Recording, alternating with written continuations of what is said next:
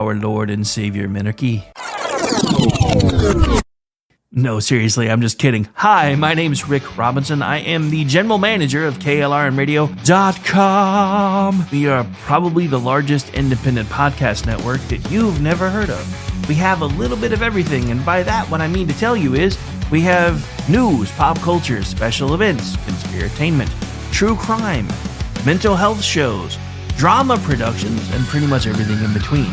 So if you're looking for a new podcast home to grab a little bit of everything that you love all in one place, come check us out. You can find us on X under @KLRNradio.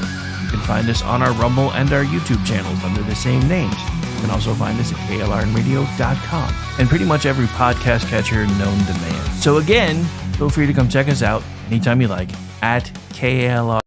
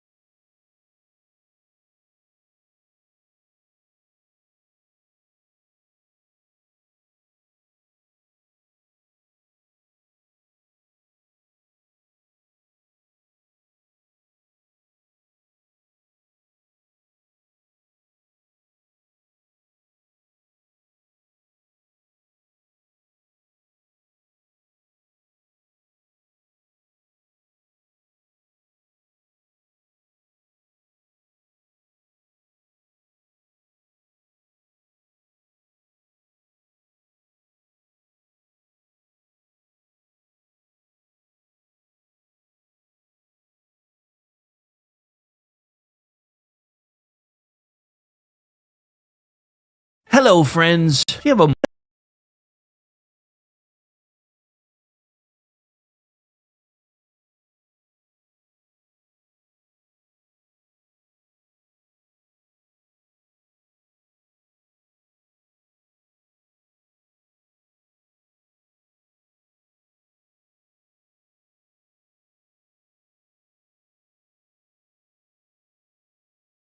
Nothing like realizing while you're playing your usual spin-up music that you accidentally loaded the wrong ad set. One moment, please. I'll have to fix this for the audio version. Dang it. Dang it. To be fair, this is my 4th live hour today, so there's that. All right, let's try this again. I'll run a short set, but I got to run a couple. Hi, everyone. This is JJ, the co-founder of Good Pods. If you haven't heard of it yet, Good Pods is like Goodreads or Instagram, but for podcasts. It's new, it's social, it's different, and it's growing really fast. There are more than 2 million podcasts, and we know that it is impossible to figure out what to listen to. On Good Pods, you follow your friends and podcasters to see what they like. That is the #1 way to discover new shows and episodes. You can find Good Pods on the web or download the app. Happy listening. KLRN Radio has advertising rates available. We have rates to fit almost any budget. Contact us at advertising@klrnradio.com.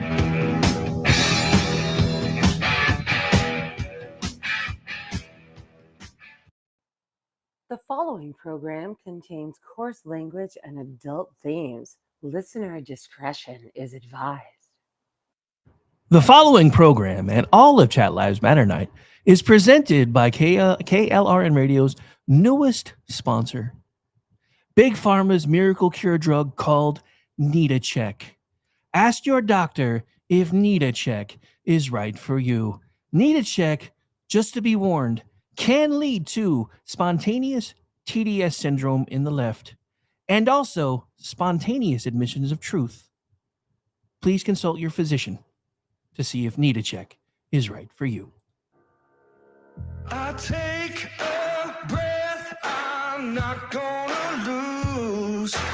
This is what I came here to do. Keep on doing what you do, Rick. You're my favorite host. Favorite. I was made for this. I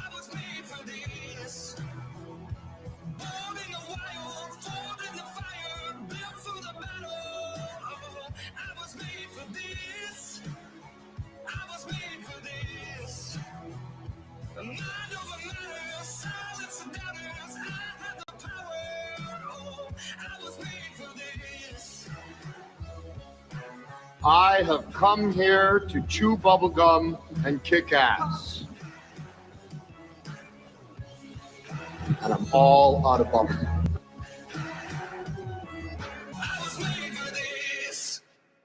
It's time to hear the truth about America's biggest challenges. You're listening to America Off the Rails with your host, Rick Robinson. Good Wednesday evening, America. This is ChatLivesMatter Night here live on KLRMradio.com. I am Rick Robinson coming to you live from the mothership near Oklahoma City. But I actually live in Purcell, but Oklahoma City sounds cooler. Anyway, if you're just joining us, you missed the announcement of our newest sponsor. So you may get that next hour, though. Anyway, so we're here. We're live, and I think my fan got adjusted when my son was fixing the blinds because it's summertime here, and I was being blinded. So let me fix that. That way, hopefully, you guys aren't getting the fan noise. Because yes, it's this little corner gets a little warm in the summer, so there's occasionally a fan in use. All right, so let's get started. I'm gonna be rehashing some stuff. If you were hanging out in the afternoon show, there is some new stuff developing from this, but it's kind of the same thing because I'm just looking at all of this mess going, you guys did all of this to yourselves. And by that, I'm speaking about the left. Don't worry. Second half of the show, I'm going to take a few swipes to the right, too. So this is from our good friend Brad Slager, who actually is a member of the KLR radio crew. Aftershocks continue for the media over Tapper Book as George Clooney unravels his Biden comments. Currently, we are seeing the press going through a collective therapy couch session, attempting to spin themselves out of being culpable for the lack of coverage on Joe Biden's mental condition.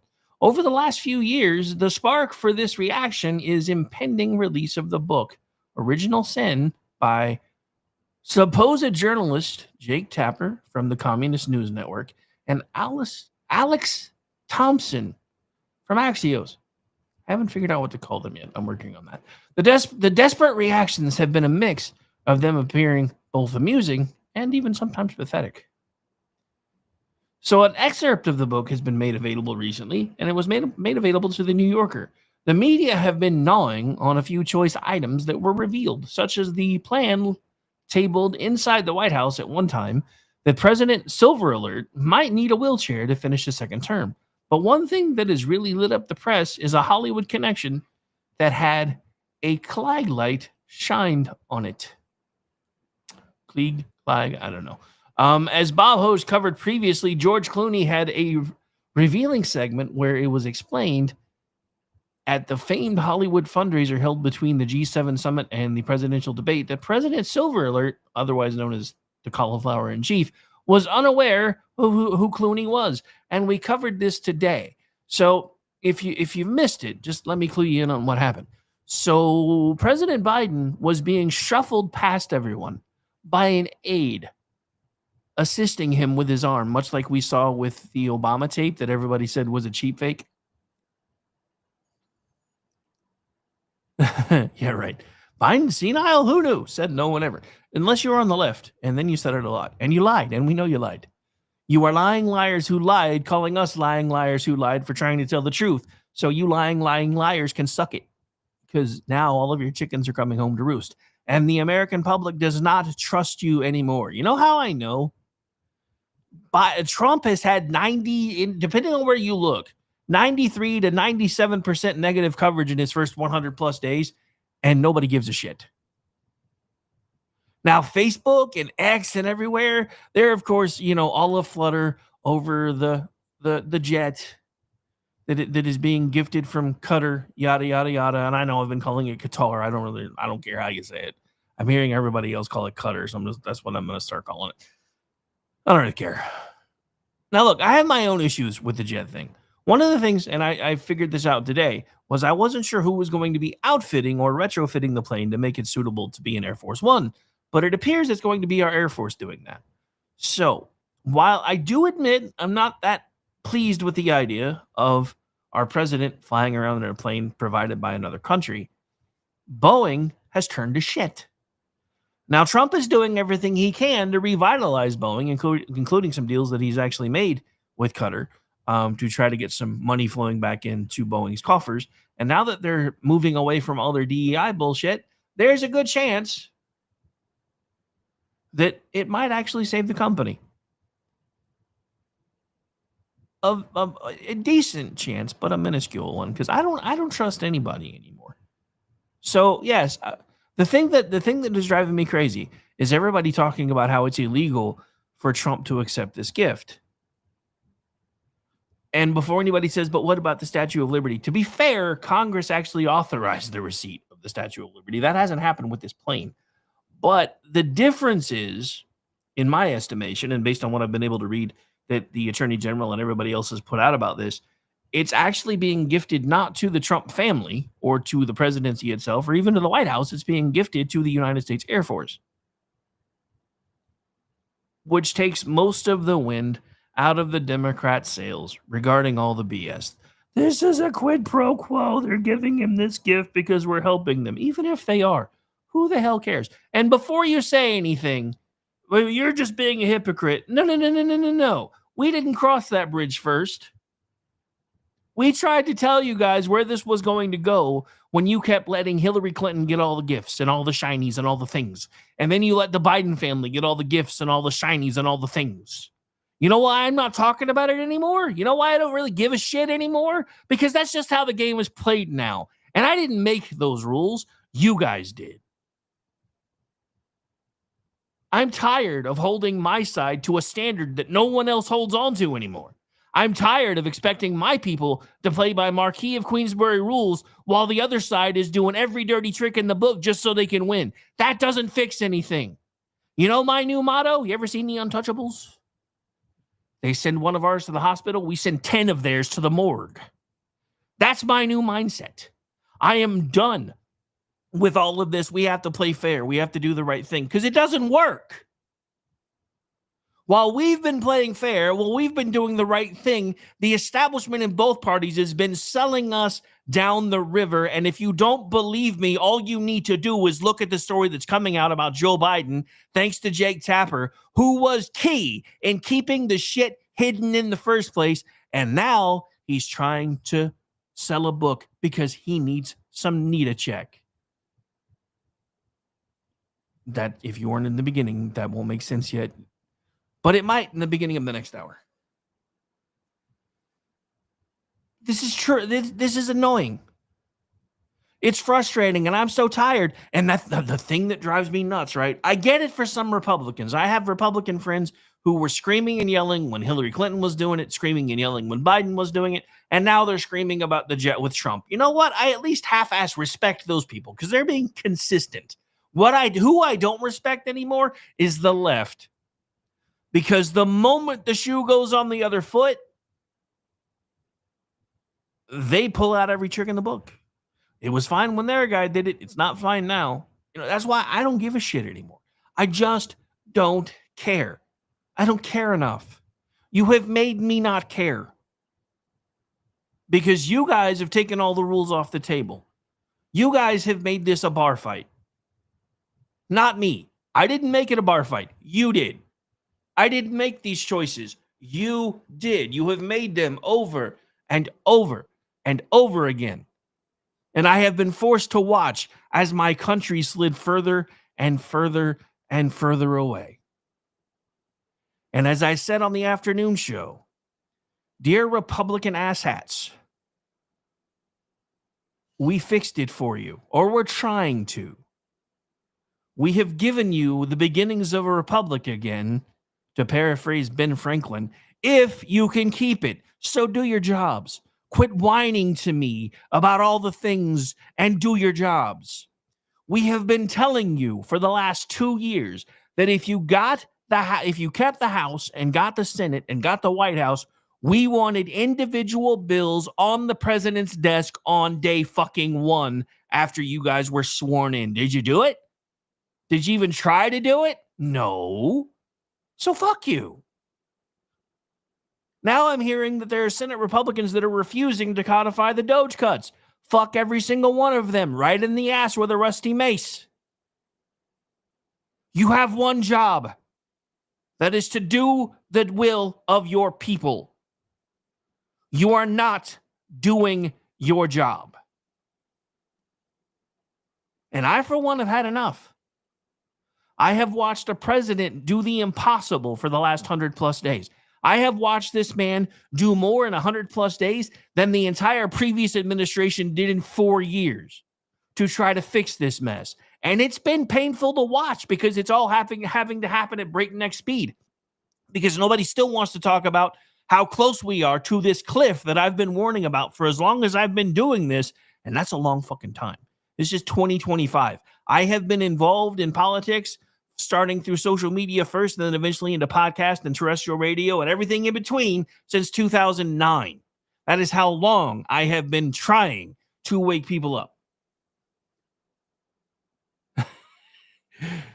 You know, one of these days I'm going to open my show that way. I suppose you're all wondering why I've gathered you here. Hey, Al, welcome to the show. Yes, I'm ranty still. I thought I would be better. I ranted for like 3 hours today. I really thought I would be better. But it's just all of this shit. And only because I'm pretty sure everybody missed it the first time and we've got more people here now. I would like to remind you that KLR Radio and Chat Lives Matter Night has a new sponsor. That new sponsor is NeedACheck, Big Pharma's newest miracle drug. Ask your doctor if NeedACheck is right for you. Warning, NeedACheck may cause spontaneous onset of Trump derangement syndrome as well as spontaneous truth-telling. Again, ask your doctor if NeedACheck is right for you. Fucking assholes. Anyway. All right, so let's see what's going on here because I didn't see this until a minute ago. So apparently there was some protesting going on and some turmoil that erupted from protests right behind RFK Jr. during his congressional hearing today. We have a clip from that, so I may get, let me get that, trying to get that queued up here in a moment because I guess I can just do it from here. That was not the right button, sir. That was not the right. It'll work though, because if I'm doing that, I need to do that anyway.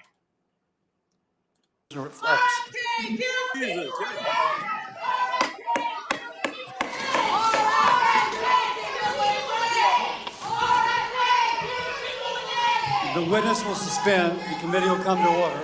Capitol Police are asked to remove the individuals from the hearing room. Members of the audience are reminded disruptions will not be tolerated.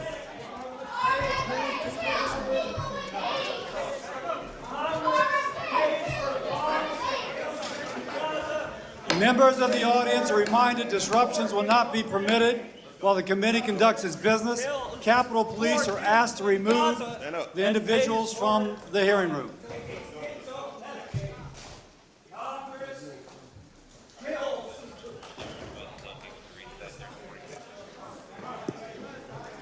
That was a made for C-SPAN moment.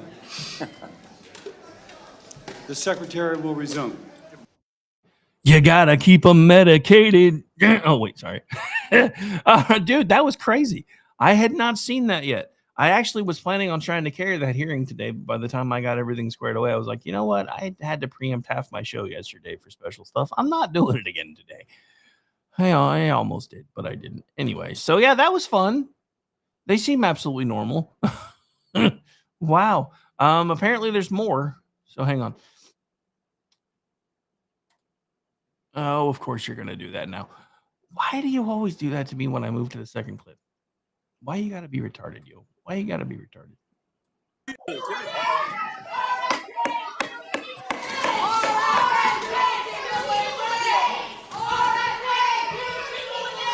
The witness will suspend. The committee will come to order. Capitol Police are asked to remove. Okay, now why did you guys do that? You put the same clip in twice. Oh, it's because they were highlighting who was in the crowd. So I get it now. So this is from the account of Paul Bedard. And it's going to be okay, that's actually pretty good. It's going to be a rocky road at Howard Mortman. Howard Mortman is quoted from the video saying, Ben and Jerry's co-founder, Ben Cohen, among protesters removed from the RFK Jr. hearing on HHS budget. So I have a question. And to be fair, the author of the piece just asked the same question, which is Nick Arama. But how in the hell, how did they get signs in there? And what does Gaza have to do with any of this? I mean, it's not like you couldn't see those giant fucking signs. Okay, that sounds absolutely disgusting. Oh, that's going on the big screen though. That's terrible, Al. You're going to hell for that one. I'm going to save you a seat though. It's all good. Dude, seriously, these people are nuts. You've got Congress critters trying to bust into an ICE facility and saying, we have oversight authority. This reminds me of when, who was it? Maxine Waters trying to get into like the education department or something. I have oversight authority. Therefore, I have the right to be here. Yeah, but there's a protocol about that, ma'am. You have to contact the people that you're wanting to meet with and schedule an appointment. That's the part that the left doesn't seem to understand. They think co-equal branches of government really means that they can do whatever the fuck they want whenever the fuck they want to do it, when in reality, what it means is no single branch is over the other, and therefore each of them is allowed a modicum of respect, whether you want to admit it or not. The problem that we have here, ladies and gentlemen, that just put a 90 on my head, so hang on. What we have here is a failure to communicate. No, not really. Okay. So what we have, though, is a huge problem because these people have been allowed to do whatever the hell they want to do, whenever the hell they want to do it for so long that now they feel like they're entitled to be able to do that. And it's Congress's fault. If you want to be mad at anybody about the fact that the executive branch is saying, kick rocks, bitch, it's because of you guys. You guys have handed most of your authority to the executive branch so that those people who don't understand how the Constitution is supposed to work and how our government is supposed to be run doesn't understand that you guys have built this little sublayer of all of these people that just stay entrenched no matter what, who keep all the things running and do whatever the hell you tell them to do, whenever the hell you tell them to do it, because you are Mojo Jojo. And it's just the same thing over and over and over again. And that's why, and I am a firm believer this started sometime during the Clinton administration as far as being as upjumped as it is right now, because Bill Clinton could not fathom how in the hell they lost Congress. And I think they started putting mechanisms in place to make sure that even if they did, it didn't really matter because everybody that was going to be controlling everything was part of the establishment administrative branch that was being built into the executive branch. And you see this every time a Democrat gets in power. They do everything they can to expand government. If you haven't noticed, most of the time, even if it's not on the level that Donald Trump is doing right now, you will notice when a Republican is in charge, they start usually trying to decouple everything from the public sector and start tying everything back into the private sector, as it was intended.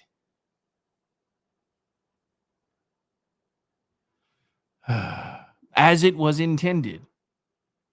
But because everybody craves stability, one of the things the Democrats have figured out is, well, if we plug everything as much as possibly that we can into the government sector, that's going to make a lot less waves, because basically what we're doing is we're taking everybody's tax dollars and then we're funneling it into the government sector to pay other people who then take that money and funnel it back into our projects so that we can keep paying other people to keep up with our projects. If you thought Social Security was the government's biggest Ponzi scheme, you were close. The administrative state is. And you've seen this play out over and over and over again if you've been paying attention. And if you're just starting to wake up, I promise if you go back and look, you will see everything that I am talking about. These people have been using your money against you for decades. And they have been quietly shifting all of the power to the executive branch because everything that they have been projecting onto us about being the authoritarians and the people that want to control everything with a fist, that ain't us. Who is it that's been censoring speech? Who is it that's been trying to get rid of the police? Who is it that's been trying to tell you don't need a gun? Does anybody want to remind me how it was that Adolf Hitler was able to do the things that he was able to do? By doing some of those very things. Getting rid of police and having them replaced with government agents. Getting rid of weapons. Censoring speech. Taking over the media. Who is it that's been trying to do that? Has it been us? The normies? And no, I don't count myself a normie. I'm way too political to be a normie. And I understand that. And I accept it. But I ask you, who is it that's been doing those things? And before you answer me, rewind your mental tape to March of 2020. And then answer that question.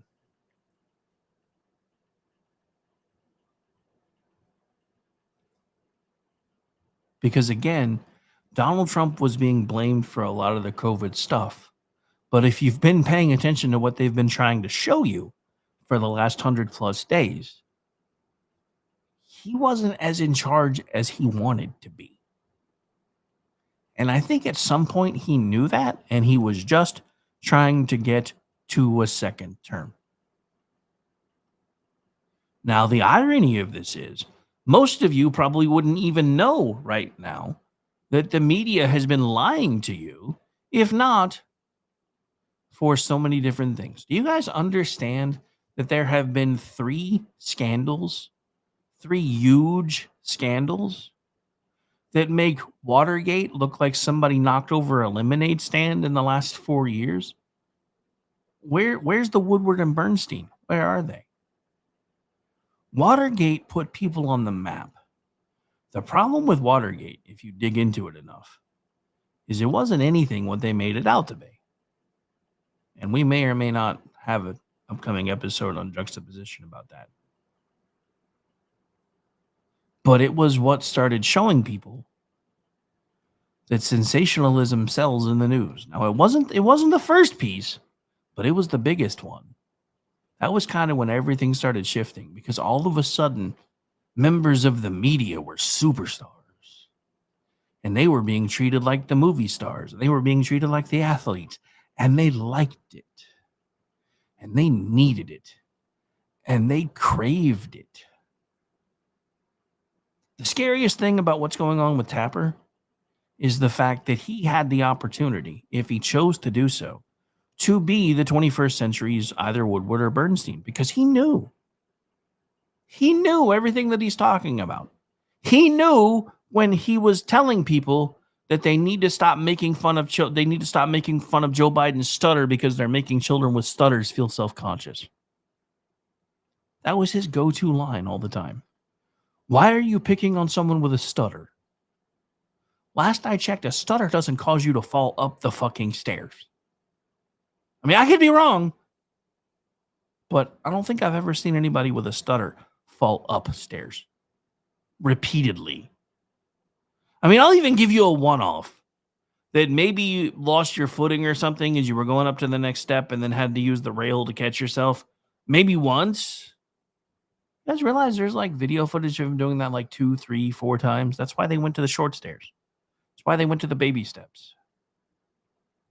Because it was less for him to keep up with. They told you during COVID not to believe your own eyes and ears. They told you during the election not to believe your own eyes and ears. No, pay no attention to these trucks that are dropping off ballots in the middle of the night. Everything's completely on the up and up. There's nothing to see here. Then they did it to you again with Joe Biden and his obvious cognitive decline. And they're making a big deal about it now because they can't hide it anymore. And they're trying, well, it really started sometime in 23. No, the fuck it did not. That man was mentally diminished from the moment he entered the campaign. Was it anywhere near as bad as it's been for 23 and 24? Hell no. But you know how I know it was a big deal? Because they started using COVID to hide him. That's how I know. He ran his entire campaign from his basement, and he thought he was going to be able to do it again. And he couldn't. And like it or not, ladies and gentlemen, somebody in his camp is a hero. Because somebody told that doddering old fool to do a debate, 2 months before they usually do debates? There's usually anywhere between 3 and 5, depending on what kind of mood everybody's in, starting usually sometime in August, if memory serves. And they usually kind of do like a lightning round thing, like August, September, October. And then usually one right before the election. That's how it used to be, except that's not how it is anymore. But whoever convinced that old man that he was in his right mind well enough to do a debate in June saved the fucking country. And should probably receive the Presidential Medal from Donald Trump.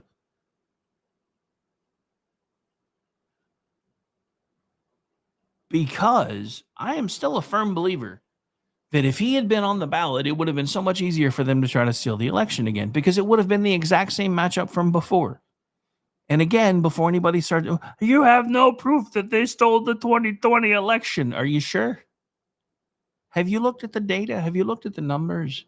Have you looked at just go all the way back to 2012. Look at the turnout for 12, 16, 20, and now 24. Which one's the outlier, ladies and gentlemen?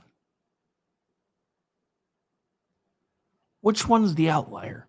Because it wasn't 24, and it wasn't 20. And the irony of all of the left screaming and yelling that Elon Musk handed Donald Trump the election using Starlink is delicious.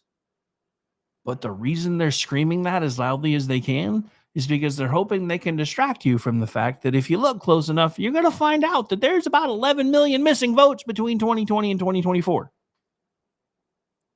Where did 11 million people go? Was there a rapture and I wasn't invited? Where did 11 million people go? Were they thrown in the ovens by the Nazis? Where did 11 million people go? Where'd they go?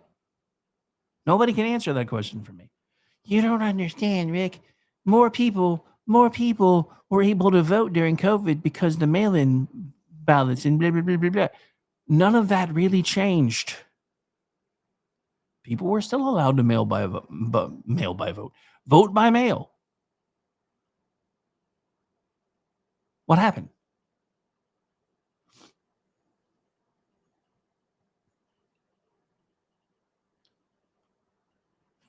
Exactly. They wanted to do, Al has brought up an excellent point in the chat. They wanted to do exactly what they had done with Biden, and it was working for them. So they thought that by putting her in place, because remember, the folks at the top didn't want her at first, but when they realized they were stuck with her, they're like, hey, this is basically what we've been doing for the last 4 years, and we can do that for the next 4 years.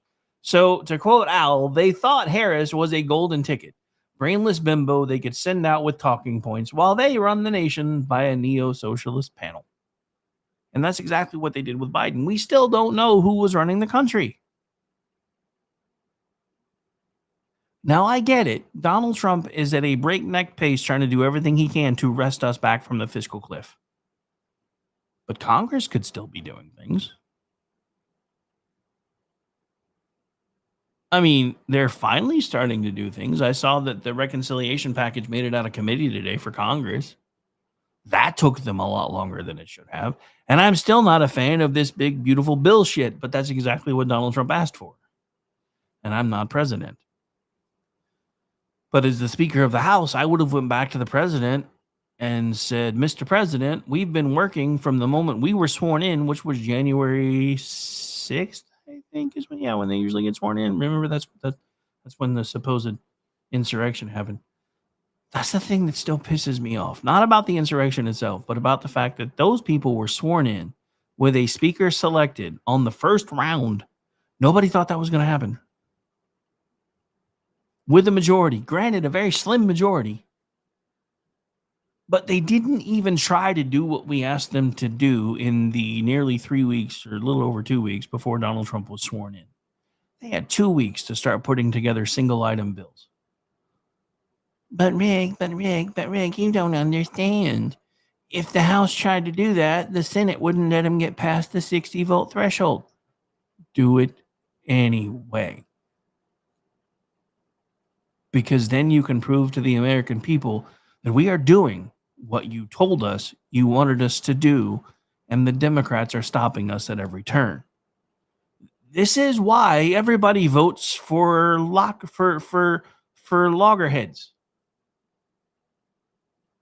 Because they don't feel like either side's getting shit done.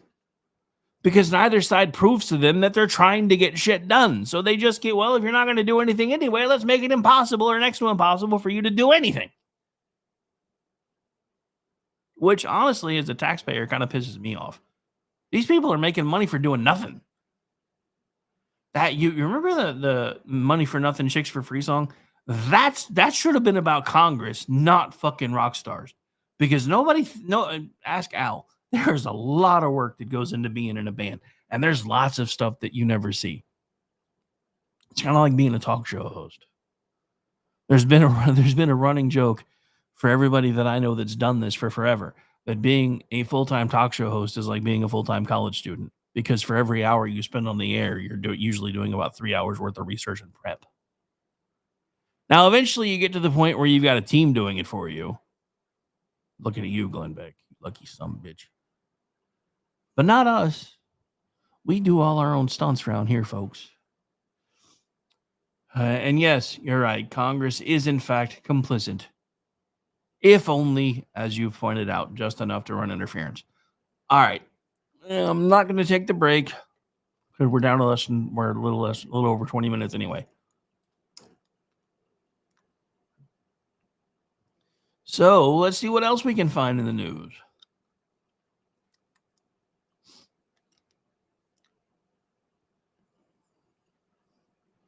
Oh, so yeah, remember that dish best known as hypocrisy?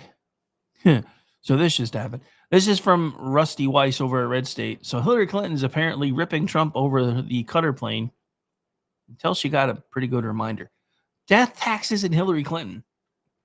Of course, Hillary Clinton being a raging hypocrite, you mean. I would have said raging cankle, but anyway. All things that are certain, that are a certainty in life.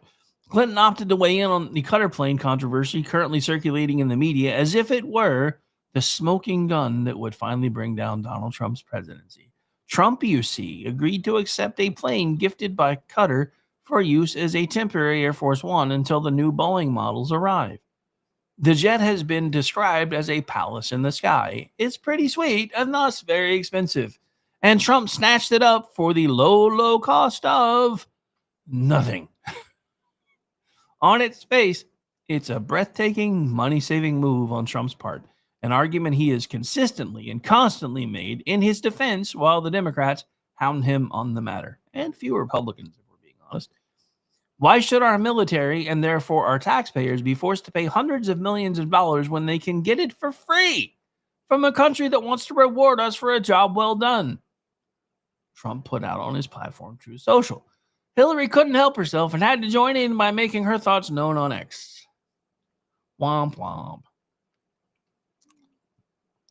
No one gives someone a $400 million jet for free without expecting anything in return, she wrote. Be serious. Clinton, the ever-grizzled pussbag political veteran, had to know that critics' responses were going to come flying in. And they did. Kind of like this, Fast and Furious. Even with the comments on her post being turned off. And they most certainly did, many of which involved gentle reminders that Clinton was embroiled in countless pay-to-play donation controversies while serving as Secretary of State under none other than President Barack Hussein Obama. Not to mention while preparing to run for president. One such gift came from, guess where? I'll give you 3 guesses and the first 2 don't count. Cutter. Reuters reported on a $1 million donation sent in 2011 by Qatari officials to the Clinton Foundation in honor of her husband's birthday. The foundation was forced to confirm that it received the gift from Qatar without informing the State Department, while Clinton was Secretary of State, after hacked emails published by WikiLeaks years later revealed they wanted to meet Bill in person and hand him the check. They wanted to put their hand on something. According to the same report, the Qatari government had donated up to $5 million to the foundation over the years, which were significant gifts to a former, and what many thought at the time, future president. And it didn't stop with Qatar either. Beyond accepting those gifts during her tenure with the State Department, Clinton lifted the foundation's self-imposed ban on accepting foreign government donations as she ramped up to run for president in 2016. They collected significant contributions from foreign governments like Saudi Arabia in a total of $14.5 million, along with Kuwait, the UAE, and Oman, all dropped $1 and $5 million. All, of course, are Middle East countries with poor human rights records, CNN reported at the time, and poor records when it comes to women's rights. But it didn't stop Miss Clinton from taking the money. Further emails revealed that the King of Morocco agreed to host a Clinton Global Initiative Summit and give $12 million if and only if Kankles attended the meeting in person in May of 2015. The hypocrisy involved in her critique today is absolutely spellbinding. Or as World Strat President Jim Hansen wrote on X, the Clinton Foundation is the gold, platinum, and diamond standard for buying and selling influence. Just shoosh. Shoosh. Anyway. And that, ladies and gentlemen, is why I don't care anymore. We have been trying to hold our people to a standard that nobody listens to anymore, nobody follows anymore, and all that it's been doing is painting us into a corner that we're never going to be able to get out of. I don't like it any more than you do. But it doesn't change the reality, and the simple fact of the matter is, this plane, whether we like it or not, and I still have questions and concerns, I really do, but I'm not the president. I know, right? Exactly. Steven just made a great point. She's probably just jealous that she didn't receive that much. I thought they liked me better than you, you orange bastard. Apparently, they do not. All right, so we told you this was happening. Let's take a look as we get into the final few moments of the show here. Don't forget, we have Toxic Masculinity, our once-a-month foray into everything related to everything the media hates about being a dude, along with our bar babe, Aggie Rican, who's bringing the drinks. I don't know if we have a babe for this month or not. I haven't been keeping up with that very well. I have been super busy making sure that Corin Nemec's new show that airs on Sundays got off the ground without a hitch. That's right. I just said it in case you didn't know. Stargate SG-1's very own Corin Nemec, or Parker Lewis Can't Lose, is on KLRN Radio. So on Wednesday afternoon, the House Energy and Commerce Committee passed their budget reconciliation bill, also known as their big, beautiful bill. The vote took place along party lines of 30 to 24 after over 24 hours of committee meetings. Rep. Debbie Dingell, that is so fitting, Democrat Michigan, even fell asleep, a move she tried to justify over X by calling out Republicans. Dingell responded to Town Hall's video over X showing the Congress critter clearly asleep, been up for 31 hours straight fighting Republicans trying to gut Medicaid, she claimed as a way to justify her behavior.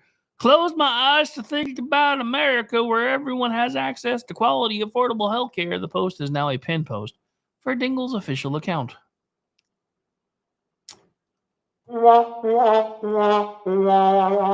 Seemed appropriate. While Dingell may have fallen asleep and also made excuses, Republicans on the committee took to championing how they made it through the 26-hour meeting and 246 amendments filed in order to advance the bill.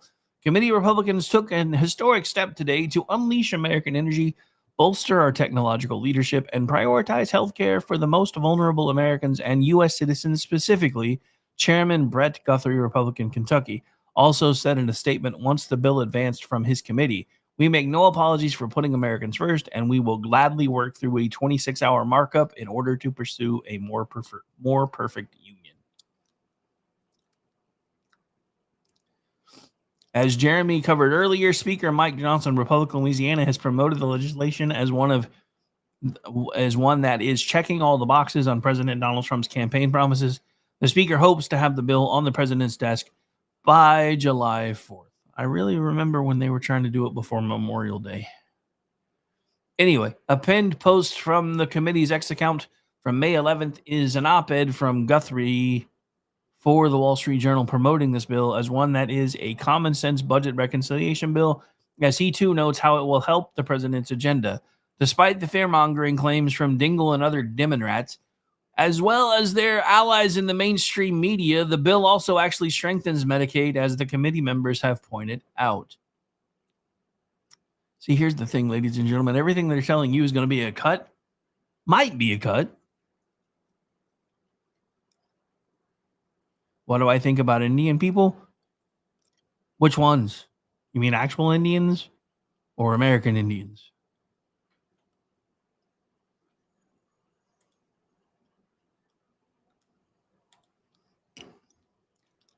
If you're going to come ask a question, make sure you ask the right question, because I can answer you if you ask it right.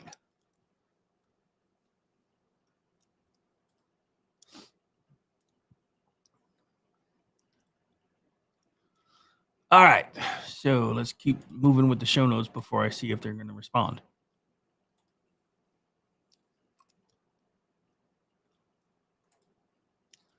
So this is from Brandon Morris over at Red State. We have some results. These results are what is known as good governance, quashing bad behavior. Life was good for the anti-civilization crowd under the Biden administration. It really was, too. They could badmouth America, shout for the destruction of Israel, cheer on anti-Semitism, intimidate and even assault people, and institutions would shrug it off under the excuse that it's people practicing free expression. Of these institutions, Columbia was one of the worst. The radical leftist infection had spread beyond control, since there wasn't anyone there who wanted to control it. As my friend and colleague Ward Clark has reported back in March, the problem had gotten so bad students were assaulting janitors for just trying to do their job by cleaning up their graffiti. These anti-Israeli protesters thought they owned the Columbia campus, and no one was correcting them, in effect making their belief true. In fact, too many of Columbia's faculty were leading the charge, and then Donald Trump was elected for the second time. The hammer came down on Columbia hard and swift. A whopping $400 million in grants was suddenly gone overnight, just poof. Pulled by the Trump administration, sudden layoffs were imminent, and the anti-Israel faculty members were being led to the chopping block. I would have preferred the wood chipper. The university also instituted mask bans and a promise to come down harder on anti-Semitic protesters. Then the rioters attempted to storm and occupy the Columbia's Butler Library. Indeed, they did in fact occupy it. But at that point, Columbia actually finally called the popo, and the police turned the tide and made it into a temporary detention facility where students were only allowed to leave if they presented ID or face arrest. Many arrests were made, and Marco Rubio began working on deporting students with visas who participated in pro-terrorist criminal behavior. With consequences now hitting the students for their ridiculous actions, Columbia has become a lot more peaceful, and these protests aren't feeling like protests much anymore. According to Fox News, pro-Hamas students are a lot less brave. Oh, that's just kind of sad. So sad that people aren't just allowed to spew hate anymore. Now, look, I get it. I think everybody has a right to say anything. It's part of how I get paid. But when you start assaulting people and harassing people and chasing people, that's not free speech anymore. Kind of like this. Anybody remember the Summer of Love in 2020? The big, beautiful Summer of Love where there was all of this mostly peaceful protesting going on. Anybody remember that?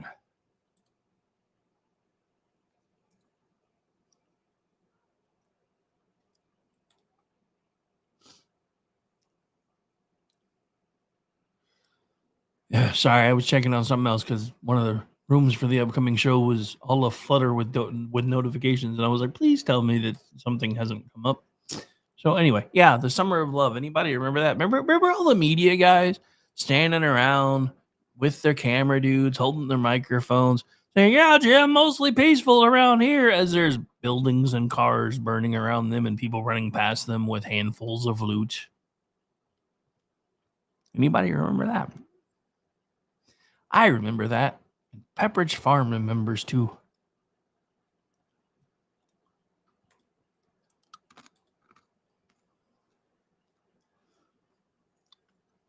Oh, one quick hit, and then we got to start making room for the next show. Remember when I told you? Remember when the Biden administration started talking about how they were gonna, save us money by getting Chinese solar power components? Well, guess what they figured out? This is again from our friend Ward Clark over at Red State. On one of the United States' significant vulnerabilities is our power grid. It's huge and complex, and it's vulnerable to attack in any number of ways, from local attacks, such as shooting up a couple of transformers, to a grid-wide EMP attack. A large-scale grid failure has the potential to send much of the United States back to the mid-19th century, and we should note that there is no way we could support our current population with mid-19th century technology and distribution systems. Meaning that in the event of such a grid-wide failure, a lot of people would die of disease, starvation, fighting over supplies, you name it. So it's a matter of some concern when we find unexpected communication devices hidden inside Chinese-made power inverters that form a part of this grid. Keep in mind, these are the same people that are yelling about Donald Trump taking a plane from Qatar, but they took power generation equipment from a fucking communist country.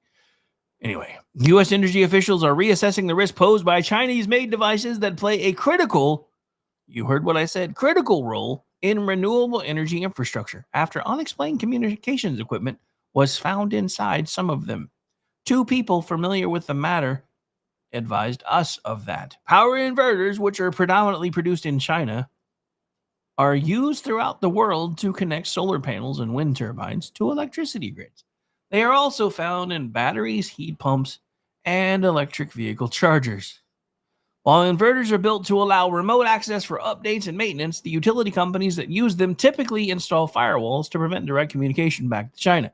However, rogue communication devices not listed in product documents have been found in some Chinese solar power inverters by U.S. experts who stripped down equipment hooked up to grids to check for security issues. Those same 2 people said. Over the past 9 months, undocumented communication devices, including cellular radios, have also been found in some batteries from multiple Chinese suppliers. Reuters was unable to determine how many solar power inverters and batteries they had, in fact, looked at. Let's throw a fit about the plane again. There's nothing about this that bodes well for the United States. New trade deals notwithstanding, China isn't a friend of the United States. Oh, we can do business with them, but we should always check our collective wallet afterwards. It's as President Reagan said, trust but verify, or as my favorite rogue uncle was fond of saying, trust your buddies, but always cut the cards. What exactly might China be up to? Let's try to find out. It's difficult to say without more information. A communications device, as these are described, might be used to send performance information back to China. But could these devices also receive and carry out commands from China? Is there some danger that there could be an en masse shutdown of equipment containing these rogue devices? If so, how extensive could that be? The 2 people described in this story think it could be quite serious. The rogue components provide additional undocumented communication channels that could allow firewalls to be circumvented remotely with potentially catastrophic consequences, according to those same 2 people. Both declined, of course, to be named because they did not have permission to speak to the media. It would lend some credence to the claims if we knew who these 2 people were. but that doesn't mean they're wrong or their concerns are invalid. The quickest way to take down a nation with the size and power of the United States would be to shut down the electricity. Granted, our military would still be mostly functioning, and presumably there are backup plans for much of the federal government, but the military and the federal government don't grow and transport food. They don't refine and distribute gasoline or home heating oil. So as far as the inverters in question, the world's largest supplier is the Chinese firm Huawei. I think it's, I wanted to say Huawei, but I don't think that's right. Anyway, if that's not a great argument for bringing as much of our industrial base as we can back to the United States, then I don't know what is.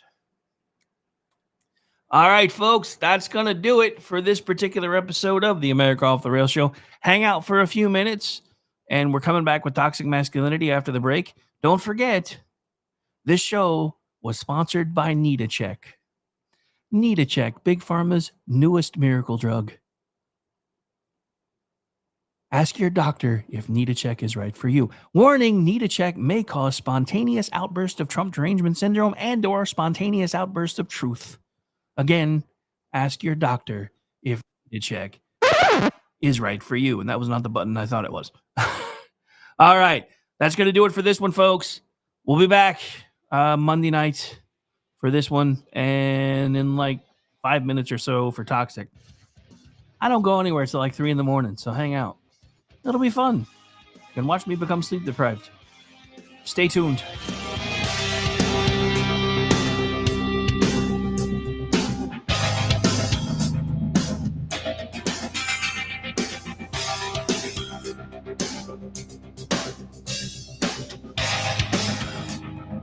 Hello, friends. Do you have a moment so that we may discuss our Lord and Savior Minarchy?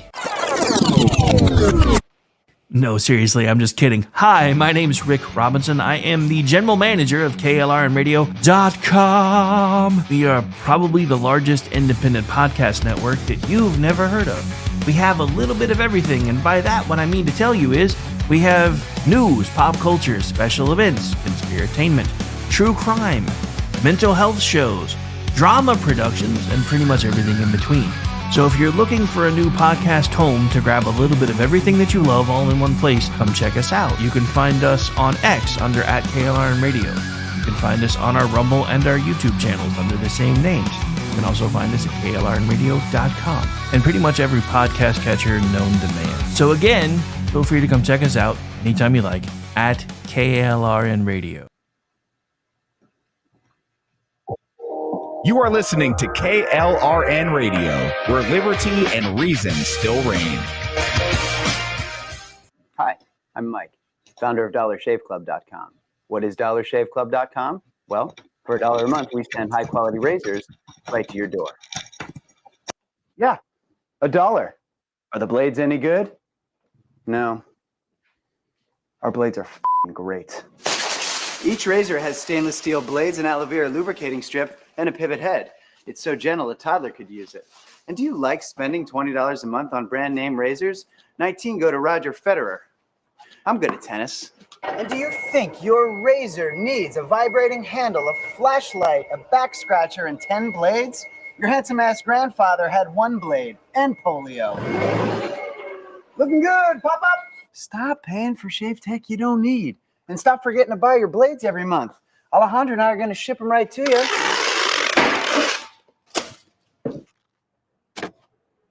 We're not just selling razors, we're also making new jobs. Alejandro, what were you doing last month? Not working. What are you doing now? Working. I'm no Vanderbilt, but this train makes hay. So stop forgetting to buy your blades every month and start deciding where you're going to stack all those dollar bills I'm saving you. We are DollarShaveClub.com, and the party is on. I know karate, I know jiu-jitsu, and drive like a gangster when I'm coming to see you.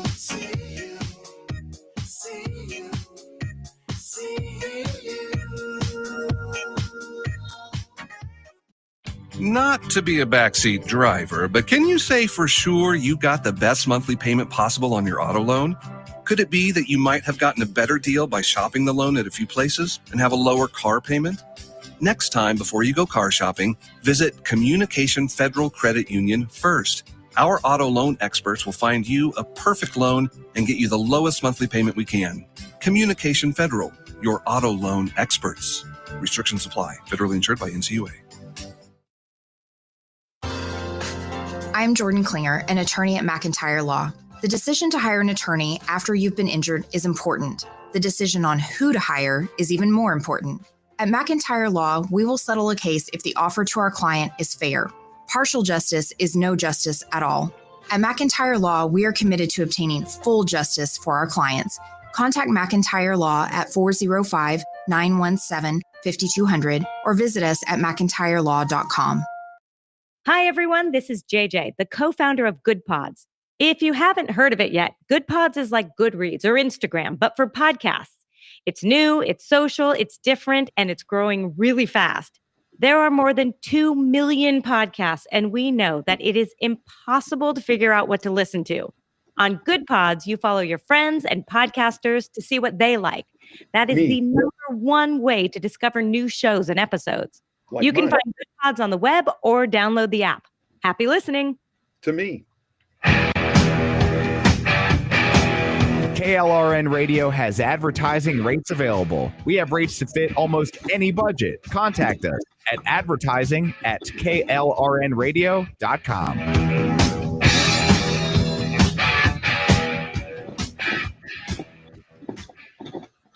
The following program contains coarse language and adult themes. Listener discretion is advised.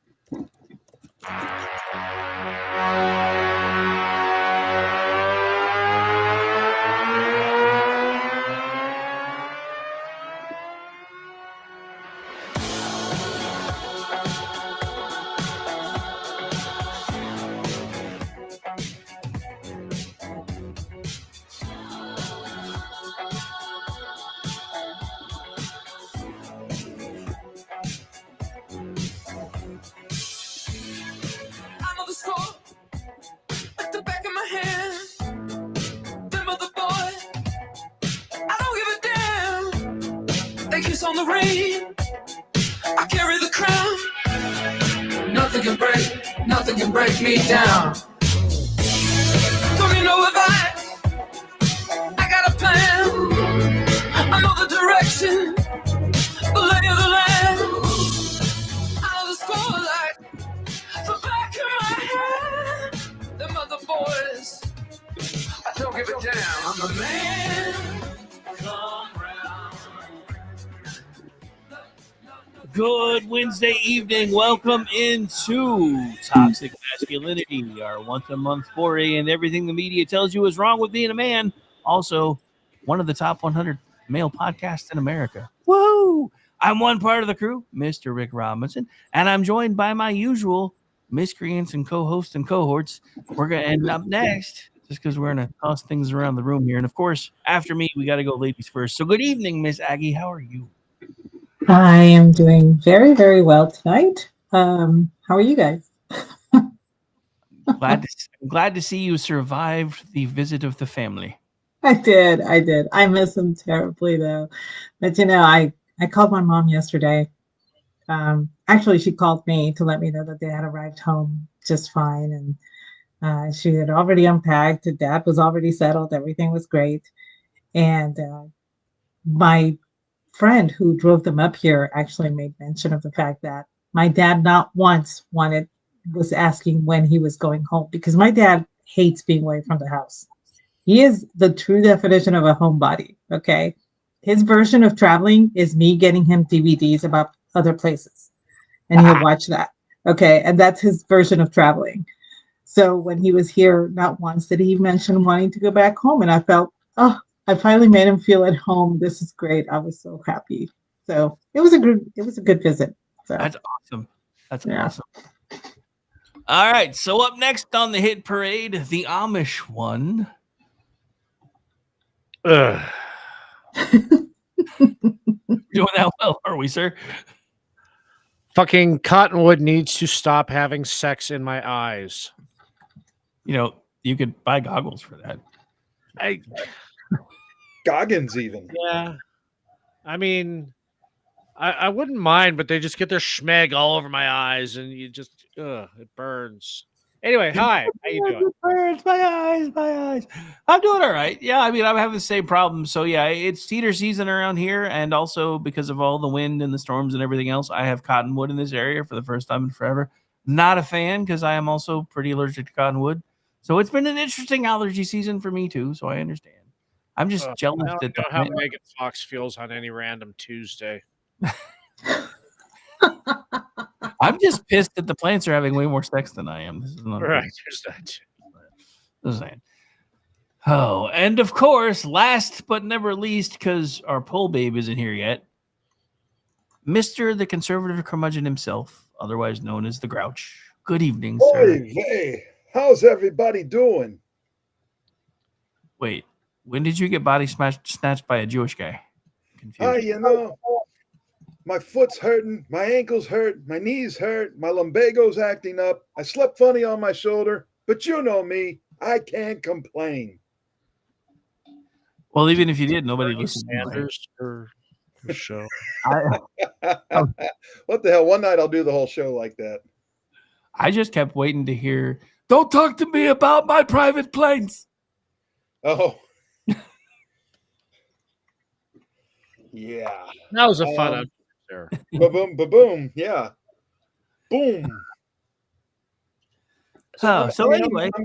I'm good considering, you know, my allergy season, for the most part, has passed until the ragweed and goldenrod start sprouting, and then I'll die again. But for now, I'm good. Well, I was about to yell "fuck you," but since you've got another round coming, I'll let it slide. Well, yeah, I mean, you know, we know I had the first round. I lost my voice with the oak pollen. Oak is basically what the cottonwood is doing to you guys. So, I mean, it you know, I have my share of allergies. So, what can I tell you? So yeah, fun times. We're all dying from allergies. Hey, you know, hey. You know what I meant to. I was going to interrupt Aggie, but it would have been so rude to have done so. Aggie, when you said your mom called, did she remind you that it took her 2 days to call you, and you should have called her the day before? Yes, she did. No, I'm not even joking. She actually asked me, why didn't I call the night before? And I was like, you were at my sister's. And How did she I said, know well, it? you could have called her. How did I know it? I'm serious. Gee, I am not kidding. She gets on the phone just to let me know that she's home and everything. Uh-huh. Hecky, But you should have called me. I know. And she's like, Hecky, you didn't call me last night. I was like, Mom, you were at my sister's. And she's like, you could have called her. You know, the whole tooth sucking thing. I had a lot of that. Oh, you should have called. I apologize profusely for not anticipating the phone call that I should have made, knowing that she was not at her house and divining where she was going to be at. So look, like a farmer pitchforks hay and shovels manure, Spanish mothers shovel guilt. Oh God, do they ever? And chanclas. And chanclas. I mean, my Yeah. God. So before we start getting into the usual stuff, a thought has just occurred to me. With what appears to be in my estimation, the rise of allergies on this planet, is it possible that M. Night Shyamalan might have been right when he made the movie about the plants trying to kill us, and we're just not quite there yet? No, Shyamalan was never right about anything. Here's what I know. I live in the triangle between Tallahassee, Florida, New Orleans, Louisiana, and Montgomery, Alabama. In that triangle lies the greatest per capita population of ENT specialists in the country. That's how bad the allergies are here. Wow. I had no idea. Yeah, I didn't either. But my ENT guy told me about it. So that's rather impressive. That I mean, I was like, you got to be friggin' kidding me here in Nowhereville. I mean, because between Mobile and Montgomery is nothing. What was that, Amish? I said it's like taco trucks in Orange County. I mean, yeah. yeah. Wrong. Orange County, California, not. Oh no. I mean, they'd be huge in Orange County, Florida too. But That just doesn't make sense. They don't have oranges in Florida. what? What? Wait, what? I think he's trying to be a smart ass. I mean, truthfully, that is why Coca-Cola is located where it is. In Atlanta? Yeah. Coca-Cola is the largest consumer of oranges, I think, on the planet. Wow. Because when you get right down... See, Rick and I have talked about this on Rick and Orty, but I don't think I've ever talked about it here. Coca-Cola is just orange drink with caramel. Okay. It tracks. No, it is. No, it makes sense. It makes complete sense. That would explain why the orange cream Coke tastes so good. Uh-huh. They just dial back the caramel a little bit. But yeah, I ruin people's lives with that little factoid. It's Fanta with caramel. I mean, really, you're not hurting my feelings. Me neither. I like all of my additives quite well, which is why I drink Dr. Pepper. I mean, I'm a little sad he chose Fanta and not Faygo, but other than that. Well, I mean... Well, if they made Crush, I would have said Crush, but I think that's 7-Up. Mm-hmm. Yeah, I believe Pepsi owns the Crush. But yeah, I mean, everybody gets Fanta. Dang, try to throw some ICP into the conversation. Nobody gets it. I see how it is. Hey, look, we get it. Magnets, how do they work? Oh, fun times. So, look, actually, Stephen makes a really good point. If plants are trying to what's kill that? us, we should be carnivores. Oh yeah, don't eat the plants, right? Yeah, we need to stick to being carnivores. Everybody's happy. Hey, paging Al Gore, ice sheet growth. Does anybody remember when we were supposed to, like coastal cities were supposed to be underwater by 2015? I remember.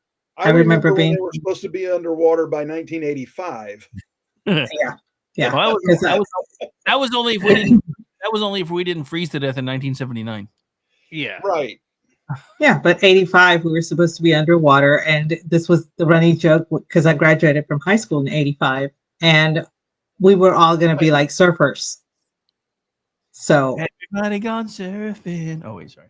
Yeah, pretty much. So I remember in 1985 they did say that, and then Al Gore has been saying every 10 years for the past 30 years. So yeah, who knows? Yes. Maybe an iceberg will drop on him and we won't have to worry about him anymore. I mean, there was a house dropped on a witch once. It's possible. I understand. That was the whole idea. Oh. So look, guys, we got some news this week. We're nationally ranked. Mm-hmm.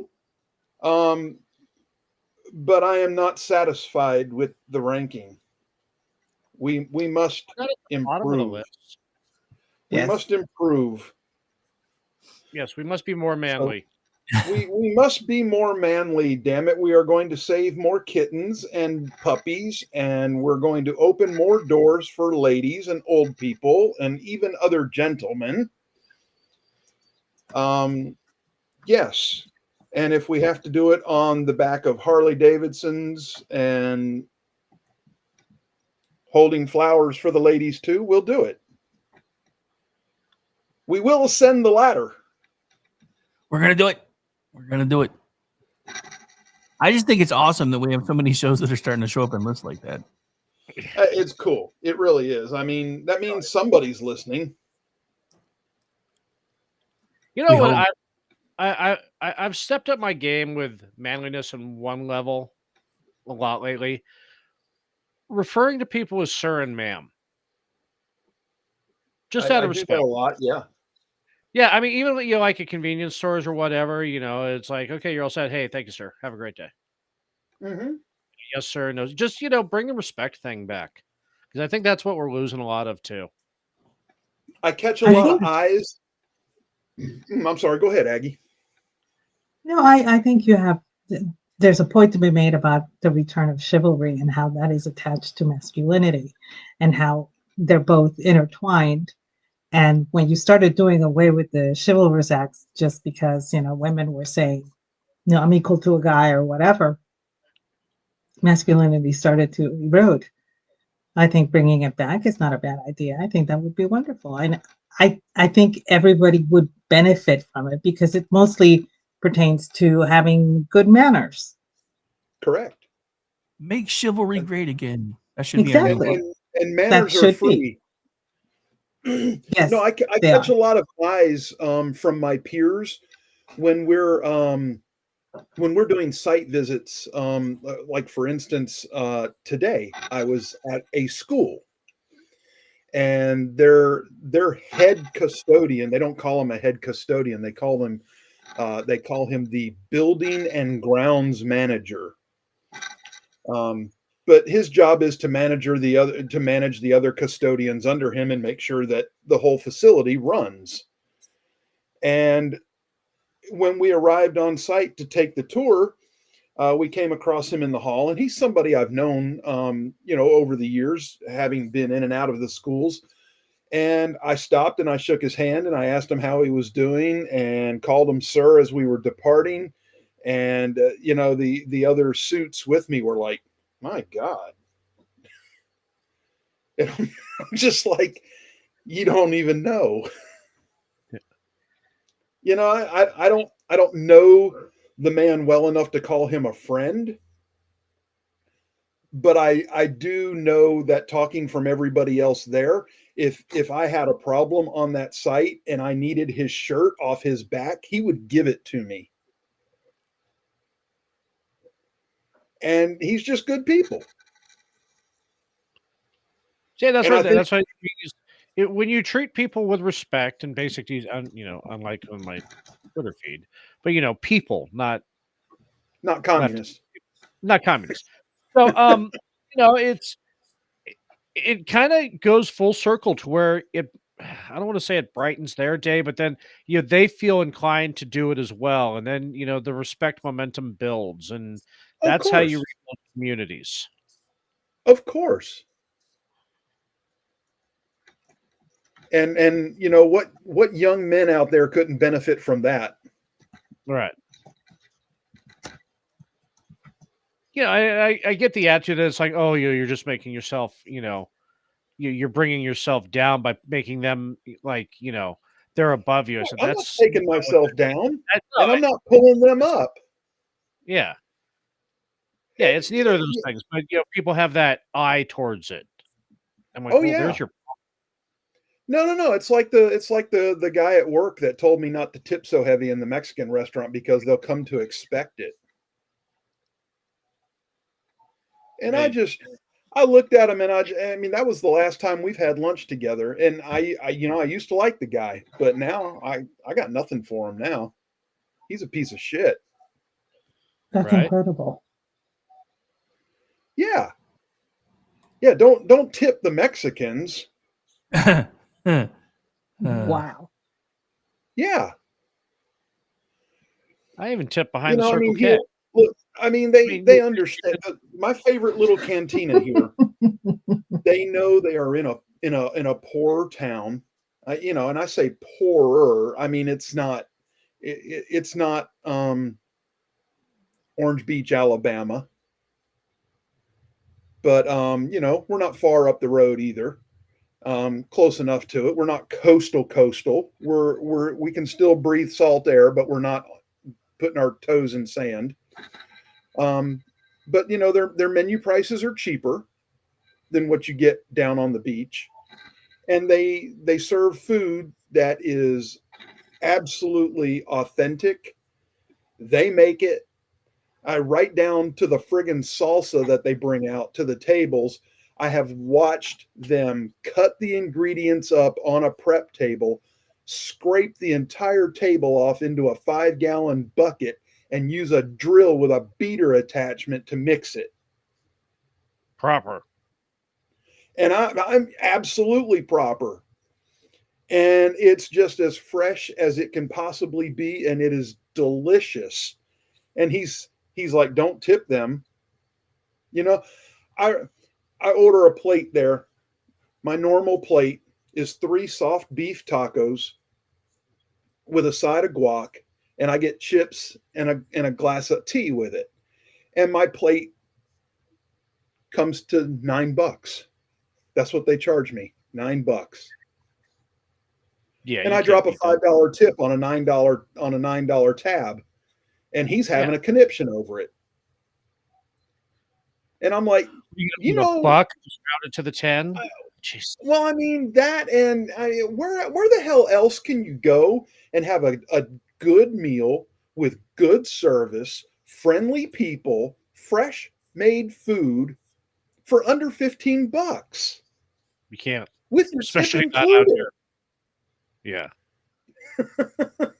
I can't You even. know, I mean, that's like half taco truck prices out here. So yeah. Yeah, I mean, you know, like I said, you can go 15, 20 minutes down to the beach and you can double the plate price. And, you know, then you're throwing down, you know, a $5 tip anyway for, it's probably crap, you know. I mean, I'm sure somebody at the beach that owns the restaurant is making all the margin cuts in the kitchen, if you will. Anybody that's worked in food service knows what I'm talking about. But yeah, I mean, it just shut up. Right? It's just, you know, and I don't have a favorite waiter or waitress because they all rotate through. The family that owns it, I always talk to them, and man, my God, when their dad opened the place, the oldest kid was in middle school, and now the oldest kid runs the place. Dad is retired, and the other kids are working there, you know, and it's just a whole big family with a couple of employees. It just doesn't get any better than that. No, don't. Yeah, I had and a place like they that. treat me like I'm one of theirs because, you know, they walked up to me one night at the table and they were like, ¿Dónde eres tu familia? And I looked at them and started laughing. I said, España. And they all started laughing and they were like, I knew it. You do kind of have the map of Spain on your face, buddy. I mean, it just, the one guy, he was like, I knew you were one of us. He's from Ecuador. Mm-hmm. And the family that owns the place, the dad is Spain Mexican. He's got a parent from Spain, a parent from Mexico. So you know, they get it. Mexican. You know, whatever. We're good. We're good. I think that's one of the funniest things about being Latina. It's like we get along with all of the Latin cultures, right? Until you call us by the wrong culture, then we freak out. Well, you know, but we freak out in a good way. Like, oh no, honey, I'm not Cuban. I'm Puerto Rican. There's a difference, and it's because I don't want to be. But you know, it's because I don't want people to think that Mexicans are this weird or Cubans are this weird. No, this is strictly Puerto Rican weird. So, you know, that's why I differentiate so that they know. I mean, yeah. And look, I mean, I lived in Miami for many years. I lived in Central Florida for many years. And I have been around Cubans. I have been around Puerto Ricans. I have been around South Americans, Central Americans. You know, never have I been around as many Mexicans as I have until I moved here, which kind of took me back a little bit. I wasn't expecting that, but and even at that, there may be 8 or 10% of the population around here. But it's, I know exactly the different brands of loco between the Cubans and the Puerto Ricans. Oh yeah, there's I different mean, brands. That's why I have to differentiate. Well, when you would hear a story on the news, you would just sit back and go, okay, she's Puerto Rican. Or she's Cuban, just depending on what it was. You knew. You could, yes, you could totally tell. It's. Oh yeah. I mean, it's a brand. And they're proud of it too. Oh yeah, yeah. We're proud of our crazy, but we just want to make sure that you understand that there's different levels of crazy with each type of Latino. So that's why we. That's why, no, I'm not Mexican American, even though I speak like them because I was raised down in the valley. I'm a different kind of crazy. So I will be saying things that you don't expect a Mexican to say. And, that explains a lot. That's why I say it. It's not because I take offense that I'm confused for a Mexican American or a Cuban American or whatever. It's because I need to let them know my level of crazy is completely different from their level of crazy. So don't expect them to act like me. Exactly. That's why. And today, I'm like picadillo and fried plantain crazy. Bastard. That was the worst part about my parents being here. My mom wanted me to do all the cooking because she wanted me to roast a duck one day, and she wanted a pork, my version of the pork loin another day, and so I didn't get any of her stuff, and I was like, damn it. So I'll be going to visit at the end of the month, though. Mommy. I know. But even after she just like, why didn't you call yesterday? After that, everything was fine, and then she did say that she was going to cook for me when I came to visit. So, all right, that's I'm good. I'm good. I'm taken care of. So you say that, and then she's going to want you to make the duck again. I'm bringing a frozen duck. No. She won't do the duck thing. She'll cook, and then she's going to make Aggie feel bad about having her cook. Oh yeah, that's true. The guilt trip, man. It's not mom without the guilt trip. It's not home without the guilt trip. You know how tired this makes me? Oh my gosh. No, you're not even joking. That is the sad part. This is not even a joke. We're laughing because we're in pain. Yeah, I mean, if you don't laugh, you cry. So exactly. Hispanic mommy guilt. Yeah. Nothing. I did listen to somebody had a reel or something on social media about, and this was completely true. We Latino people tend to flirt unconsciously with other people. It's low key, but we flirt all the time, and we don't mean to do it. Like when we're helping a little lady in the store, don't worry, Preciosa, I got it for you.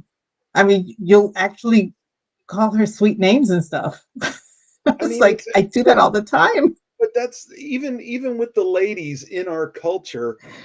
It's just the way the machismo is. Yeah, this is true. I mean, the ladies have their brand of machismo. I don't know what you call it. Lachismo? I don't know. But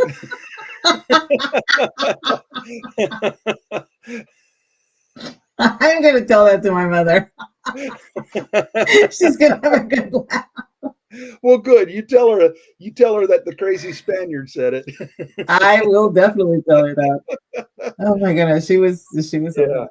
So, but no, I mean, seriously, I've never had a problem with anybody actually using a term of endearment, a complete and total stranger doing so for me, because I was raised in a that was a familiarity that most people had as a way to like be kind to somebody else, calling them beautiful, calling them precious, calling them, all of this stuff. That's indicative of actually being a nice person in our culture. But over here, in yeah, no, that's not what it is.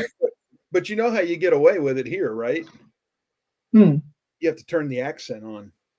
Oh yeah, that's true. If you have the accent, guys can get away with anything. Right. Then they start thinking, oh, you don't know any better, or You don't know. That's whatever, right. or you're just so poor and misguided. I'll take up this liberal banner and help you. And yeah, no, I don't need that.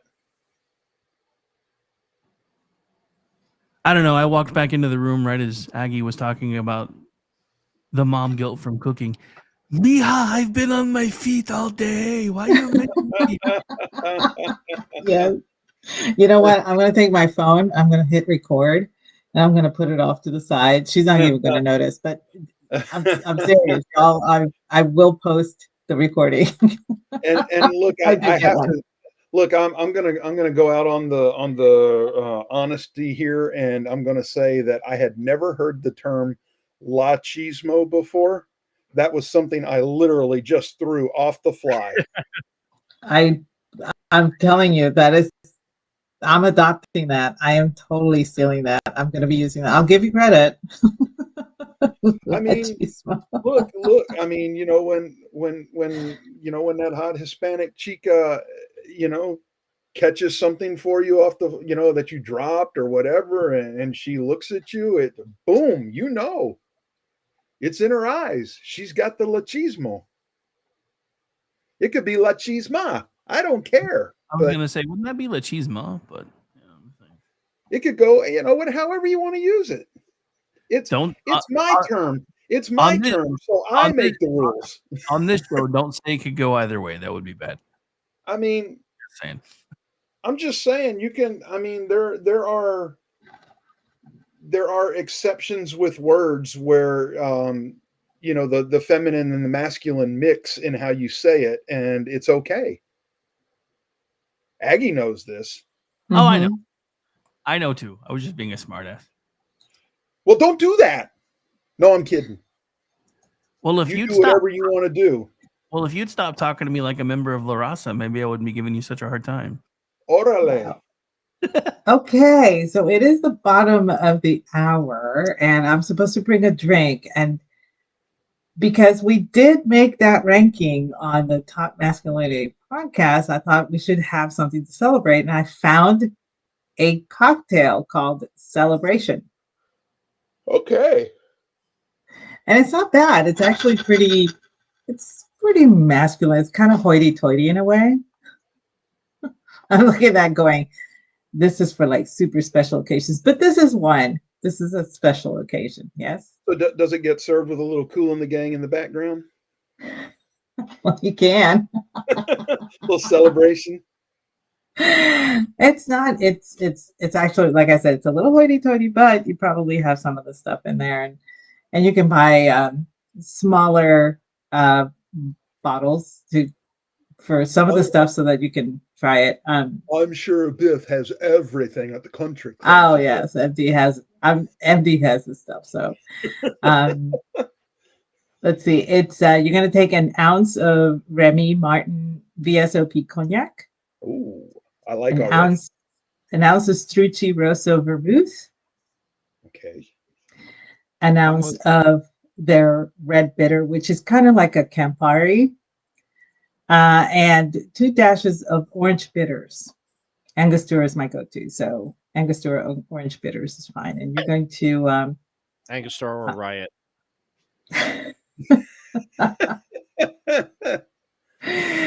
You're going to need, believe it or not, you're going to need a garnish with this. And a lot of the times I skip the garnish, but there you go. Can I garnish that with an Arturo Fuente? So you're going to have orange zest, the peel, so you can twist it. You're going to add all of the ingredients to a mixing pitcher with some ice, and you're going to Stir it well until it's well chilled. You strain it into the chilled coupe, and then you will express the orange twist over the cocktail, and then you drop it into the cocktail as well, so that the orange oils will infuse into the cocktail. And that is your celebration. I like it. I like the sound of it. I don't know about Amish, but I am down for this with an Arturo Fuente in my hand for sure. Yeah, I'm absolutely down for it. Matter of Oh, fact, we should have. I need like a 32-ounce tumbler of this for the golf course. It just sounds damn refreshing. It does. It sounds like you need a smoking jacket for this. Not gonna lie. No, it sounds like we need to bring this back up again.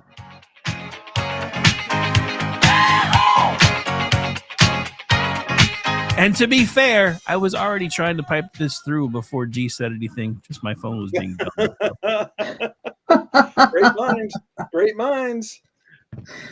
Oh, we should have had a Pope themed cocktail. I'm gonna have to look that up, MD. I'm not sure I've ever heard of one, but there's bound to be one. Hey, we should have one called the Drunken. You know what his brother called Nancy Pelosi.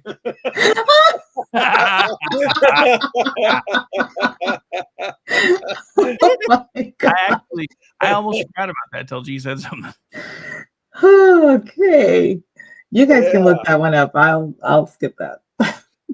You know, I know we're not rated on the air, but I could not say that. So, hey, folks, we'll see you next Tuesday. There you go. You had me look, and there's a drink called A Taste of Mercy. Oh. For the Pope. So details? Ounce and a half of bourbon. Okay. Half ounce of Monin pomegranate syrup. Okay. Half ounce of Fernet. Of what? Fernet. Okay. Fernet Branca. And pour into a mixing glass with ice. Stir until very cold. Pour into a shaker. Shake 40 times. That's a good biblical number. Yeah. Cocktail glass. Yeah, 40 days and 40 nights. I mean, That's around here, it's Ordy days and Ordy nights, but still. Yeah. I mean, especially at the Circle K. Right. I've been using that. Hey, wasn't that a country song?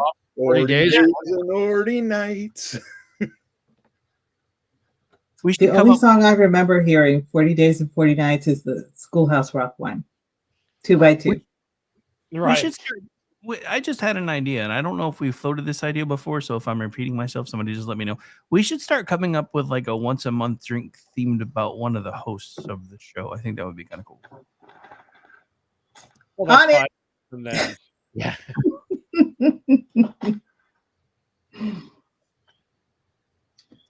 All Damn right. it, Collins. I don't know Yeah, why. there is a country song called 40 Days and 40 Nights. I was right. Oh, yeah. I misunderstood I what didn't you know said. that for sure. I thought I remembered it, but Yeah, my dad's a huge country fan, so unfortunately I know pretty much especially old school country song known to man. I know more Even about though old country than I do about new country. Even though I'm not a country fan, for the most part. I will admit it's kind of grown on me a bit as I've gotten older. Like, my dad used to love to listen to Johnny Cash, and I used to hate listening to that man. I love his. God, how could you hate Johnny Cash? It was the same thing over and over and over again. But eventually, it kind of grew on me. He didn't have a range. It annoyed me. Johnny Cash was. How did I explain this to somebody once? He sells pain through his voice from his soul. Yep. That's fair. And I mean, if you felt pain, you can relate.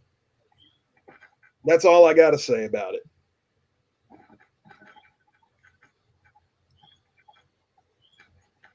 So I have an odd question, and this is not show related, but I don't understand the conflagration that's happening right now. They keep posting pictures of like the former Surgeon General next to Robert F. Kennedy Jr. and saying at least one of them's a doctor. Last I checked, he's not the Surgeon General unless I missed something. He's not. He's not the Surgeon General. So why? And Sorry. Because the Surgeon General technically does not have to be a doctor. It just happens that most of the time it gets to be somebody Right. who has It's an a MD. decorative position. Yes, and one of the things that a lot of people were getting upset about with Jocelyn Elders was the Surgeon General under Bill Clinton. She wore the military uniform, and people got very upset because she had never served. Well, the uniform is for that particular office. It's not actually a military uniform. It was derived from a military uniform, but Right. it's for the office of the Surgeon General. So a lot of people had to explain that. A lot of people didn't know, but you don't have to be a doctor to be the Surgeon General, just as you don't have to be a judge to be a Supreme Court justice. I am Elena Kagan, So Right. there you go. Yeah. No, she had no bench experience at all. None. And she had a losing streak. So Solicitor General. It was bad, but anyway. Hey, I found out today that Guam is a country. Oh my word! I cannot. Well, is that when it's right side up or upside down? Because it makes a difference whether it flips or not. Well, if you put the flash on it, it could be a top. Just spin around and around and around and around. I kind of understand where she's going with that. It is its own culture, and it is its own nation, but it is not its own country, and there's a difference. It does not have its own sovereignty, and say Puerto Rico has its own culture. Puerto Rico has its own culture, has its own, it's its own nation, but it is not a country, and I have to remind my family about this all the time because they seem to think differently. Thanksgiving. Oh, God, don't get me started. Fun times. All right. So since we're at about the 15-minute mark, we've got polls. We've got polls. Yep. Andrew's not here, so I guess I will be honorary poll dude today. All right, poll dude. And this, hang on. Yeah, this will not include any pole dancing, so nobody get excited. But so for shut up. You like it when I jiggle. Don't even start with me. Hey, if I needed that much motion, I'd buy a water bed. Well, that got dark really quick. Hey, remember, finance one. Remember, it's about the motion of the ocean, so I'm already winning the game. All right. I need to leave the chat now.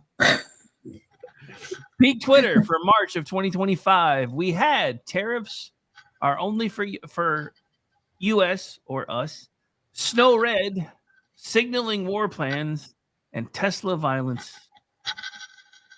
Oh, it had to be the Tesla violence, right? With a whopping 52.3%, it was Tesla violence for the win. Yeah, I figured it had to be. All right, so Andrew, who is stuck at work, has disseminated our new poll. He did what to it? Disseminated, you perv. Not okay, in okay. Not in, not in D, you fucking perv. Well, at least he knows me. I swear. It's like doing a show with a bunch of teenagers. All right, so peak Twitter for April of 2025 is Arriba la raza. Pinche cabrón. All right, UK court defines women is Pope number one or choice number one. Sorry, I was reading ahead and got confused. I pulled a Steve.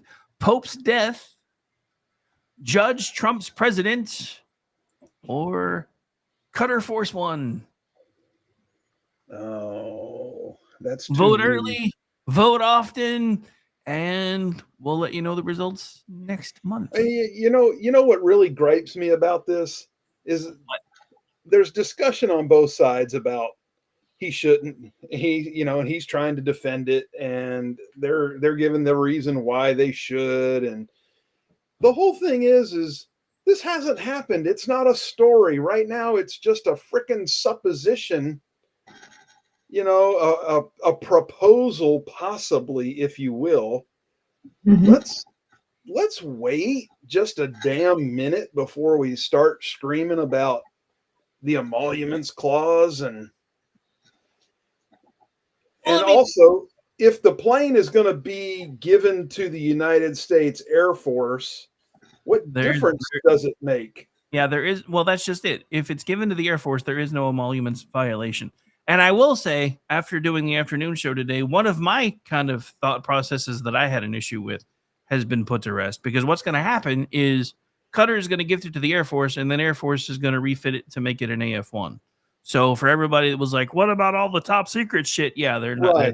That's going to happen through the Air Force. It has to be completely cleaned. It has to be completely upgraded. It has to be secured and all that stuff. The thing is, this is not a gift to the president. The gift that goes to the Pentagon, and this is what everybody is skipping over. Yeah. Well, this is my only concern, and this is because of a story that came up last hour.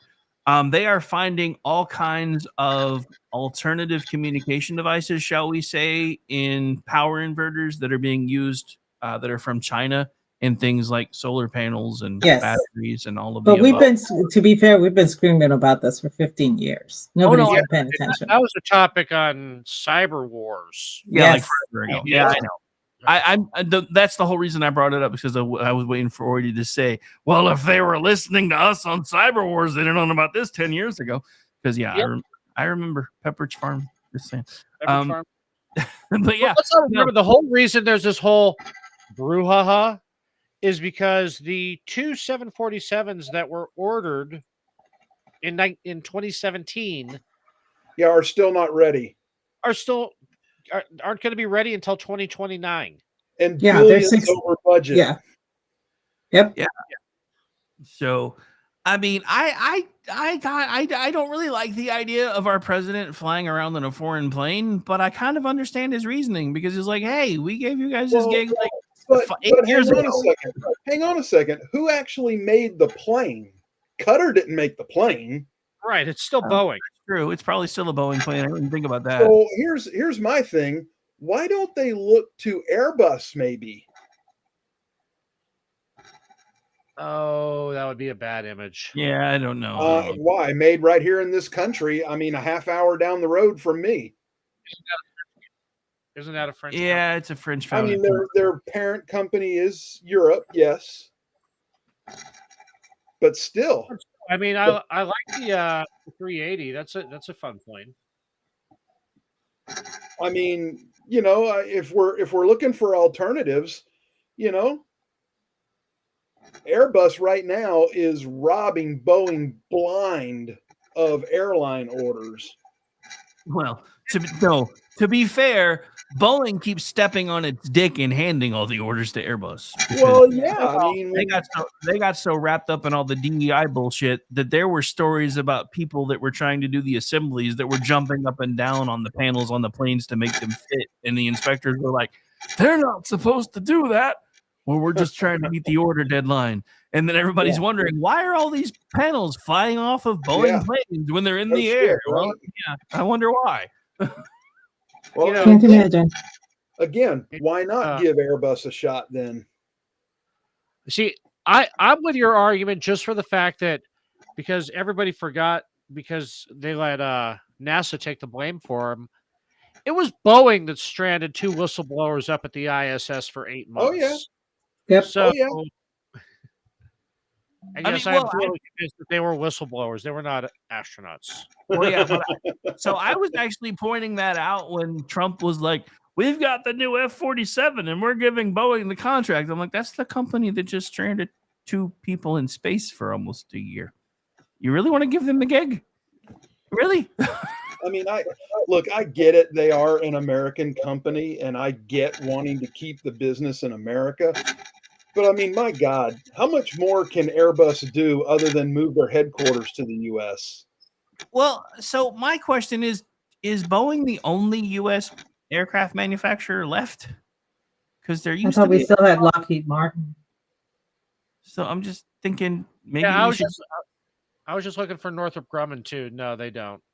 Yeah, I was going to say I don't know if everybody still makes planes, but I mean, Northrop Grumman does. They make the B-2 and the B-21, but right, but they don't mass produce like commercial jetliners and no, you know yeah. what? When I think about it, I'm okay with you because it is made in America. I'm okay with your Airbus. I mean, like I said, they got hundreds of people employed just across the bay over in Mobile, Alabama, and they put the planes together right there on site, and everything gets tested right on the old Brooklyn Air Force Base field strip. They make their test runs before they get sold, and the order's completed. They know the plane flies and they know it does right before they even ship it out the door. Yeah, I was right. It's the A380. That's the equivalent of their 747. Yeah. Mm-hmm. Yeah. Yeah, with that. Fuck it. Fuck Boeing. Yeah, Lockheed hasn't made commercial planes since the 1011. Yeah, that sounds right, Campbell.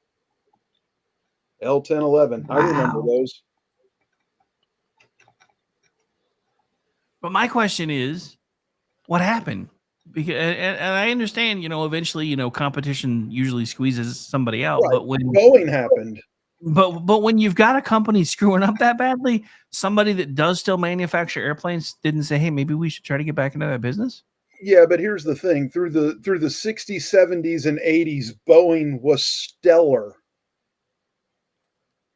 Yeah, they were the gold standard that everything else was judged by. So I mean, yeah, they were, and they shot themselves in the foot and did what they've done to themselves. But that doesn't mean we have to keep rewarding them. I mean, with the exception of 2 planes, everything I've ever been on has been a 727, 37, 47, or 57. So, yeah. I mean, I've flown on all kinds of different planes, but it's just mind-boggling how we let them hamstring. I mean, the most important plane in the friggin' free world. Right? I mean, going to add $1 trillion to the debt for it before it's over with. Well, the good news is we're getting $1 trillion back from the Middle East so far. So, I was going to say we're gonna fly this Boeing Air Force One jet for 5 years, and it's going to be outdated because they started it, like Orty said, almost 10 years ago. Mm-hmm. Well, I mean, So hopefully by the time they put 5 years of airtime on it, it's going to be 25 years old. Well, hopefully by then the president gets an upgrade anyway and starts flying around in Space Force One. Like the first jet that can ever go from ground to orbit or something. That would be should get Hovercraft One. That Lockheed Martin one. Wait, what did you say, G? Hovercraft One. Oh, nice. And Amish, did you say there already is one? No, I said the Lockheed Martin one. Ah, okay. They had that space plane concept a few years ago. Oh yeah, I remember. Oh yeah. I remember seeing the sketches. Yeah, Campbell saying that Boeing now owns McDonnell Douglas. So wholly owned subsidiary of. Hey, we can make good with Canada again and get some of the Bombardiers. Why don't we just build a modern day Concorde? Don't get me started on that story. I'm so pissed off. That's a whole nother show. I am still salty about the way that went down. Wait, I want to hear. Go. The damn planes were built, and British Airways paid £1 for those planes. And they just made money off of this stuff. And then when it came time to retire, they decided to retire them. And there were people who were willing to actually buy the plane so that they could keep flying them. And they said no. Concorde was going to be retired, end of story, because they didn't want Americans to have it. I am still salty over this. That was a fabulous plane. And I would have paid 5 figures to fly on it once. I mean, that was like on my list. Okay. Admittedly, I'm still saving up for it in case it happens, but it's not even going to happen. So, but still, I mean, it's the point of it. You had the opportunity. They could have made money because they were always in the black for flying it. And they just the tickets were so high. Yeah. And So, people were willing to pay for it. Right. So Aggie, you just gave me he said, she said idea. What? We should do bucket lists. Oh, okay. I will winnow mine. Mine has 100 things on it.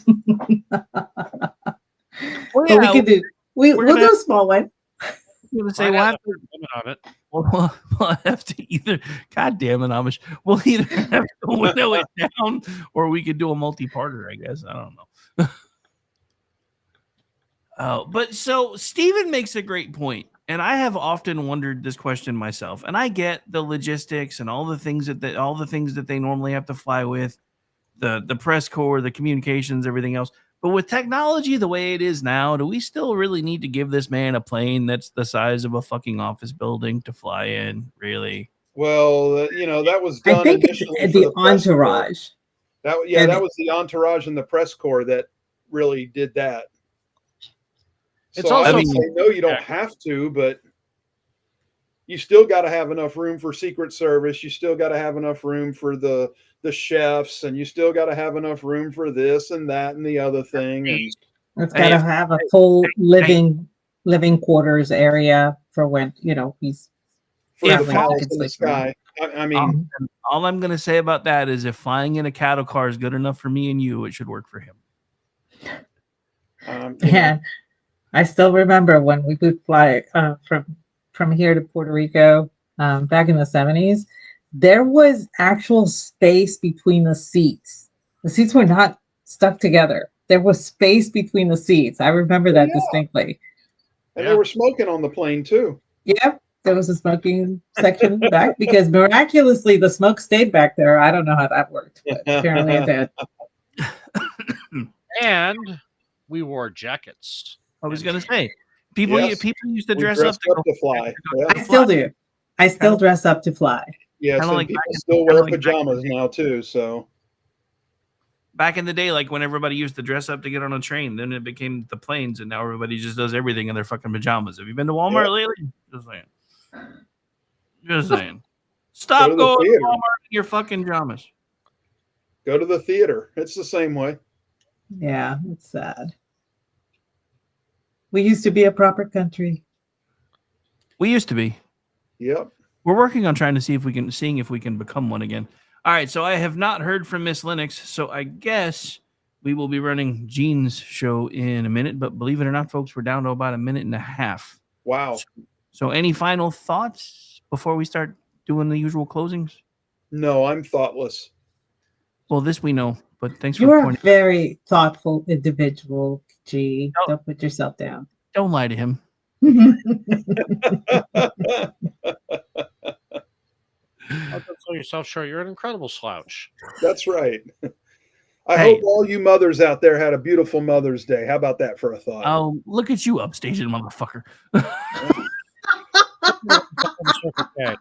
Hey, you know what? When you put that tiny little Winky on the floor, I'm going to stomp on that little roach. I could keep this joke going, but we're almost out of time. Where can folks find you, G?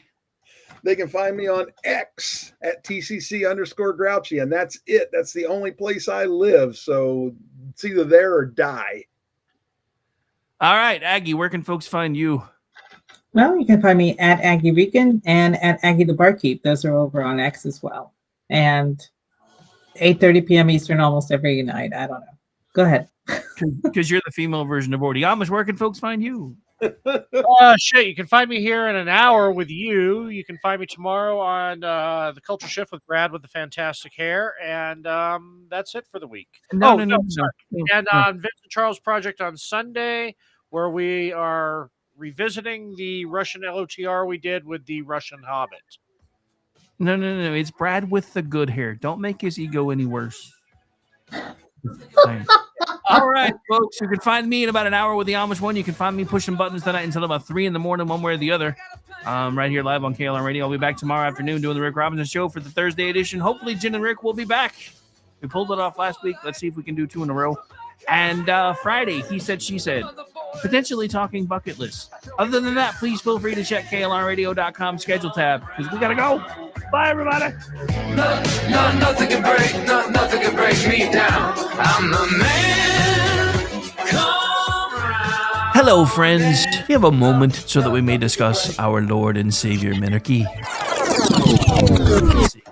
No, seriously, I'm just kidding. Hi, my name is Rick Robinson. I am the general manager of KLRNradio.com. We are probably the largest independent podcast network that you've never heard of. We have a little bit of everything, and by that, what I mean to tell you is we have news, pop culture, special events, conspiratainment, true crime, mental health shows, drama productions, and pretty much everything in between. So if you're looking for a new podcast home to grab a little bit of everything that you love all in one place, come check us out. You can find us on X under @KLRNradio. You can find us on our Rumble and our YouTube channels under the same names. You can also find us at KLRNradio.com and pretty much every podcast catcher known to man. So again, feel free to come check us out anytime you like at KLRNradio.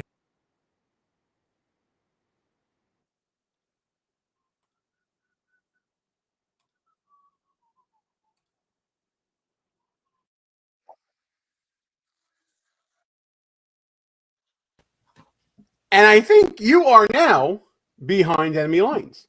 Hey there, how you doing, everybody? Gene Baradelli, Ross Galloway here with you. Pal, I'm a little distracted tonight because if anyone's been following the saga of me sending my phone to the wrong address, I came home tonight and I'm trying to get it set up while running the show at the same time here. So that's what I'm up to. How you doing? Gene finally got the jitterbug. I love it. It's about time, man. It is about time. You know, listen, you get up in these years and you take what you earn, okay? I earned it. It's taken him a day and a half to get his cell phone turned on. Unreal, Gene. I didn't know we were going to get here this quick. Listen, where did the time go? Where did one day you're out partying in hot tubs with members of Congress around you and whatever. The next day you're trying to figure out where the plug goes into the phone. This guy's running a podcast and he can't send a text message anymore. Okay. All right. Literally, this is the new wire for it, right? And it has the 2 of the new USBs on it. I legit tried to plug it in to my computer to fit into the old USB port. And I was wondering why it wasn't going in. Oh.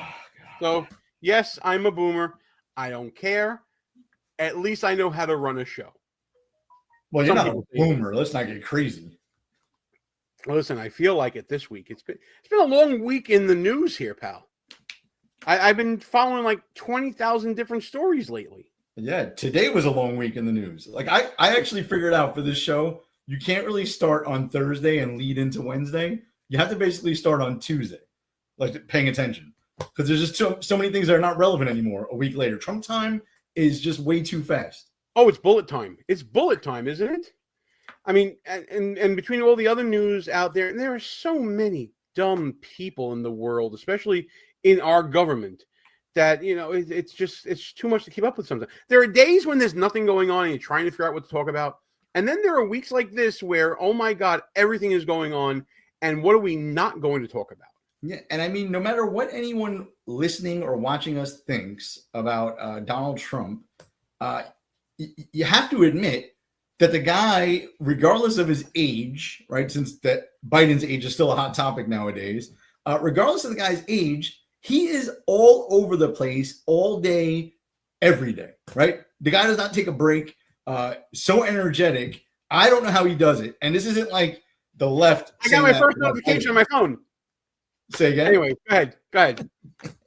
But this isn't like the left when they were saying that Biden was so energetic and he was running around circles around them all. Like, this is legitimate with Donald Trump. The guy is everywhere doing everything. where are the Republicans in Congress? That's why I keep saying, Gene, the party's dead after this guy. Enjoy these next few years. Right? I don't see any other Republicans doing anything anywhere. Well, maybe the guy that you're the beard for will be coming up in 2028. Who the heck knows? By the way, beard as in facial hair. It's yes. Whatever other meaning you had in mind. No. I know that you donated what you had on last week over to Pete, because we all know that Pete can't grow a beard. It's going to be like patchy and stuff, so I get it. I'm not accusing you of nothing, but, you kind of told on yourself there. No. So, anyways, we got a listen, I looked that up in Urban Dictionary. Yeah, well, that's what boomers do. We got a lot to talk about here behind enemy lines. A couple things close to home, a couple things overseas. And you'd be forgiven if a couple of you fall asleep in the middle of this. I mean, if Congress is any indication, we'll be talking about that as well. This show is going to go faster than David Hogg's term as DNC vice chair, pal. Can we start there? Because that's in my little stack of stuff here. I was hoping you'd bring that up. I'm bringing it up. I don't really have any clips for it, but I'm certainly going to bring it up. By the way, before we get to talking here, I just want to remind everybody that this is a show put on for you, and hopefully one day will be funded by you. So if you are out there, you're watching, you like what we're doing, give us a little bit of a super chat here. We'll be glad to talk to you either way. Let us know you're out there and have some fun with us. There's a whole bunch of things scrolling on the bottom and ways that you can support the show. Now we're ready to go, Galloway. Tell me about your feelings on this whole David Hogg thing. For those of you who don't know what happened, and we've covered him on previous shows. David Hogg in February was elected one of the 3 at-large vice chairs for the DNC. Then there was a complaint made by a Native American lawyer saying that the DNC did not follow their own processes for DEI, and the Credentials Committee decided that, yeah, she's right. So that they kicked David Hogg out, and I think they're going to redo the election. But the main reason they kicked David Hogg out is because David Hogg has said that he intends to go after incumbent Democrats and primary some of the more ineffective ones. And other Democrats have taken exception to this, including the current DNC chair, including Hakeem Jeffries, and including James Carville. We covered that all on the show previously. And now for the latest on Hogwatch, here's Ross Galloway.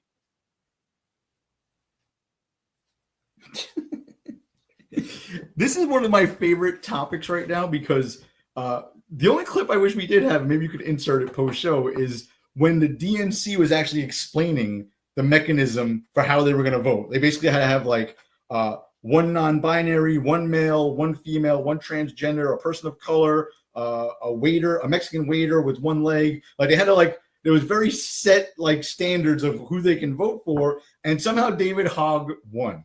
Right. So now they're saying that they didn't follow their own process and they may have to revoke his vice chairmanship. I guess the party that defends democracy couldn't get it right at their own convention, and they're going to have to knock off a duly elected vice chair of their own party.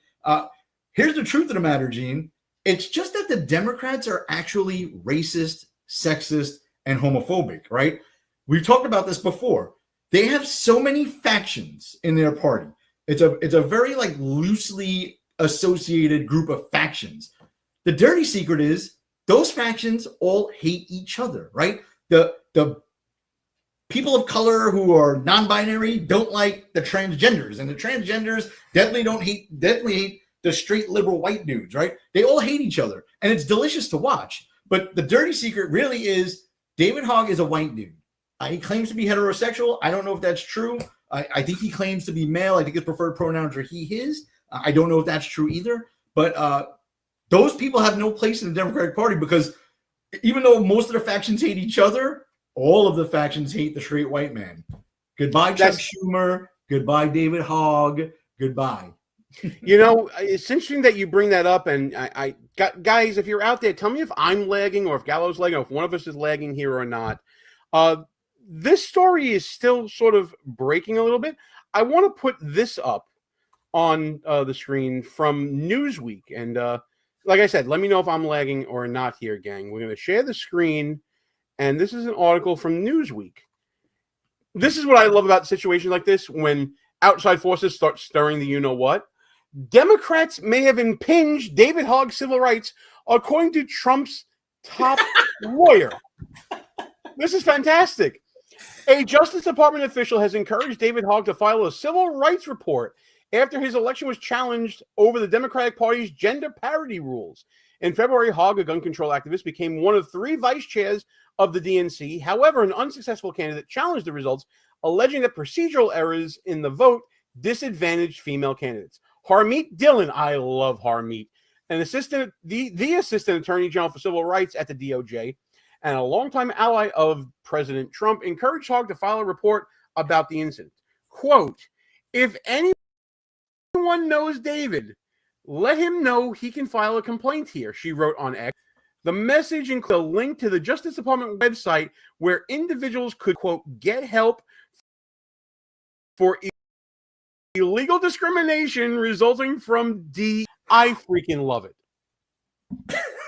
Bro, it's hysterical. I love it. Now, do you think he is like a weird dude who likes to stir the pot? Do you think he takes them up on this offer if they really try to remove him? I don't know if he does or not. I'm looking for the tweet right now from Harmeet.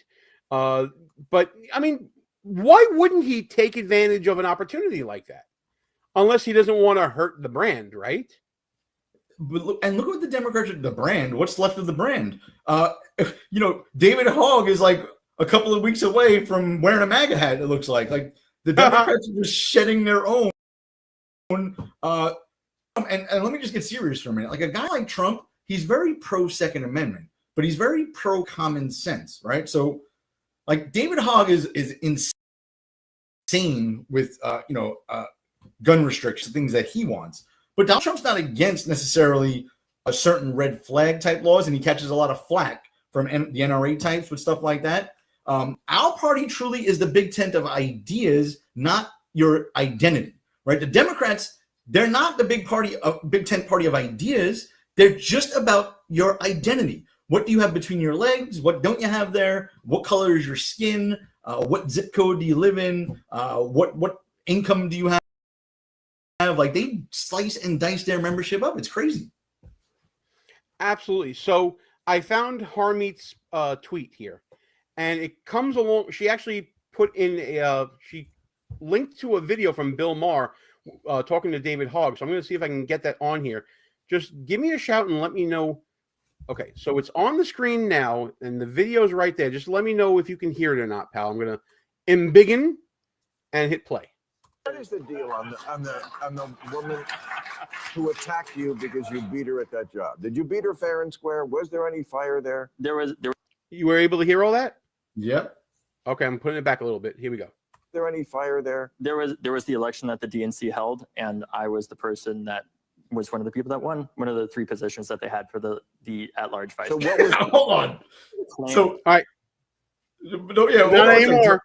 So he not said anymore. He was one of the people that ran, and basically he's saying he got the most votes, so he won.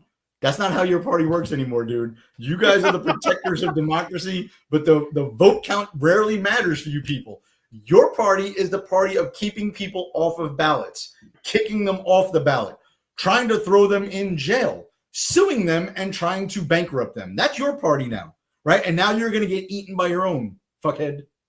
Wait, hold on. Isn't this actually a return for that party? I mean, is his vote only worth 3/5 now? Is that how this works? Ooh, what? Too soon? Let's continue. I'm going to refer you to Harmeet on that one. Yeah, I might need some sensitivity training after that one. Who knows?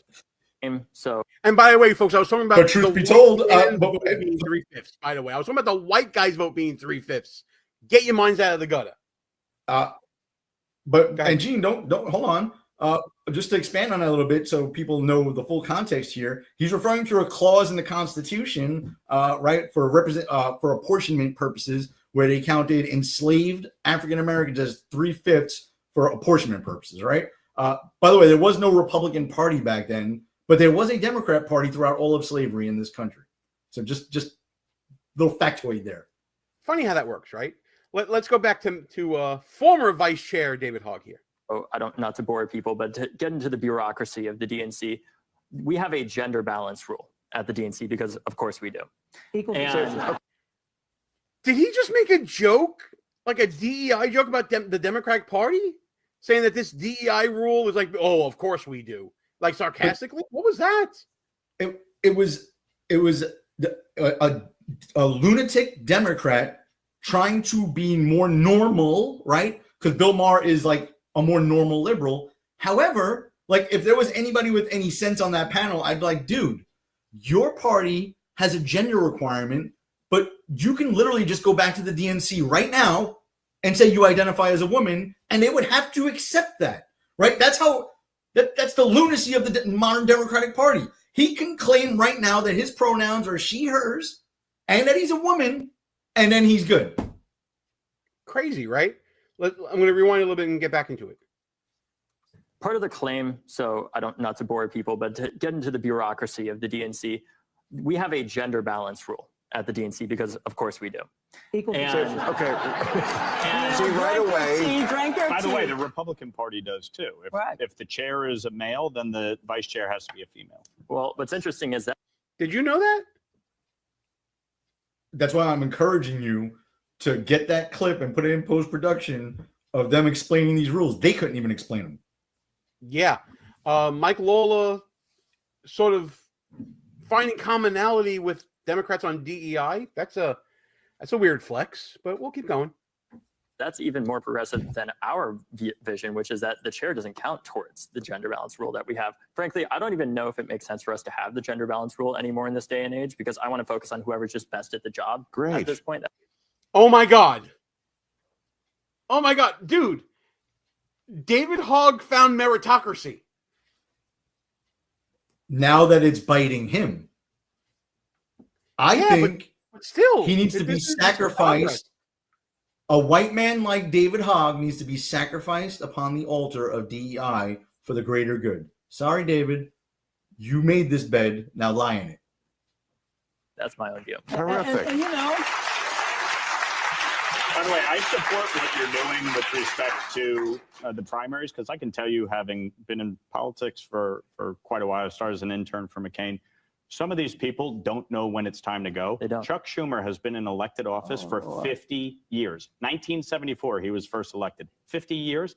AOC will absolutely kick his ass in a primary. She is the leader of the Democratic Party in this moment, and will continue to be, I think, the biggest driver of where the party goes from a governmental policy standpoint. And that drives many of my colleagues crazy. But the fact is, she has tapped into the base of support within the Democratic Party. All right, you know what? I don't need Mike Lola gushing about AOC in my life. Yeah. This is no. Let me shock you here, Gene. I actually agree with David Hogg's position on primary, right? I gave this some thought over the last couple of days. Let me just explain this, and then you can disagree. Sure. The RNC or the DNC, right? They're not unions to protect their own elected members, right? Like that's what they've been saying over these last few weeks, essentially. Like the DNC was saying, like, we're in the business of protecting every elected Democrat. That's why we would never fund a primary opponent. No, that's like what a union would do. And union members, the electeds, should pay into that then. The RNC and the DNC are meant to do what's best for the party at large, right? Meaning like a guy like me. If I give money to the RNC and someone challenges, I don't know, like a Lisa Murkowski, I want the RNC to pick the better candidate to support, even if it's in a primary, not to protect the member.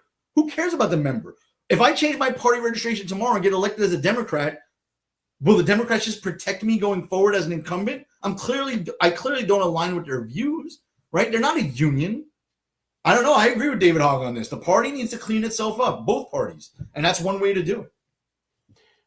So here's my pushback on this. If you want to go after an incumbent, you can't be on the executive board of the DNC acting on your own. Pick a lane. Do you want to be in the establishment and bring change from within? Cool.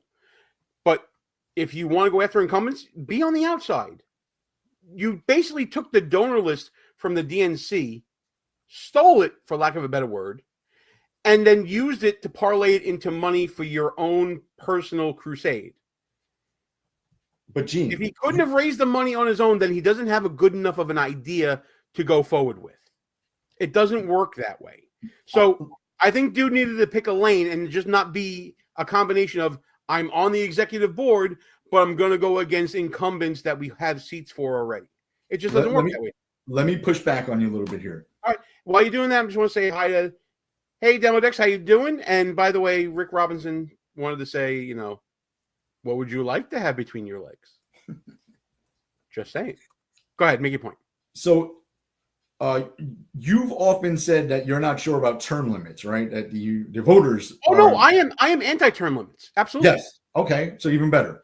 So the whole point that I've always made is that incumbents have like this huge advantage. Not only do they have an advantage just because they're an incumbent, they have additional advantages. The outsiders not only have to run against incumbency, which automatically gets you money and name recognition, but you're advocating that they also have the parties which raise untold millions of dollars to spend on incumbents only. That does not make sense to me. I'll throw one more little thing in here. Real quick, Gene. The DNC also spent lots of money in primaries, but not on Democrats. For the last few cycles, the DNC has actually been spending money on Republicans in primaries to pick the more conservative candidate to lose to the Democrat in the general election, right? So they're already involved in primaries. They're just not involved in their own. I agree with David Hogg. Well, and this is where I think your logic fails here, pal. Who helped out AOC to beat the third most powerful Democrat in the Congress? Nobody. Of course it happens. Of course it happens. But wait, hang on. All right, so you want to go down the line of questioning, but then I want to go down the line here, just like you went down the line. I want to go down the line here. So we've established it is possible for an insurgent candidate to catch fire and beat an incumbent. Then put on top of that how the DNC chair, and I think we show the video of this, was talking about how the DNC is always neutral. That's your real problem. The DNC is not neutral. The DNC puts the thumb on the scale. They did it for Hillary Clinton in 2016. They did it for Kamala Harris in 2024 rather. They did it for Joe Biden in 2020. That's your real problem. If you want to say that the DNC is crooked and the DNC doesn't play fair and the DNC does pick winners and losers, then I agree with you that all bets are off. But if you're in there working for that organization that is putting their finger on the scale and you're working against them from the inside, you shouldn't be on the inside. You should be on the outside fighting against them. All right, listen, man. Two things here. One, if they're going to spend, if you don't want them to be involved in supporting primary candidates against the incumbents, then they shouldn't support any candidates ever in a primary, not the incumbent or the insurgent, right? To give them a fair shake. And I'm just going to destroy your earlier argument real quick. In an ideal world, you're correct. Go ahead, destroy my argument. So you mentioned AOC. Okay, AOC obviously is not the normal thing that happens, and I can prove it. Congress has historically, in our lifetimes, had a less than 20% approval rating. It's actually lower than that. Less than 20% approval rating. However, 95% of incumbents win re-election, right? So it's a tremendous advantage when they have their national committee supporting them, as well as name recognition and the funds that they raise. Tremendous advantage, right? So I don't think that RNC and DNC should be able to should not be supporting better candidates in primaries, right? You have to get rid of dead weight. Nowadays, I think the problem isn't the DNC. The problem is organizations like the DCCC that focus just on Congress, or the DSCC that focuses just on the Senate, and then super PAC and large donor organizations who go for incumbents because that's the devil they know. We're seeing that now with the Andrew Cuomo race, and I know you sent me an email on that. I want to show you a short video I did on that earlier this week as well. That's something we're going to be talking about later. But that's your real problem. The problem is the DNC isn't the game in town putting people into office. It's the super PACs and the House, the congressional caucus PACs, and all of them are the ones that are doing that. And they should be supporting their own members. And they should be supporting the people who are in office that align with their agenda and things like that. I don't think that that's an issue. I think that you need to catch fire. And it should be hard to beat an incumbent. And if the people keep voting them in over and over again, rote like they do with Chuck Schumer since 1974, then you deserve what you get. And I'm not going to have any sympathy. Well, there's nothing, that's your opinion, and I respect it. I have a different opinion, and so does David Hogg. Right? There's nothing illegal or unethical of what he wants to do. I happen to agree with the man. Right? So the fact that he got elected as a vice chair means theoretically, right, he's representing a good chunk of the party that also agrees with his views. The I think that the only unethical thing he did was use DNC donor lists to fund his resistance. That's unethical, in my opinion. But I'll leave it at that. Let's leave it at this. How ethical is it for them to try to remove him now from office? Oh, what they're doing here is they're using this Native American attorney's complaint as a guise to get him out. There's no doubt about that, in my opinion. I mean, come on. If you know politics, that's what's going on. So, yeah, I mean, that's a dirty trick. It sucks. I personally wouldn't have kicked him out based on that complaint. But then again, I didn't agree to those rules either. David Hogg went in eyes open, knowing what he was getting into, what kind of people he was getting in bed with here. And the scrawny little bastard got bit by the rules of his own people. He got screwed by his own people. I'm going to have sympathy for that? No sympathy. He's going to get what he deserves, and I love it. All right. So we're currently a little before halftime, but what the hell? We'll do it all now. Thanks for tuning in to Behind Enemy Lines, everybody. I'm Gene. He's Ross. Check us out on YouTube, on Rumble, on X. Please like, share, subscribe, and all that good stuff wherever you're watching. Don't listen to Galloway because he's going to tell you not to. Let a friend know where we are. We are on the road to 3,000 subscribers on YouTube. We're a little over 70 away from that. The show's been growing by leaps and bounds, and it's all because of you guys. Thanks so much for all your support. And if you really want to support us even more, go the extra mile if you would. Check out shop.buffoonoftheweek.com. We got a lot of Behind Enemy Line merch out there. Different shirts and hats and different, wine koozies and things like that. Check it all out. There's a lot there. I can't really mention it all. And of course, for more information about what we do, and basically we supplement all these shows on our blog at buffoonoftheweek.com. So check all that out. It's a big assignment. Take it in steps, breathe through it, and I think you're going to have a lot of fun with us. And I've come around on it, Gene. So before the show, Gene was telling me we're about 25 more subscribers away from Gene starring in a Super Beats commercial right here on the air. So I'm with it. Oh, if only we had their money. Man, if we were in Super Beats money at this point, I'd be great. Super Beats and Red and Blue Chew, right? Those are the two things. Hawk and Hallow subscriptions in a little while. I mean, I'm sure there's other ones out. What's that? There's a headphone brand that's out there a lot. Oh God, there's so many of them. It's so cool. It's so funny though. So go ahead and hit that subscribe button if you want to see Gene star in one of those commercials. I love it. How do you know it's not already in here now? Oh God, please don't surprise me like that. I need to be prepared for something like that. No, I wouldn't do that. So, pal, the Democrat deportation derangement tour is still going on. It stopped off in El Salvador. It's probably been on the border a couple of times. It certainly hit the People's Republic of New York dealing with Mahmoud Khalil, and now it's hit Jersey.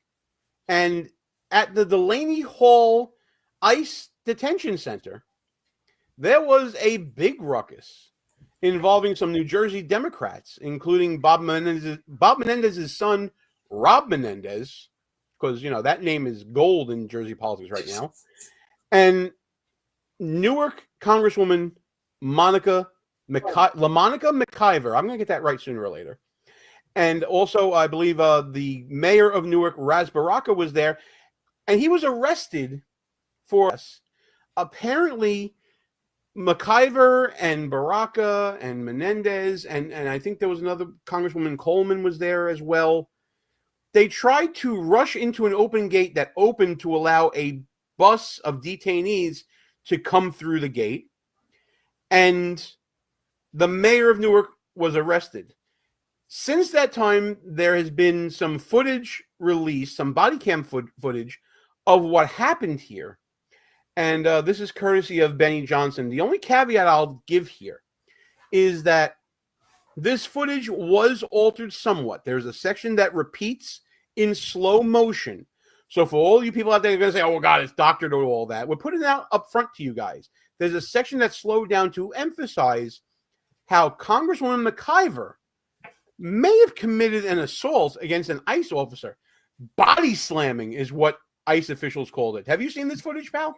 I have, Gene, but I didn't see the slow down part. Please tell me you added the voiceover where it's like.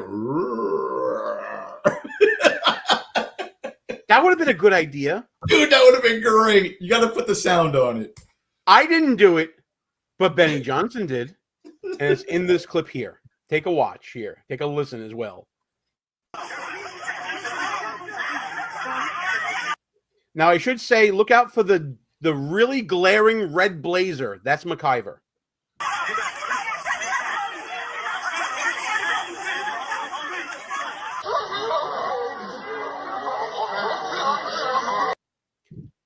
Yes! She's coming through, and she's throwing some bows. That belt is struggling there, too. I love it. Listen, as a fellow at-large person, I'm not going to go there. If you want to go there, you can go there. Oh. But you saw the bows, right? You saw the elbows. I was stuck on the fupa, but yes, I see bows, too. All right, let's take it back a second. Let's take it back a second here. Take it back.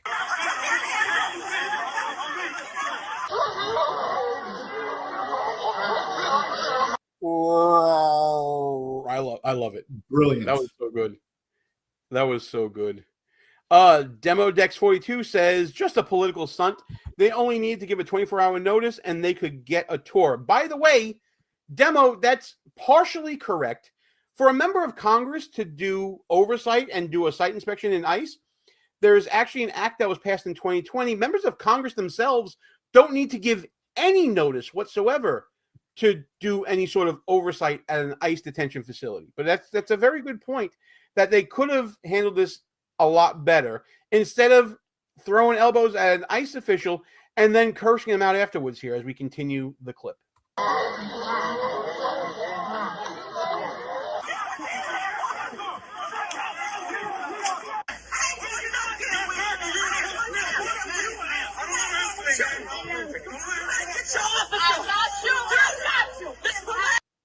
Putting hands on another officer, screaming up in their face.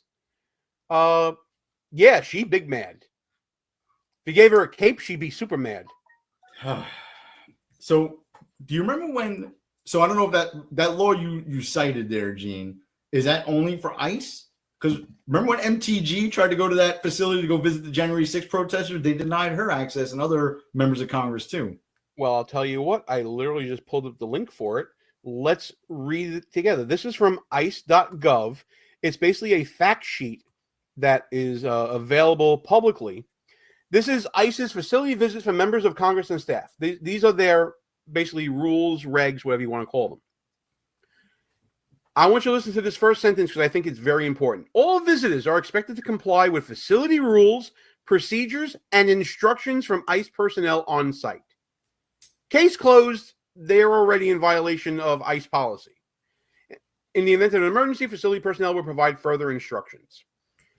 As outlined in the Consolidated Appropriations Act of 2020, let's see where we go here. None of the funds appropriated or otherwise made available to the Department of Homeland Security by this act may be used to prevent any of the following persons from entering for the purpose of conducting oversight any facility operated by or for the Department of Homeland Security used to detain or otherwise house aliens, which would include Delaney Hall where this happened, or to make any temporary modification at any such facility that in any way alters what is observed by a visiting member of Congress or such designated employee compared to what would have been observed in the absence of such modification. Number one, member of Congress. So no member of Congress can be deterred from doing oversight.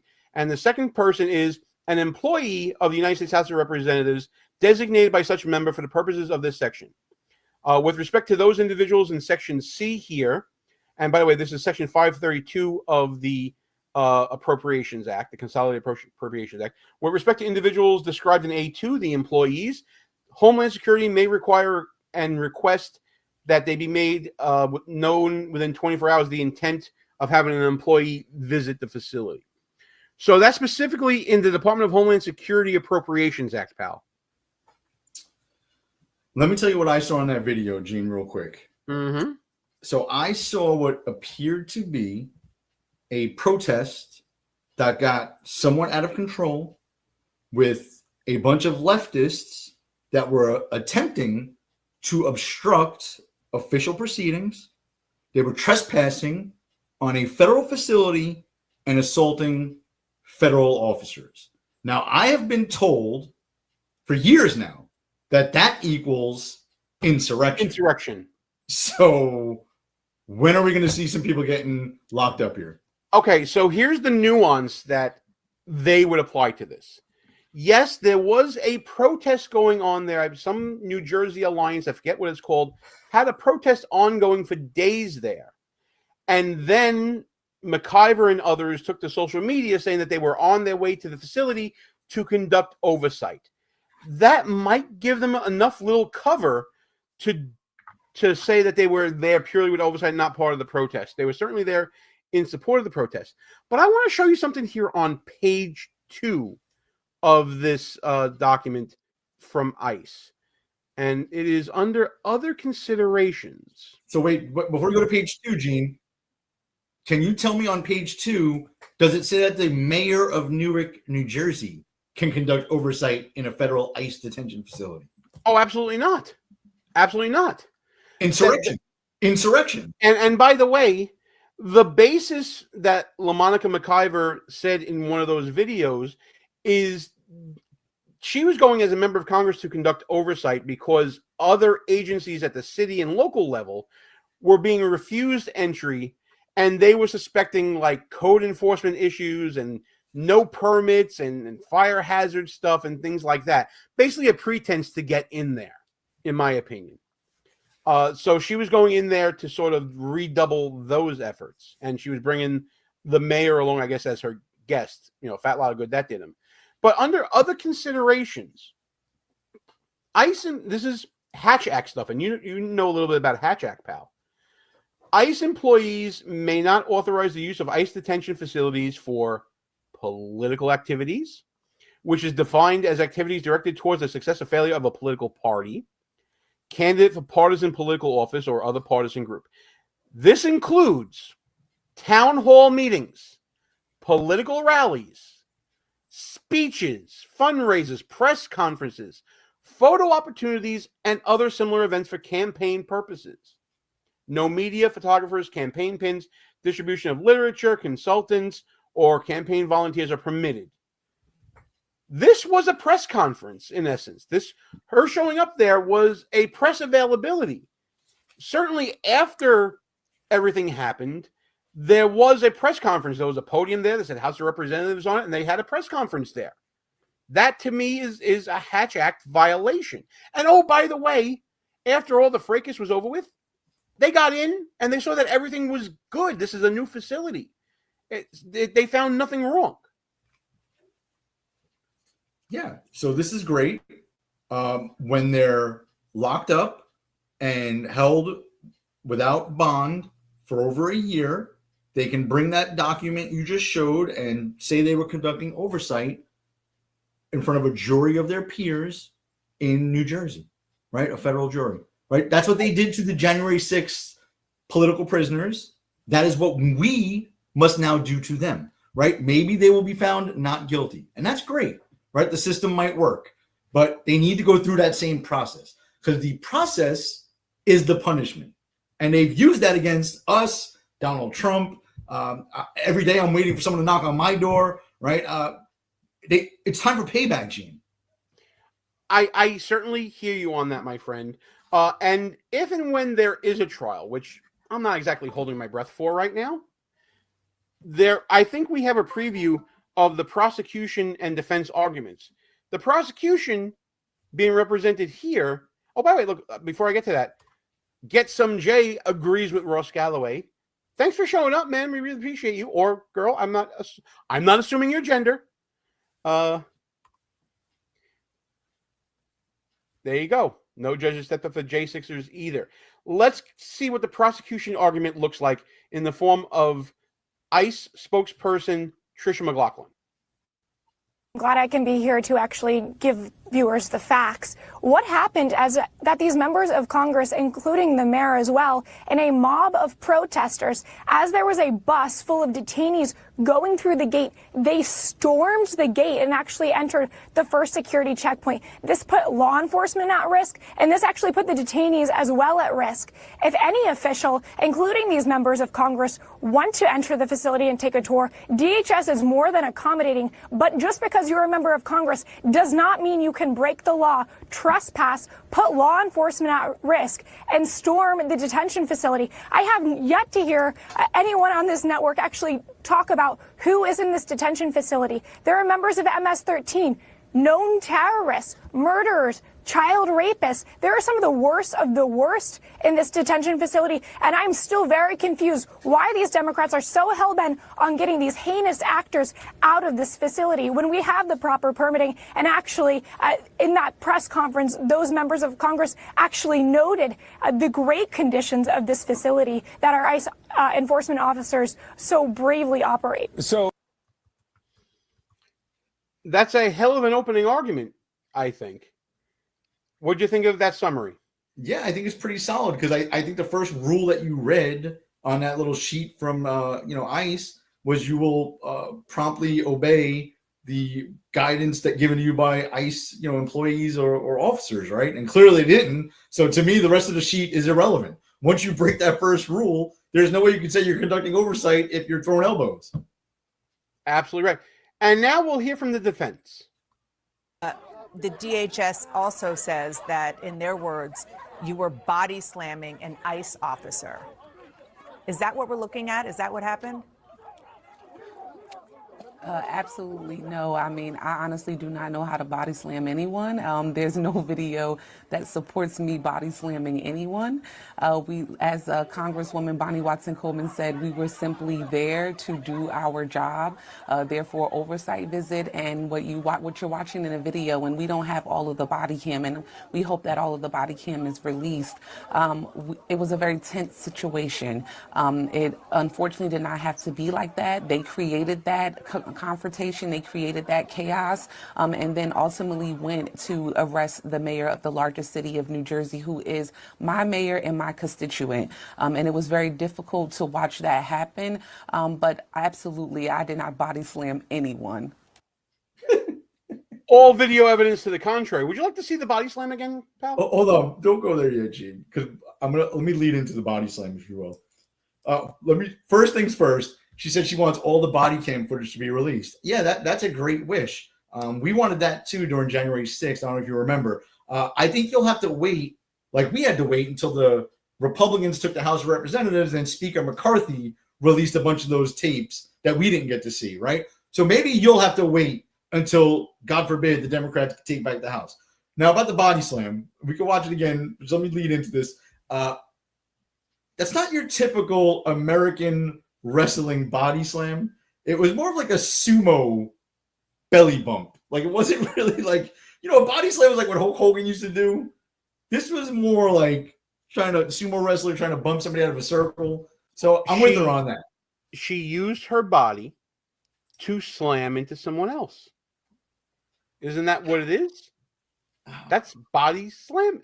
Listen, we're not in the WWE, but if I were to do like a splash onto someone, I'm slamming my body into that person. By the way, for those of you tuning in late, let's get back into it.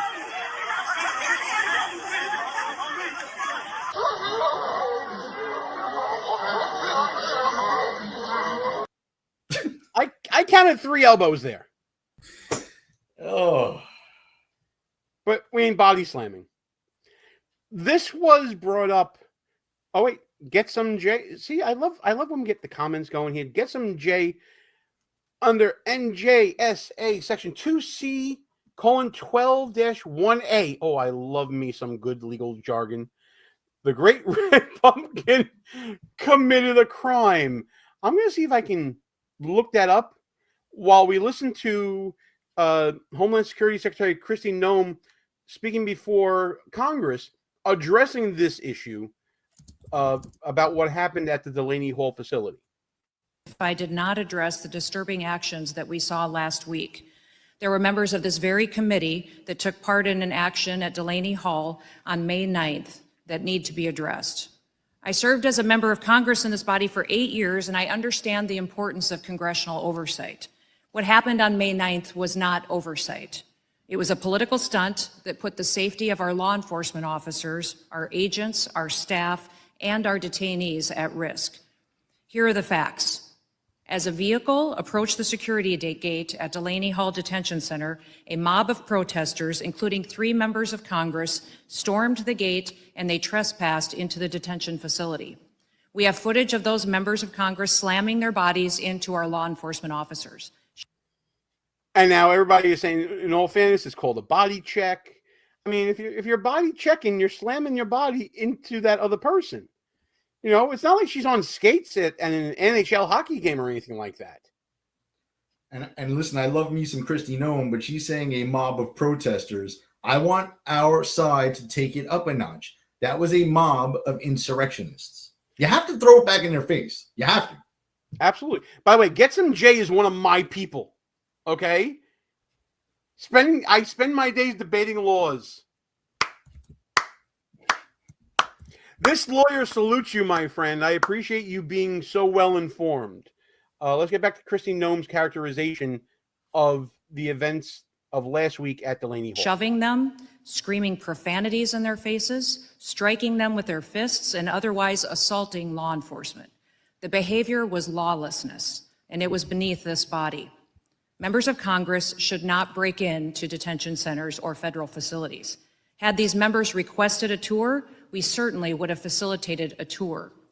As a body knows, there are proper protocols and there are procedures that must be abided by.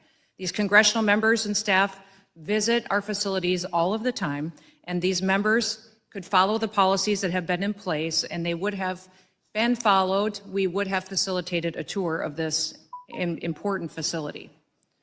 However, even after these members assaulted our federal law enforcement officers, we still provided them with a tour of that facility.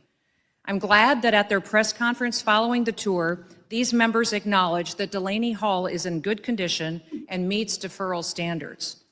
Charges made by these politicians that Delaney does not have the proper permitting is false. We have valid permits and inspections for plumbing and electricity and fire codes that have been cleared. Lastly, I'd like to remind Americans and everyone in this body who is detained in this detention facility are murderers, rapists, known terrorists, MS-13 gang members, drug traffickers, and other heinous actors. I hope that those members of Congress will so passionately protest on behalf of the American victims that they were elected to represent, and not just violent criminals who are in this country illegally. I'm sorry, sir. I don't know what's so funny about Secretary Noem's speech. Bro, put that comment up there, please. That's my favorite backhanded compliment for a woman ever. Well, I think I need to put the whole chain up. Let's put the whole chain up. So it was. We were talking about. Well, actually, hang on a second. Let's make this a little educational, shall we? She was talking about.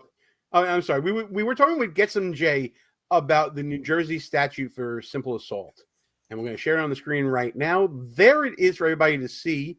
And just very quickly, simple assault person is guilty if they attempt to cause or purposely, knowingly, or recklessly cause bodily injury to another, negligently causes bodily injury to another, or attempts by physical menace to put another in fear of imminent serious bodily loss. If you see Congresswoman McIver coming at you, and she's throwing elbows, long story short, as Get Some J said, she's guilty. And then Galloway added this, and then I added this. I have no problem telling on myself. If I'm putting it in the chat, I'll put it on screen too. Gene, when I hear that, like in real life, I laughing hysterical. It's hysterical. Woman, she is a hammer. Yeah.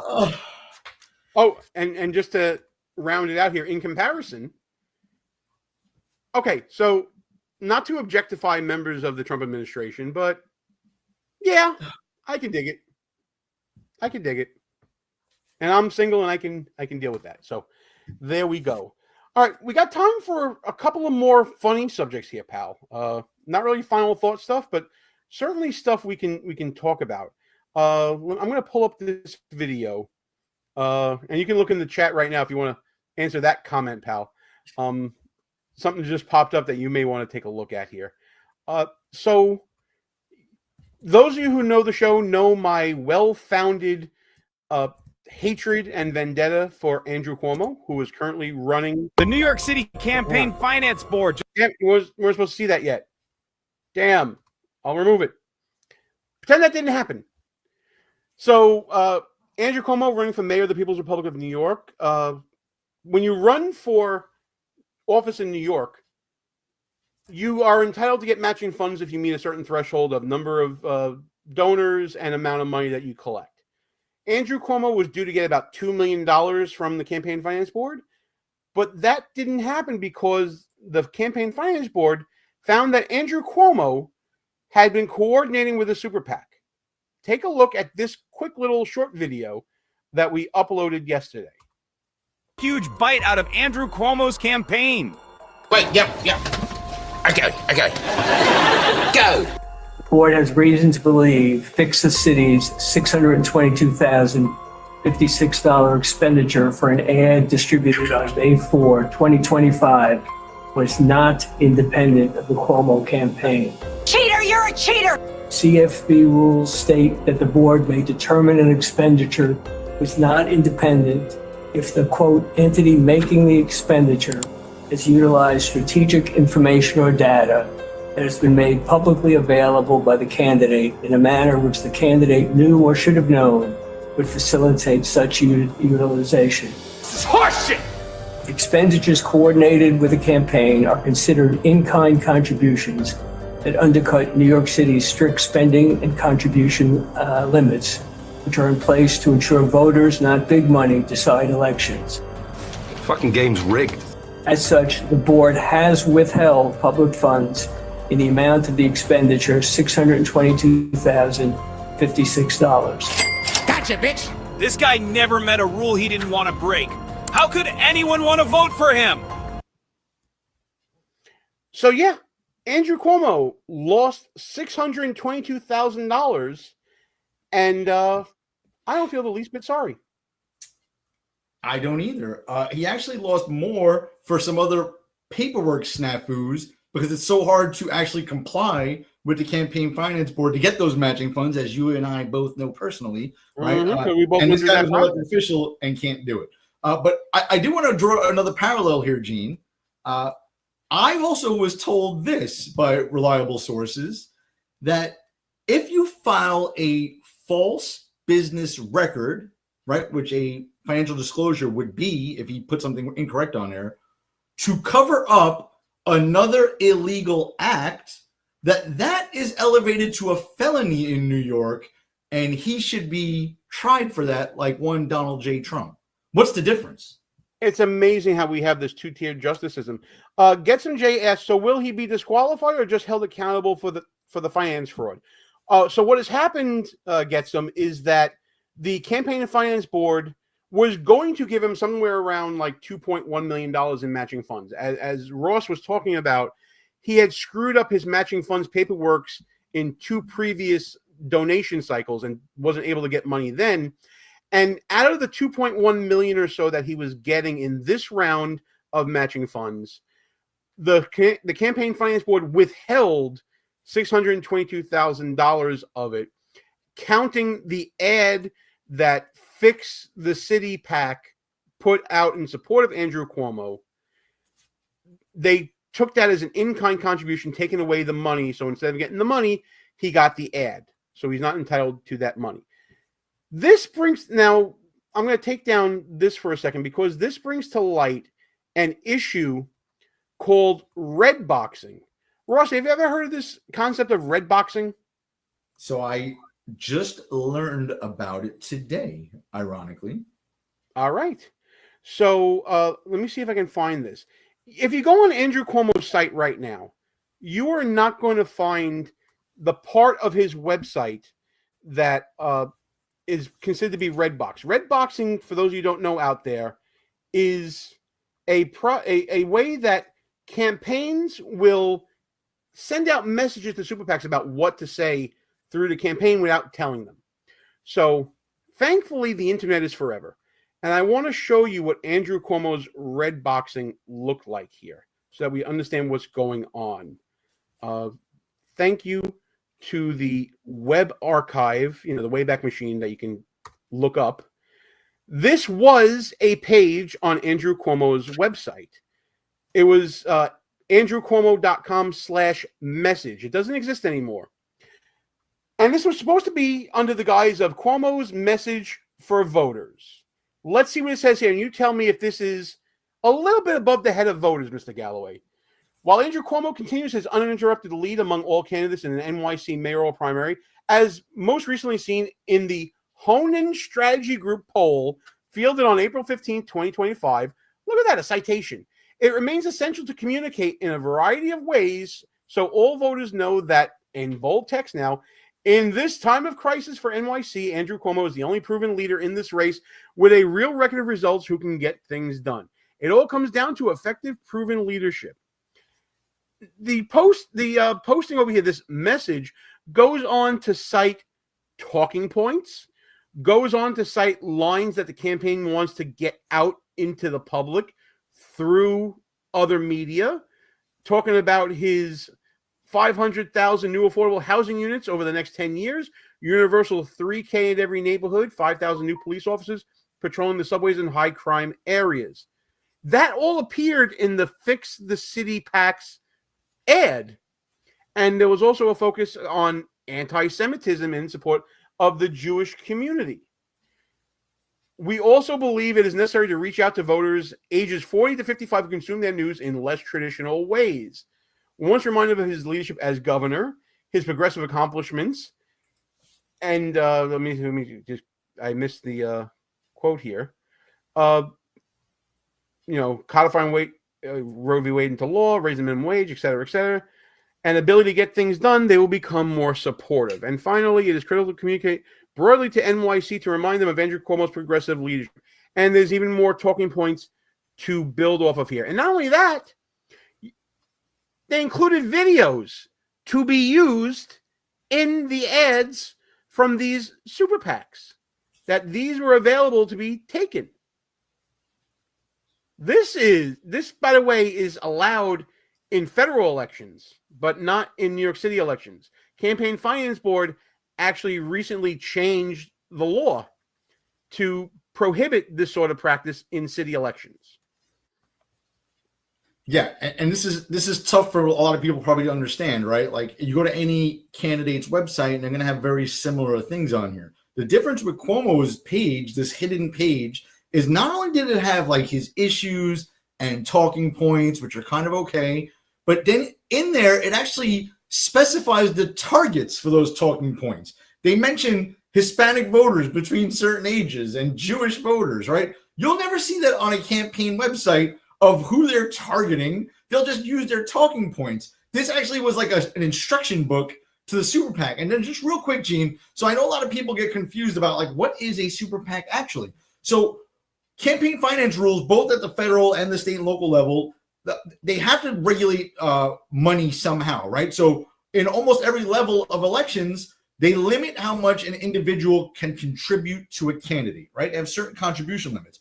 Super PACs, because they're not supposed to be working with a candidate, don't have the same limitations as a candidate when raising money.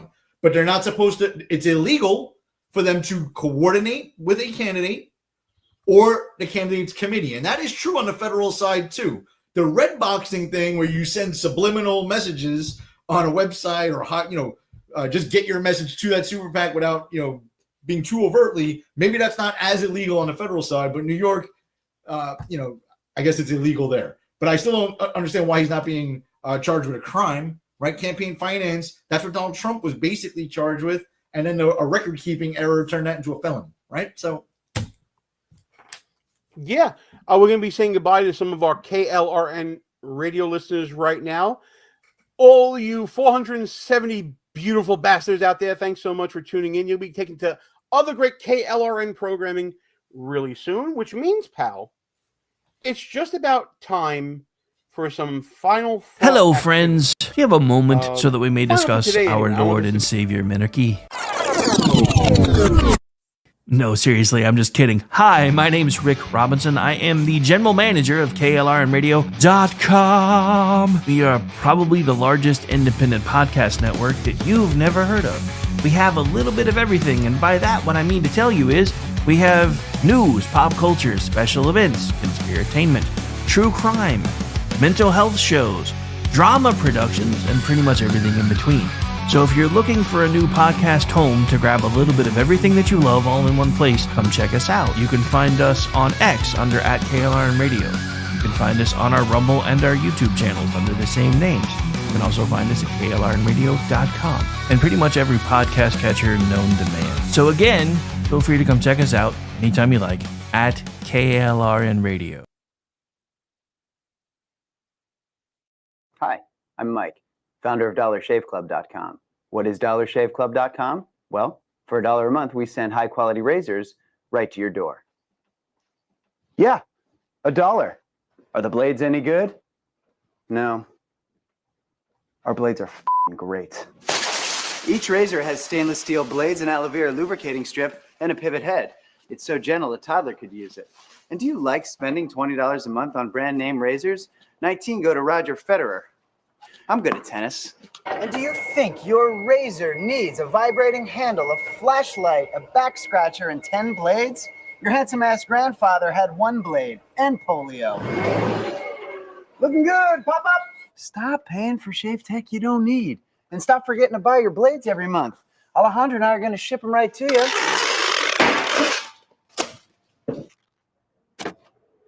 We're not just selling razors, we're also making new jobs. Alejandro, what were you doing last month? Not working. What are you doing now? Working. I'm no Vanderbilt, but this train makes hay.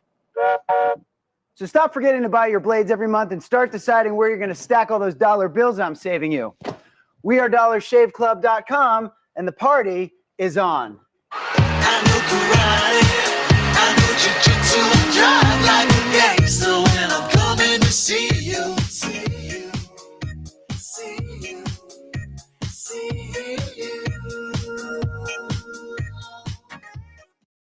Not to be a backseat driver, but can you say for sure you got the best monthly payment possible on your auto loan?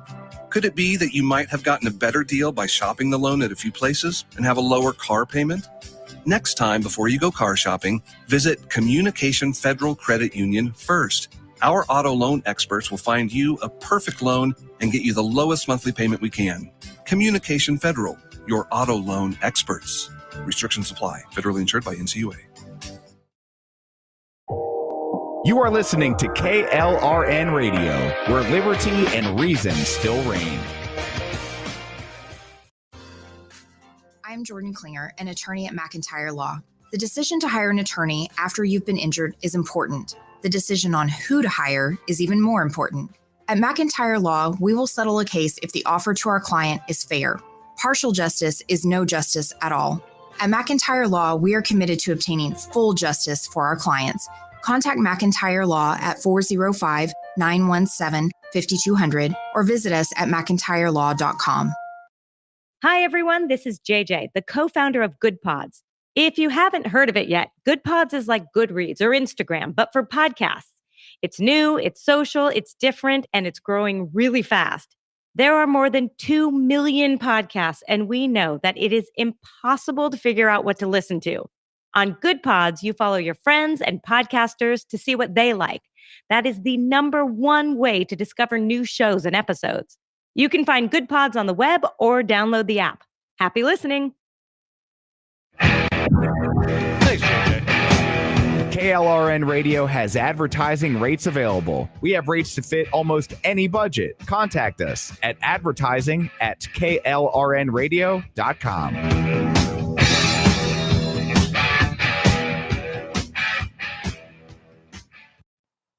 The following program contains coarse language and adult themes. Listener discretion is advised. the way I always do. How was I to know she was with the Russians too?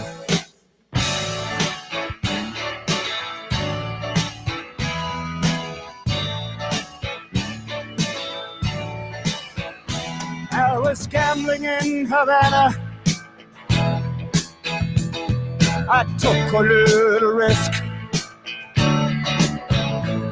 Send lawyers, guns, and money. Dad, get me out. Uh-oh. Guess what day it is? Guess what day it is? Huh? Anybody? It is Wednesday, my dudes.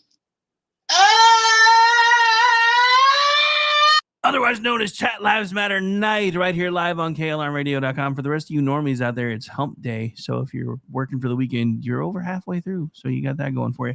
All right, anyway, I'm one half of the crew, Mr. Rick Robbins, and he's the other half, Mr. Ordnance J. Packer. Don't forget, keep it locked for the rest of the night. Up next, we also have Edge of Liberty hosted by Sean Lewis, and then we're going to be going over to BZ's Berserk Bobcat Saloon for our call of the evening. Or Amish was about to say something, I think, or I got a feedback in my ear. I don't know which one it was. Yeah, I've been reasonably assured that everybody is working for the weekend. Everybody's working. Oh, wait, sorry. Damn it, you put an earworm in my head. I hate it when you do that.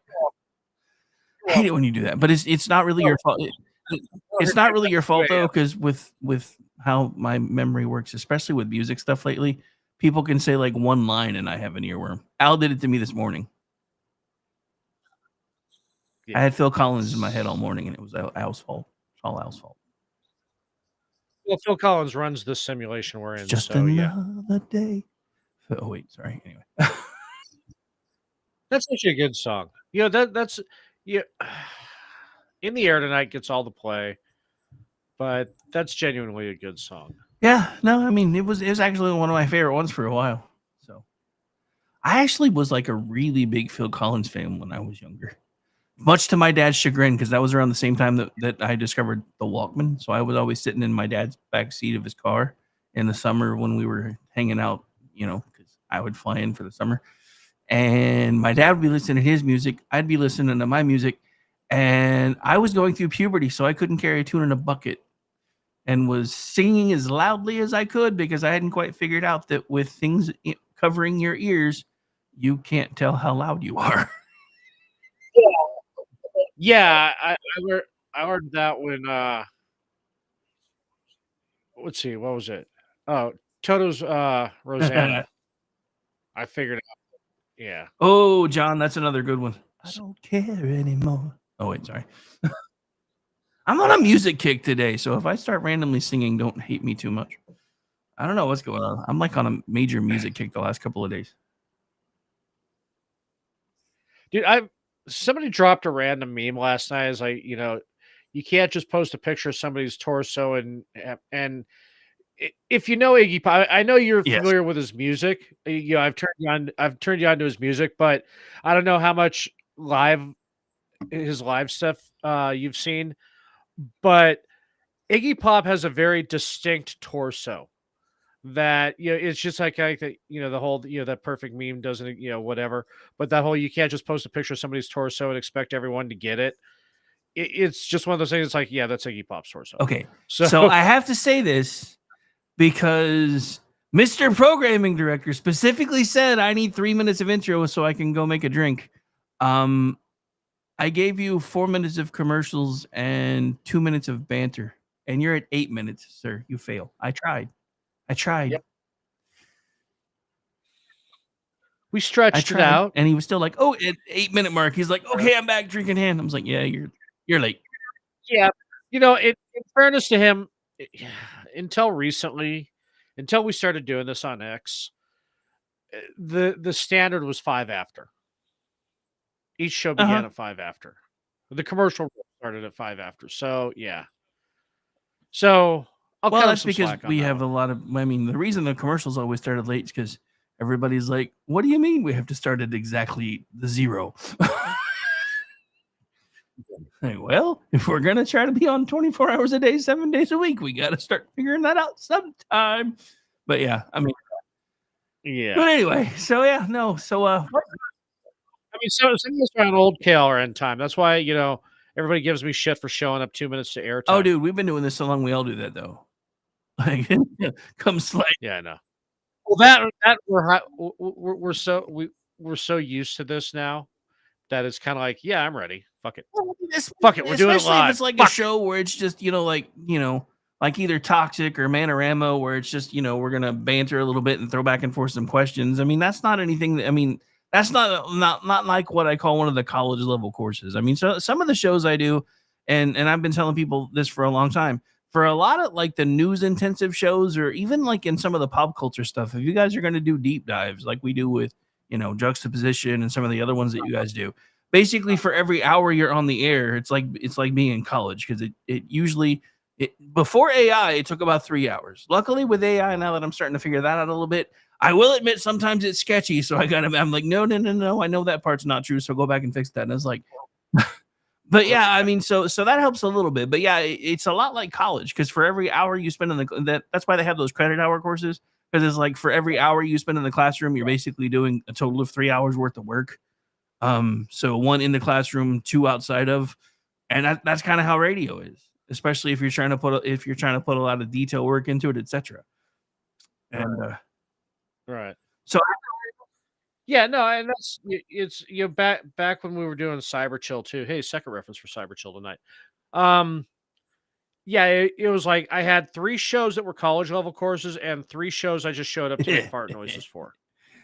I mean, FUBAR, that was just pure fart noises. And this one it's you and I just kind of, it's news, but it's not news intensive, so we can, we're just an opinion show. It's Hannity and Combs, but neither of us are retarded. Well, hey, I was gonna. Do you like spaghetti? I like spaghetti. Do you sell spaghetti? Yeah. I was gonna say don't give me too much credit. I'm retarded, but I'm the fun retarded. All right. Anyway. So did you hear about this one? So that judge that's been charged with hiding the illegal alien from ICE? Yeah, I was gonna bring that up. Yeah, too, she wants the case dropped. Yeah, for immunity. Judicial immunity. What the hell is that? Okay, judicial immunity is an actual thing. That's like, if you're doing something that is within the scope of being a judge, you much like presidential immunity, there is judicial immunity. Taking a defendant out the no public door and hiding them from ICE and moving them out of the building, that's not judicial privilege. That is not within your purview of your job. I don't know this whole story.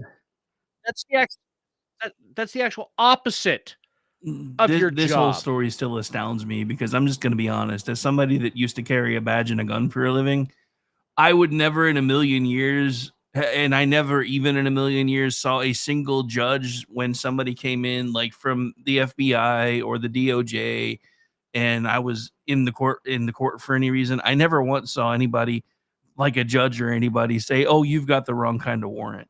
Because guess what? Most of the time, federal trumps your ass anyway.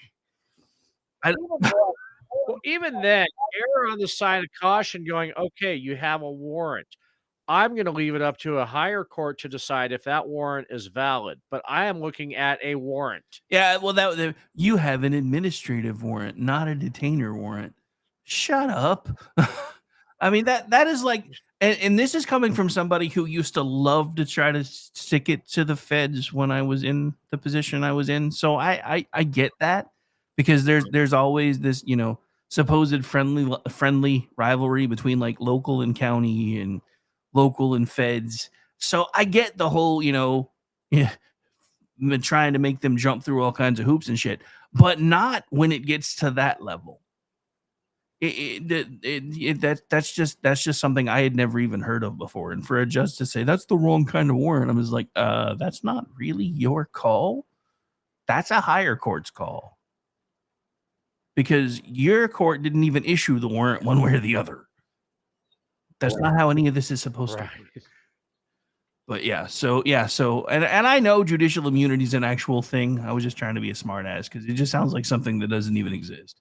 And I was like, that's really the card you're gonna play right now because you have judicial immunity. I don't think that I'm pretty sure at some point this is probably gonna wind up going to the Supreme Court. I don't think they're gonna agree with you.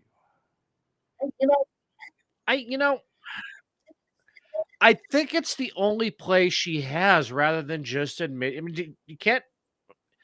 She's not going to get away with no contest. So, short of just trying to throw yourself on the mercy of the court and pleading guilty, which, as much as I hate Picard, I'm going to quote it: the fucking hubris of this broad to think that, how dare you? How dare you charge me? I'm a judge. She's pulling the ultimate. She is doing the Karen combined with do you She's know Judge who I Dredd am? in a dress. I am the law. We're not there yet. Nice try though. We're not there yet. But nice try. So have you been seeing all of the deliciousness with everything that's coming out about now that everybody's basically just throwing Joe Biden under the bus, especially after the recent trip to the View? Everybody's throwing the entire family under the bus now. They lied to all of us. No, they didn't. You knew.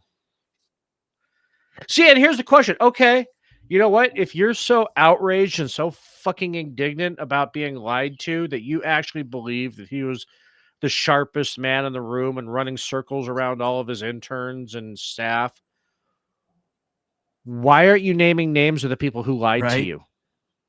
So, speaking of this story, if you're that outraged, I want fucking names. I would. Who told you that? Speaking of, since we've brought up this story, this would be the perfect time to bring up the newest sponsor for Chat Lives Matter. Our newest sponsor from Chat Lives Matter is the newest, hippest, coolest, most powerful big pharma drug ever. It's called NitaCheck. Ask your doctor if NitaCheck is right for you. Warnings include possible sudden Trump derangement syndrome and also random bursts of truthfulness outside of your control. Please again consult your physician before using NitaCheck.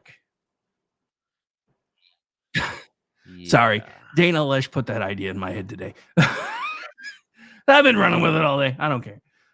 Because it's this whole thing because, fucking Tapper's the one that I think pisses me off the most because he was the one that was sitting there on camera with people that were pointing out, we can see how broken the man is. Why are you making fun of kids with a stutter? You understand that by making fun of a man with a stutter, you're making children with a stutter feel self-conscious. This is all about his stutter, right? Yeah, or the you had Nicole Wallace and Tater, both of whom have had their sudden revelation that they were lied to. You two were the biggest ones who were shouting cheap fake at the top of your lungs. Nicole Wallace even selectively edited Biden walking off stage at that big gala in at the Peacock Theater and the Clooney fundraiser. Edited out Obama walking him off the stage. And then tried to run. See, this is what really happened. This is the real one. The one with Obama walking him off the stage is fake. And then again, I mean, I love how it's come out that the real reason why Clooney decided to do that big op-ed he did, Biden didn't recognize him at that event. No idea. So here's the thing. So I think it was less about how concerned he was about Joe Biden and more pissed off because his hubris took a major hit when the president was so out of it that he didn't even know who he was. But I mean, there's just, do you not know who I am? But I mean, there's just so many layers to this story. And the thing that I love the most is now that this is all breaking, you see all the little, the blue check Twitterati blue accounts all going, why are we still talking about Joe Biden when literal Nazis are taking over the administration? Blah, blah, blah, blah. I'm like, dude, they were lying to everyone for at least 2.5 years. So maybe we should be focusing on that a little more.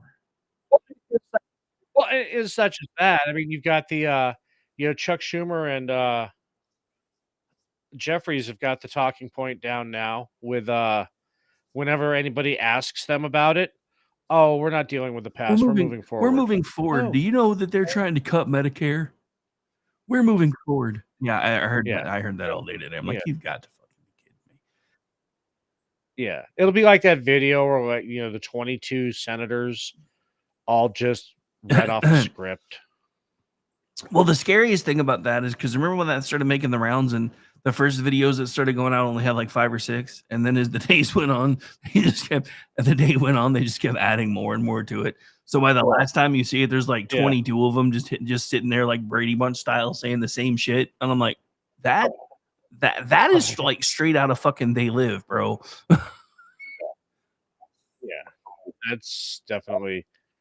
And the funny, and you still get the dumb shits who fucking buy into it. They don't know. I mean, they don't know they're being programmed. So, I think some of them may know and just don't even care anymore. I think you remember Joey Pants in fuck. Why can I not think of the name of the movie? The Matrix. When he's like, I just want to go back in. I think we're dealing with some of those folks because I think knowing the truth has terrified them so much that they just want to go back to sleep.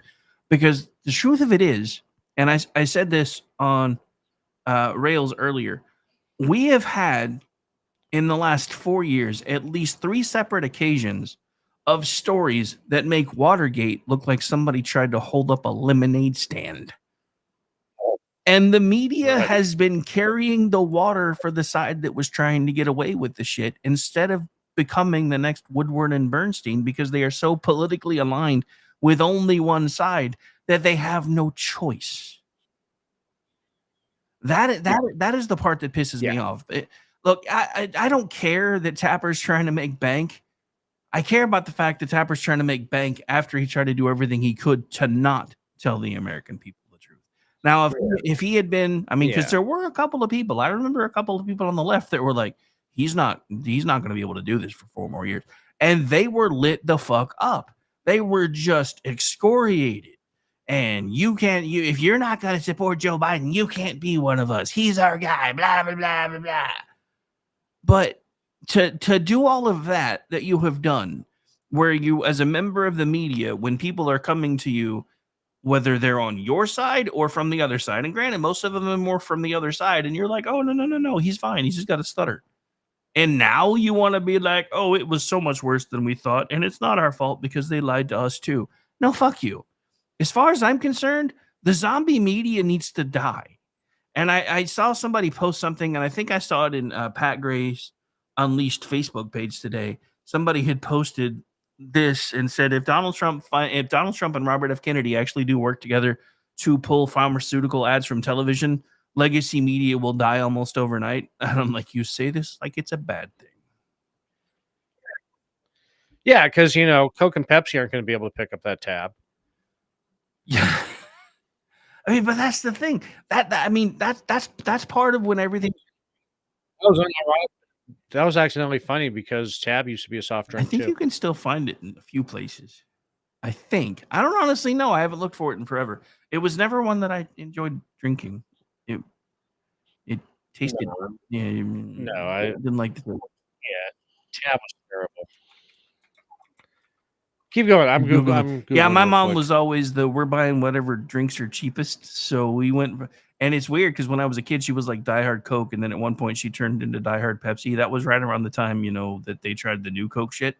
She's like, yeah, nope, doing Pepsi, and then it turned into Dr. Pepper, and then it was Mountain Dew for a while. I don't know. So I'm not one of those people that like has a diehard soda brand. I'm just like, dude, As long as it's not diet and it doesn't taste like Shasta, I'm down. Shasta Cola. No, that was discontinued Oh, in nice. 2020. Nobody was buying the shit. Oh. It was the weirdest tasting diet soda of them all. I mean, to me, like the names, at least for some of them, make sense. Like the ones like the biggest fruit drink based one when I was a kid was Crush. That makes sense. To a kid, you're like, oh, you're crushing up fruit and putting it into a can. I can make that make sense. Even the name of the soda was like, what the hell is a Tab, and why would I want to drink it? Yeah, that's. I mean, No idea. I don't know. Maybe they were dropping acid tabs while they were drinking it. Oh, it goes back to the days of the pull tab. Nice. Oh. So we talked. Excuse me. Hang on. We talked about it briefly on Toxic, and this is another. Yeah, if they had only listened to KLRN years ago, they would have known all about it.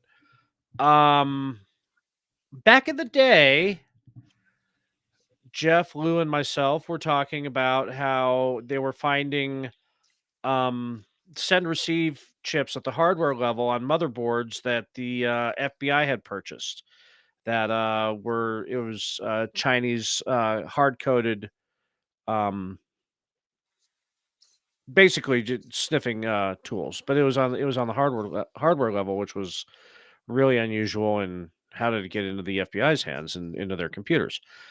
So now everybody's freaking out. And again, this is something we talked about years ago.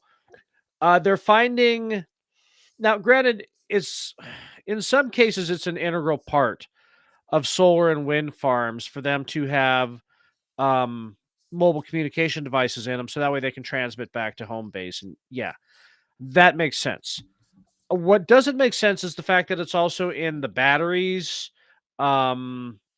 basically almost every component of the industrial level solar and wind products that we get from China, because we don't make that shit here yet. And the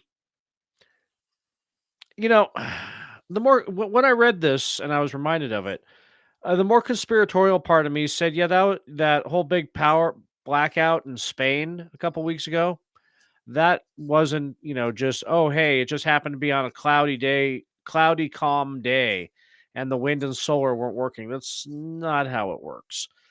I think that was a shot across the bow from China saying, we can shut your whole grid down now that you are 100% dependent on solar and wind.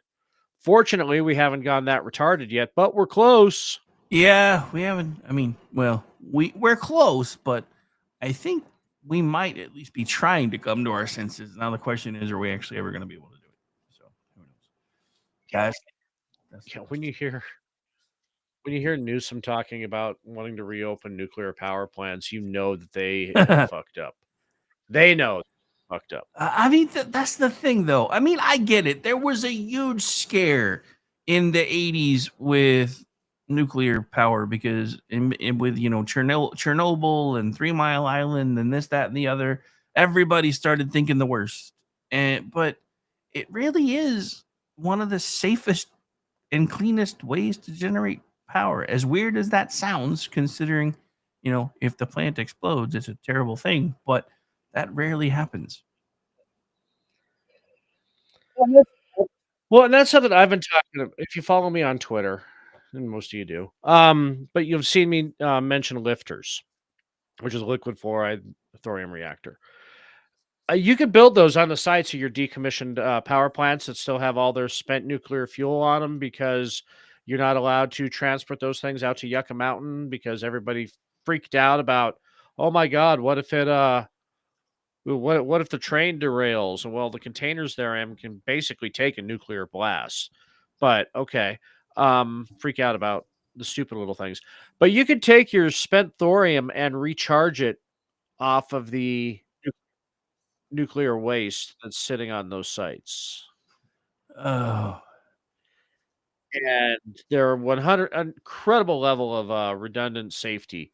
It's like if the power goes out, it's not like a nuclear plant where like if something takes out the generators, like at Fukushima Daiichi, if something takes out the generators, then yeah, you have a chance of melting down. And that's most of them have a high level of redundancy, but in that case, all 4 generators were taken out by the tsunami. So in this case, if you lose power, then the thing that heats the salt to the molten level that you get the power from stops working. And the thing that's keeping the loop running is this little frozen bit of salt that when that melts, the whole tank drains. And then it becomes chloride salt again. So there is no meltdown anyway. I went into the weeds on that. I had a little rant, I mean, you're fine. I've been ranting all day. So. No, I just had to lifters, guys, push them.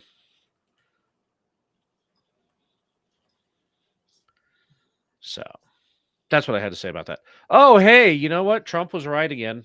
I hate saying that, but he was. There's been lots of people saying that lately. Yeah, just remember how everybody said when everybody's still freaking out about, what is it, 59 South African families 49, I think. fleeing. 49? Yeah, whatever. Yeah, it's under 100. How about that? And they're like, oh, they're not in danger, in NBC. Yeah, we called the African National Congress and they said they aren't in danger. They're just making that up. Meanwhile, the African National Congress, in their press release, the part that nobody actually read, this is my favorite part of this whole thing. Because they call the ones who fled South Africa instigators. What the instigators of this falsehood seek is not safety, but impunity from transformation. They flee not from persecution, but from justice, equality, and accountability for historic privilege. That sounds like a lynch mob going after the sins of the Pretty father much. right there. And then I think my favorite part was like one of the leaders who was like, yeah, we've decided not to do that to them for now. For now. Yeah, bring it back, and then we'll change our mind again. But I guess the thing that pisses me off the most about that, because I know people that I used to work with that are like on the opposite side of this argument, and that as far as I know, up until like Trump, were Republicans. I don't know if they still are or not because we don't communicate very often anymore. I just occasionally see their posts on Facebook when I'm on my personal account, and they were all over today going, you can't tell me that this freaking administration is not racist because they're sending all the brown people home and bringing in new white people. I'm like, that's really all you got? Never mind. So let's take that argument to the logical conclusion that we're trading 11 million brown people for 49 white people. That seems like a fair trade to me.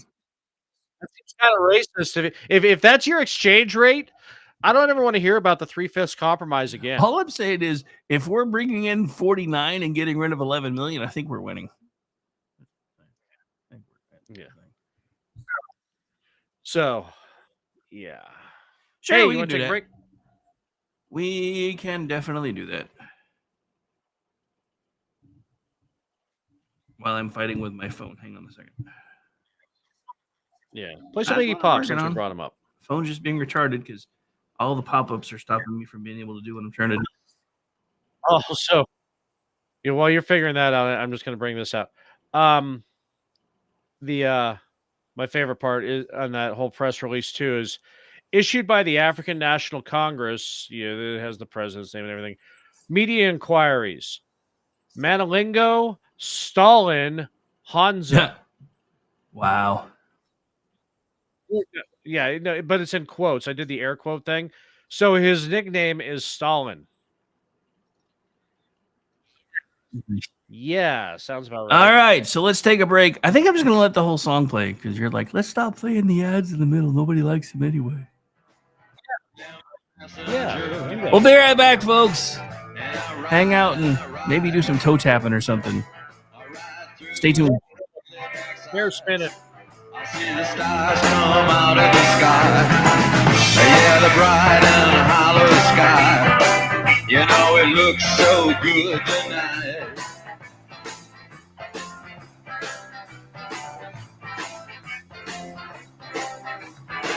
I am the passenger. I stay under glass. I look through my window so bright. I see the stars come out tonight. I see the bright and hollow sky. Over the city's ripped back sky. And everything looks good tonight. I sing la la la la la la la la. La la la la la la la. La la la la la.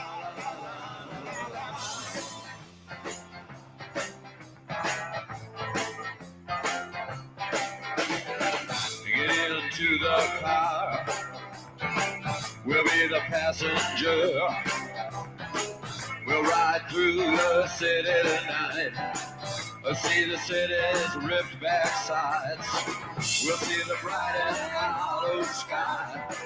We'll see the stars that shine so bright. Stars made for us tonight.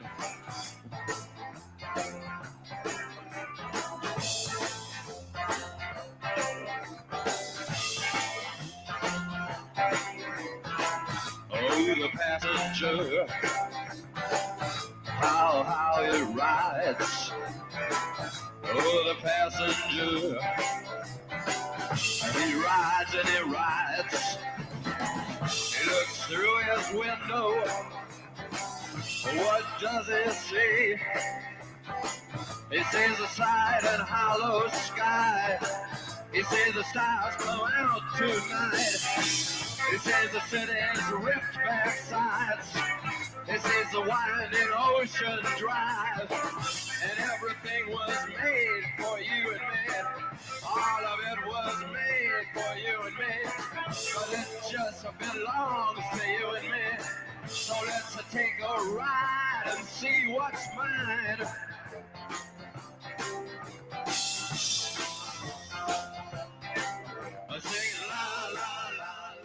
Okay, I said I was going to let the whole thing play, but I didn't realize it was like a 6-minute song. So, since Amish is back, we're going to come back. Welcome back to the show, ladies and gentlemen. Hope you're enjoying Chat Lives Matter Night right here live on KLR Radio. Don't forget, coming up in less than 30 minutes, we'll have SHR Media's Edge of Liberty hosted by Sean Lewis. Then we'll be finishing off the night over there in BZ's Berserk Bobcat Saloon for last call. So hopefully you guys will hang out with me while I'm pushing buttons for them till about 2 Eastern time because I'm insane. Anyway, we're back. How was your break, Amish? How you doing? It was good. Just I already had my drink ready to go, so all I had to do was just grab it and go. Hey, inside baseball, real quick. Check your gate. I think because when you're playing music, sometimes it gets stupid Yeah, quiet. I'm still trying to figure the everything is right now kind of done automatically by the computer. I'm still working on tweaking the gate a little bit. Because it's all right. I just wanted to bring it up in case you didn't know, because I mean, I know sometimes I'm playing music and it sounds great on my end, but Yeah, no. Anyway. I understand. Yeah. I'm not giving you shit. This isn't the other show. Yet. I give you shit differently. This is true. This is true. I mean, so I was going to say, Jeff, Oh, if go there's ahead. anybody you want blocked, all you got to do is say the word, bro. I can do it from here.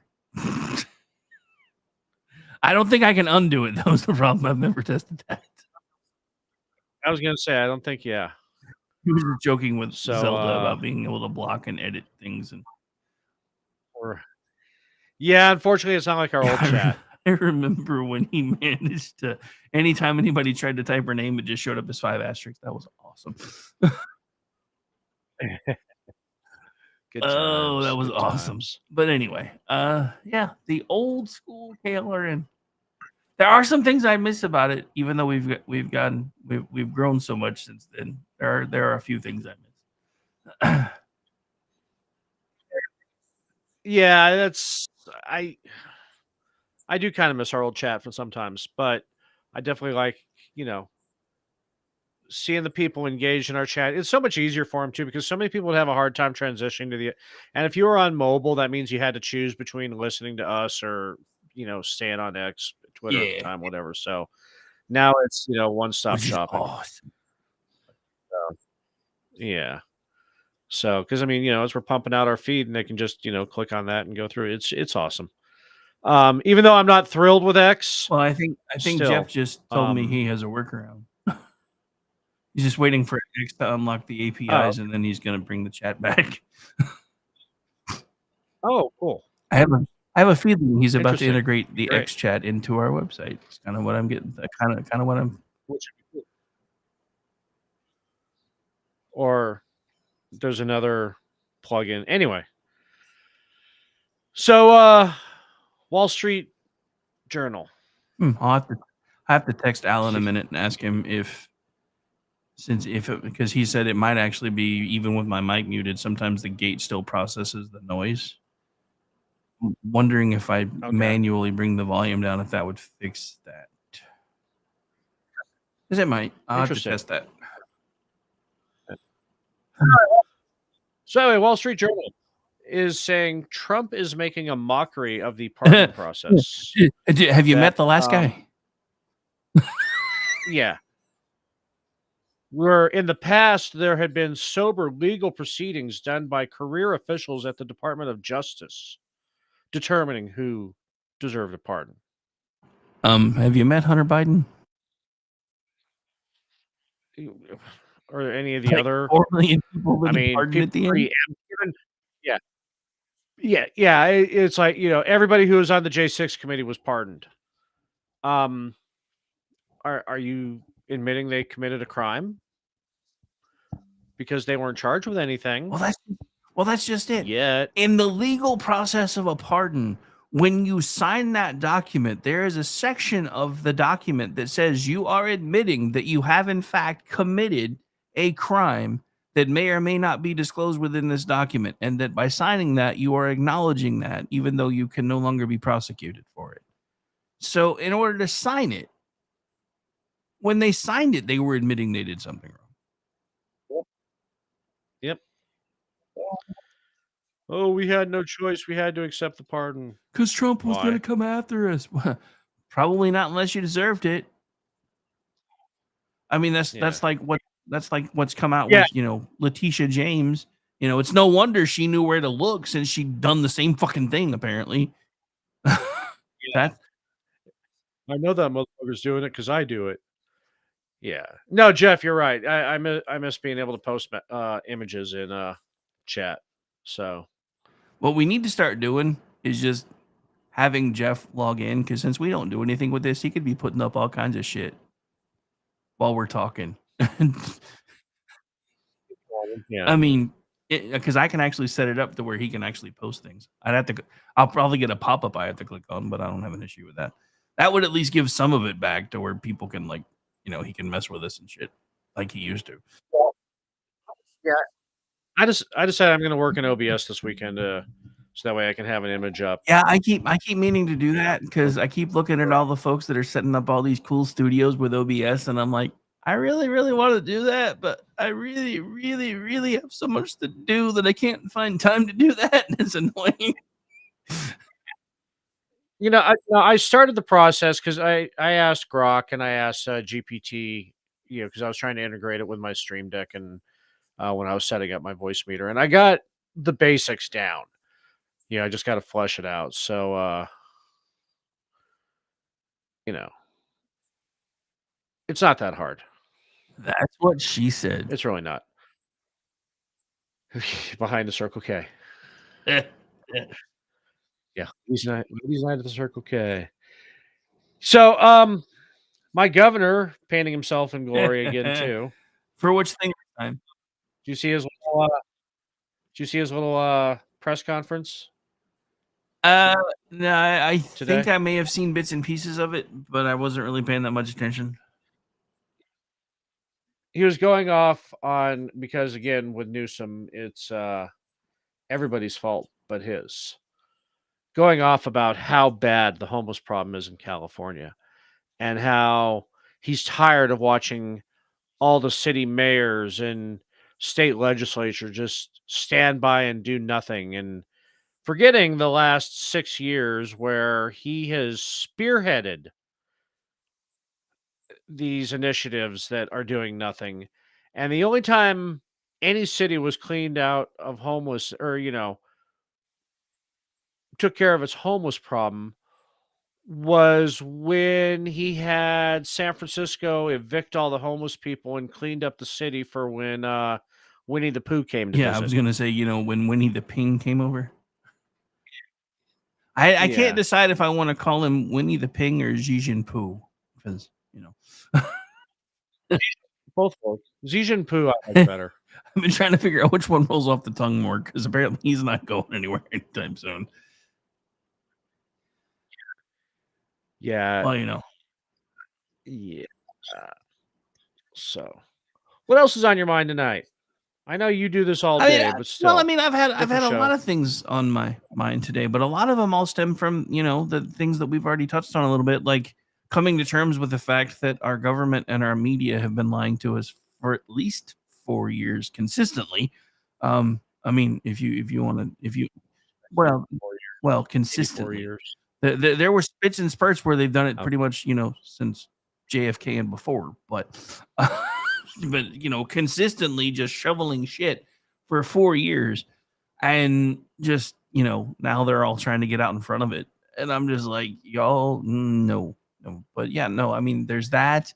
I mean, there's the fact that your governor has now had to walk back his alien-free healthcare plan because they can't afford it, and he's blaming Trump for that. That was a fun one. That was a fun. Yeah. There's Columbia coming to terms with the fact that they can't be anti-Semitic fun factory anymore. Harvard's finally getting its grants cut, and they're freaking the fuck out. Like the guy in charge of Harvard's taking a pay cut trying to keep his job. So. They'll do everything but cut the DEI. So this just crossed my radar during the break too. Remember that accident in Washington between the helicopter and the jetliner? Yeah, that's actually what kept me from going to CPAC. I was like, I am not flying anywhere near that area right now because I don't know what the hell's going on. So you remember how Buttigieg, whatever his fucking name is, was kind of, this is despicable. His family's grieved. Trump should be leading and not lying. Blah blah blah blah blah. Talking about how bad the FAA and Department of Transportation were, and yeah. So what it turns out happened with that too. I mean, one of the contributing factors it happened during their watch. The breakdown happened during their watch. Yeah, so there's a lot of air traffic control towers that share space, airspace, meaning not like millennial usage of the term. They have a hardwire. They have a hotline where they can contact each other if there's something that they absolutely need to know. Where they're not counting on radio chatter for them to pick up the radio chatter on the handoff or whatever. There's an actual hard line. And there's a hard line from the Pentagon to Reagan National Airport, Dulles, whatever it's called now. That hasn't worked since 2022. Well, no, there's two different airports. There's DCA, which is Reagan, and IAD, which is Dulles. So it's actually okay.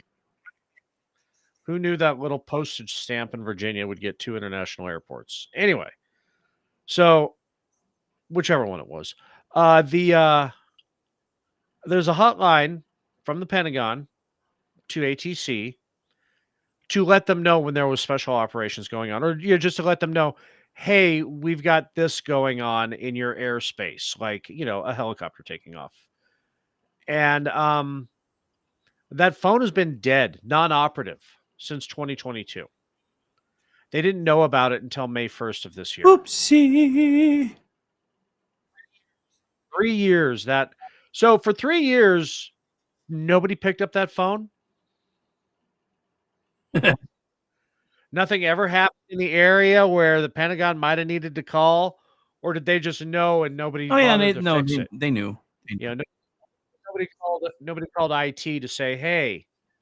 Well, when you've got 16 different systems and 23 different IT guys, who the fuck do you call?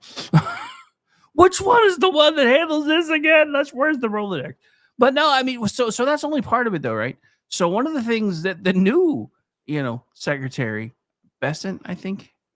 Unfortunately, I'm starting to get to know his name almost as much as Mr. Booty Juice, because unfortunately he's been in the news a lot. But he pointed out something else. So in 2023, 2024-ish, well before Trump was elected, they discontinued the ATC control for Dulles and transferred it to Philadelphia.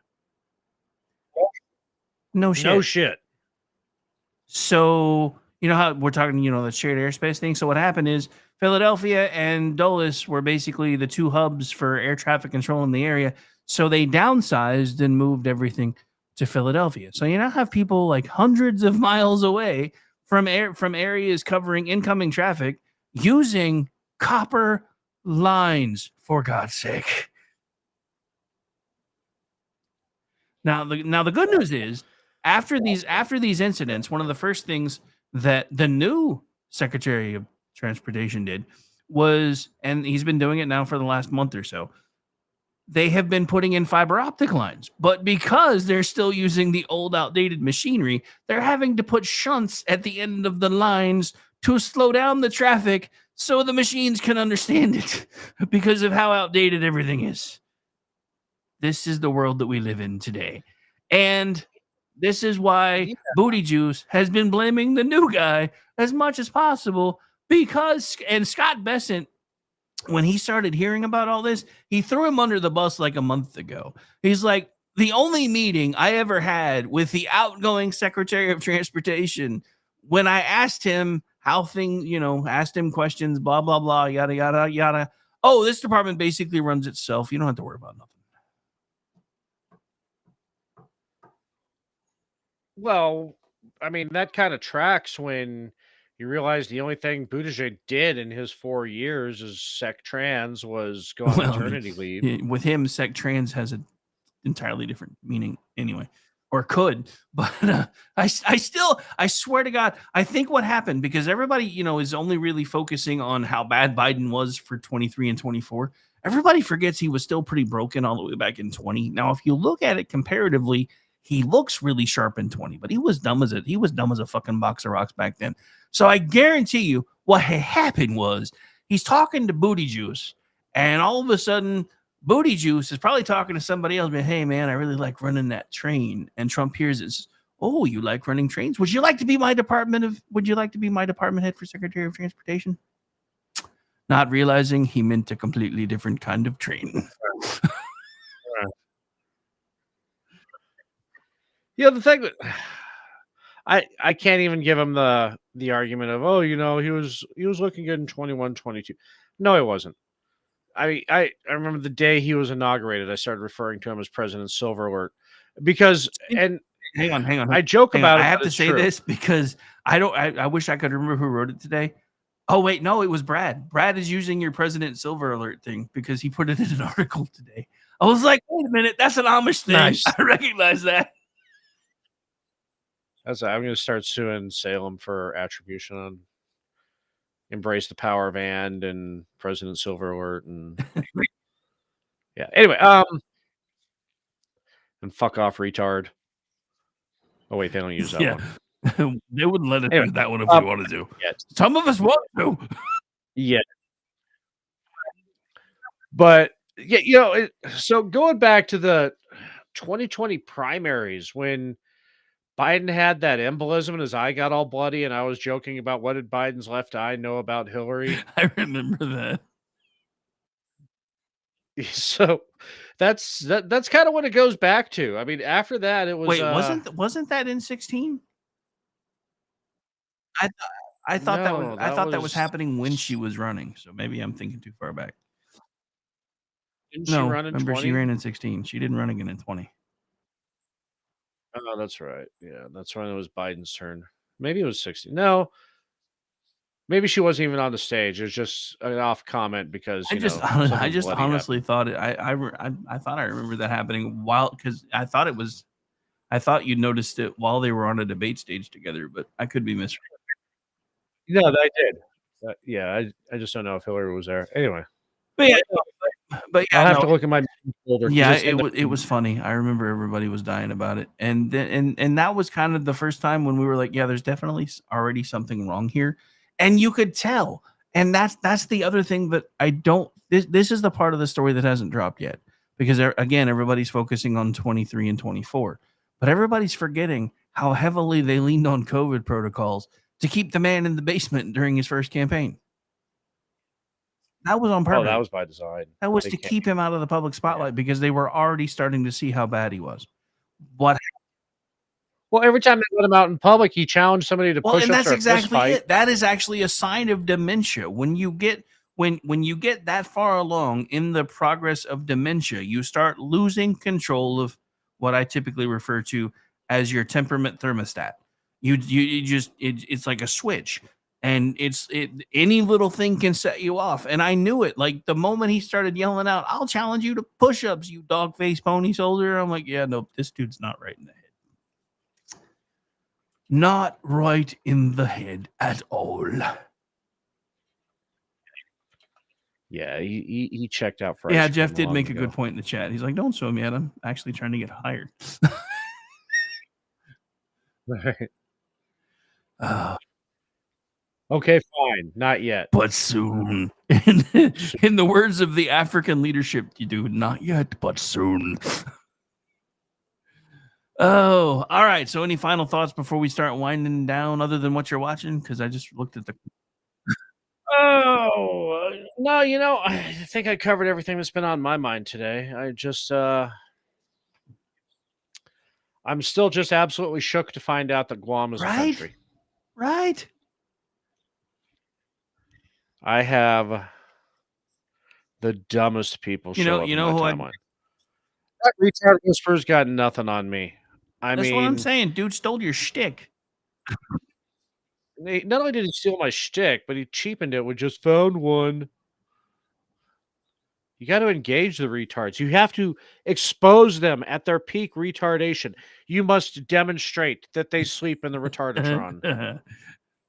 Oh, you're gonna have to use ChatGTP to create the retardatron one of these days. I don't think it'll let me. Yeah, I'll have to use Grok for that. Well, you might be able to now that Grok will let you actually manipulate images you've already created. You might be able to use ChatGPT to do a lot of the fine detail and then have it add all the other shit. Yeah. Yeah. Yeah, I'm gonna be working with GPT and Grok a bit this weekend to work up my background image, so that way, I'm still keeping the foaming at the mouth Amish dude. I'm just figuring out how I want to incorporate it into the scene. Ooh, feed that into Grok and see what Nice. it can do with it. Interesting. All right. So as far as me, before we get ready to get Real. out of here, I did just watch the season finale of The Rookie. So that was actually it's kind of it was expected because they always do a cliffhanger, but they did manage to do a different variety of cliffhanger this season. So that was that was at least interesting. And it's still a really fun show to watch. I did, and I also have been, and I apparently am like the only one, but I have really been enjoying the Suits LA thing, and apparently NBC hates it so much they've already announced that it's being canceled before its first season finale. So I'm kind of pissed off about that because it's Steve. Is it, what are they, Netflix? They think they're Netflix Yeah, now? but it's like Stephen Amell. And the thing that pisses me off about this, and then we really do have to start going, is everybody screams and yells about how they want new content. Now, I get it's based in the Suits universe, but it is a new show. Like, it's that they're bringing in some of the cameos and stuff, which is another thing that I really like. But it's a completely different show, basically kind of in the same universe. And what annoys me lately is for all the clamoring of we want new stuff, not just remakes, every time somebody tries to put up something new, nobody fucking watches. I think that has more to do with the fact that people's general disgust with anything that's on Could TV be. to begin with. And a spinoff is really, I mean, they're not good spinoffs. Like back in the day when you had, Benson and shit spinning off like 5 different TV shows. Well, that's just it. Or Well, that's just 5 it. different TV Suits was a great show, but Suits was only really a good show for seasons 2, 3, and 4. The first season wasn't that great. I mean, it had a couple of moments, but it didn't really start getting good until season 2, and then season 3 and season 4. And that's one of the things that pisses me off, because if Star Trek: The Next Generation was made in today's TV environment, it wouldn't have survived season 1. It'd have been gone because everybody was acting like a robot because nobody knew what to do with the characters yet. But anyway, we got to go because I think Sean's probably already started by now, and I haven't even loaded that up yet. So hang out for the Edge of Liberty here in just a moment. As soon as I change over, want to thank everybody for hanging out with us. I'm just go ahead and give your and stuff. Everybody else knows my shit by now. You can find me as Ordnance Packard. You can find me tomorrow on Culture Shift with Brad with the great hair. And Sunday, you can find me on the Vincent Charles Project, as we will be doing the Russian Hobbit follow-up to the Russian Lord of the Rings we did a few weeks ago. And then back around another week, you know where to find me. Don't look for him. It's Hail a trap. Hydra. No hailing of the Hydra. We've had this discussion. All right, folks. Hang out for Edge of Liberty coming up next. We're not technically shipping you up to Boston, but we're shipping you over to a Boston Bastage. So stay tuned.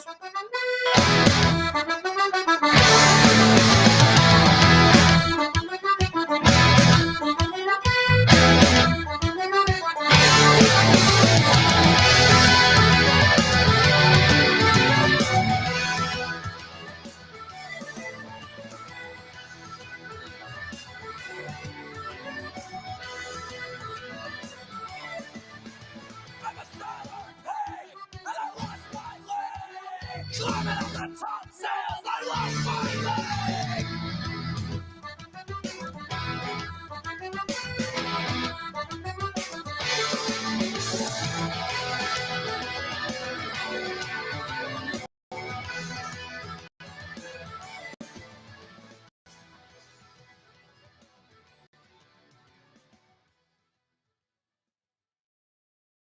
Already are. Thank you, gentlemen, for being here. That was quick. A lot to talk about this evening. New beard, old Pete. Some Facebook chatters. Hey. Colorado is just trying to be California. California continues to be California. A couple of quick hits I'll get to. Once again, if you're on Facebook, I can never see your name. It doesn't send it over to me. So I apologize.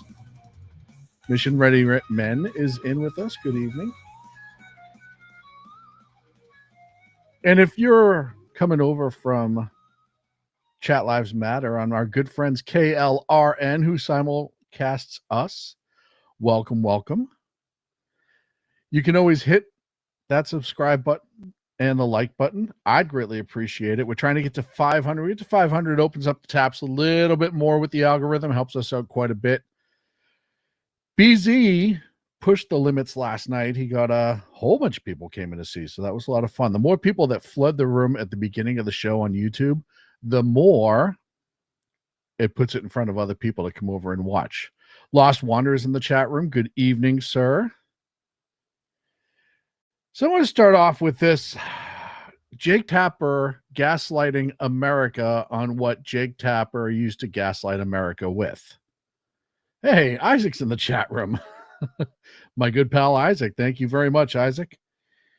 So Original Sin's coming out. This book that Jake Tapper and some other weenie wrote. I have no idea. I forget the guy's name. I have it here somewhere. And essentially, this is the book that is trying to rewrite the history of how the media treated the Biden decline. We all saw it. I mean, the first time he ran, we all knew that there was something wrong with him. Hey, Ricky's in the chat room. Ricky Robinson, thank you so much, sir. We all knew something was wrong with him, and we were calling him out. There's a reason they hit him. There's a reason it was an underground campaign, a basement campaign. And you saw it when he was tripping over things and stumbling, and you would get videos like this. Where is it? Because this is one I think summed up Joe Biden's entire presidency. It's definitely going to be one of those nights, I think, where I stutter quite a bit. And I have no reason why. I'm not Joe Biden.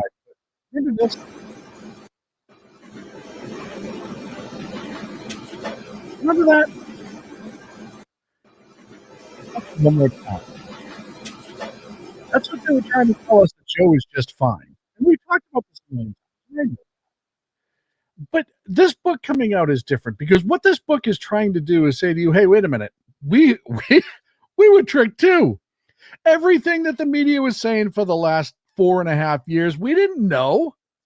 We were such terrible journalists that we couldn't figure out something was wrong with Joe Biden. As a matter of fact, they were defending him. My pardon.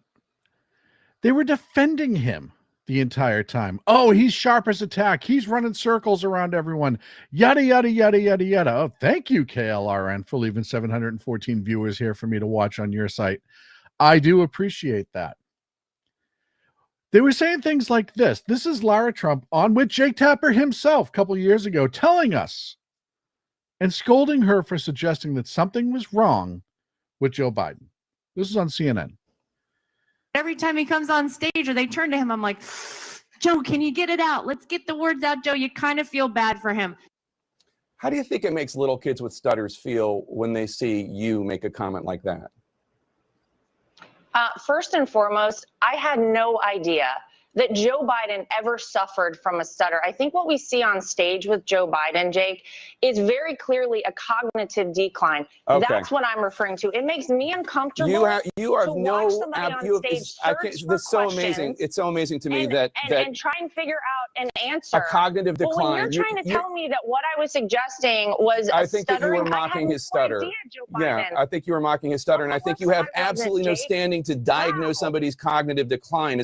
I would think that somebody in the Trump family would be more sensitive to people who do not have medical licenses, diagnosing politicians from afar. Plenty of people have diagnosed your father from afar, and I'm sure it offends you, your father-in-law from afar. I'm sure it offends you. You don't have any standing to say. I'm not diagnosing him. What I'm saying, Jake, you just talked is about that a cognitive decline.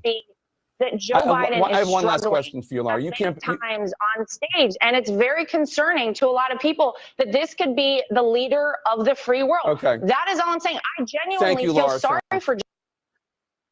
That was during the first campaign, the basement campaign. Lara Trump was 100% right. Look, hey, B's in the chat room. B, thank you so much for joining us this evening.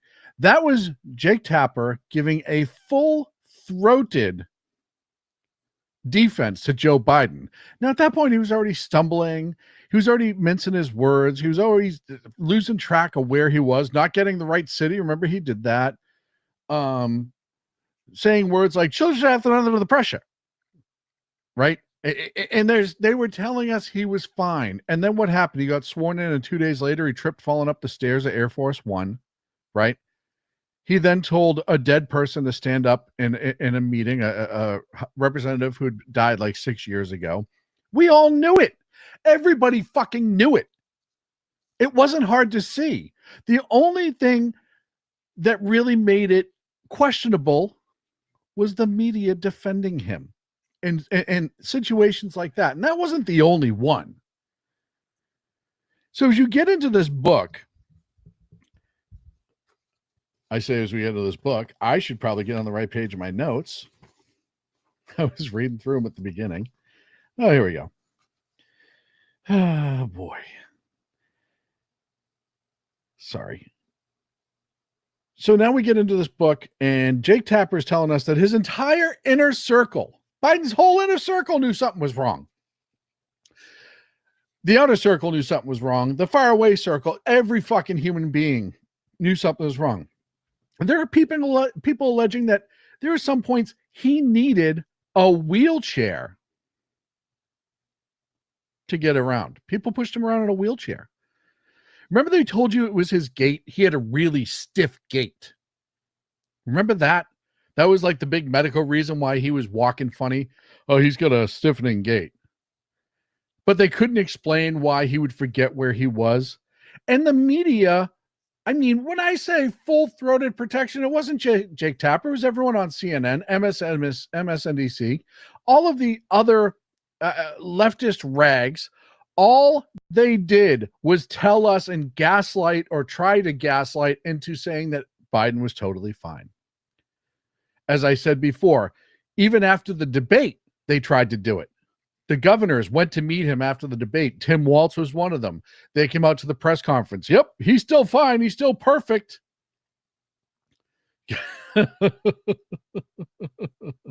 B brings up a good point.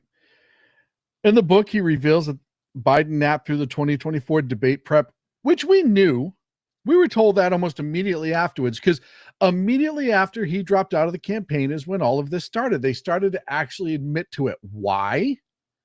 Because they had to actually cover the reason why they pulled him and ran Kamala. She was forced into action, so to speak. That's how they framed it.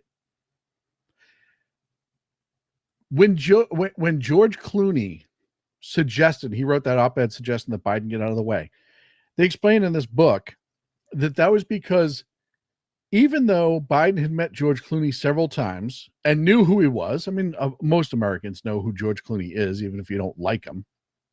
Alex Thompson, that's the other writer. At the event where George Clooney was one of the headliners, put it together, it was a fundraiser. It's the event where Obama had to walk him off the stage so he didn't just go head first into the ground. He went backstage, shook hands with George Clooney, no clue who he was. Clooney admitted that in an interview with Tapper, that Biden had no idea who he was.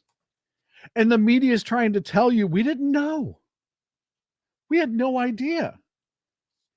There were secretaries who they're citing in the book. Now, by the way, none of these secretaries would dare put their name to it, which is even funnier because even now they're still afraid of the DNZ. According to Alex Thompson's tweets today, one of the secretaries said, for months we didn't have access to him. There was clearly a deliberate strategy by the White House to have him meet with as few people necessary. Well, yeah, that's how he ran his campaign too. Another one said at one rare meeting during his time as secretary, he was shocked by how the president was acting. He seemed disorientated and out of it, his mouth agape, according to the book. Secretary added that Biden's staff wanted to keep him happy and shielded from the bad news.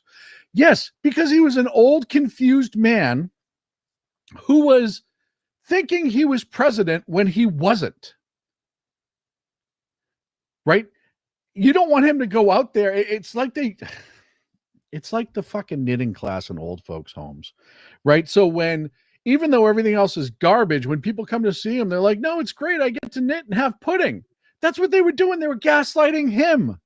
And it didn't matter because, as I said before, he wasn't running the country, which is the bigger issue in all of this.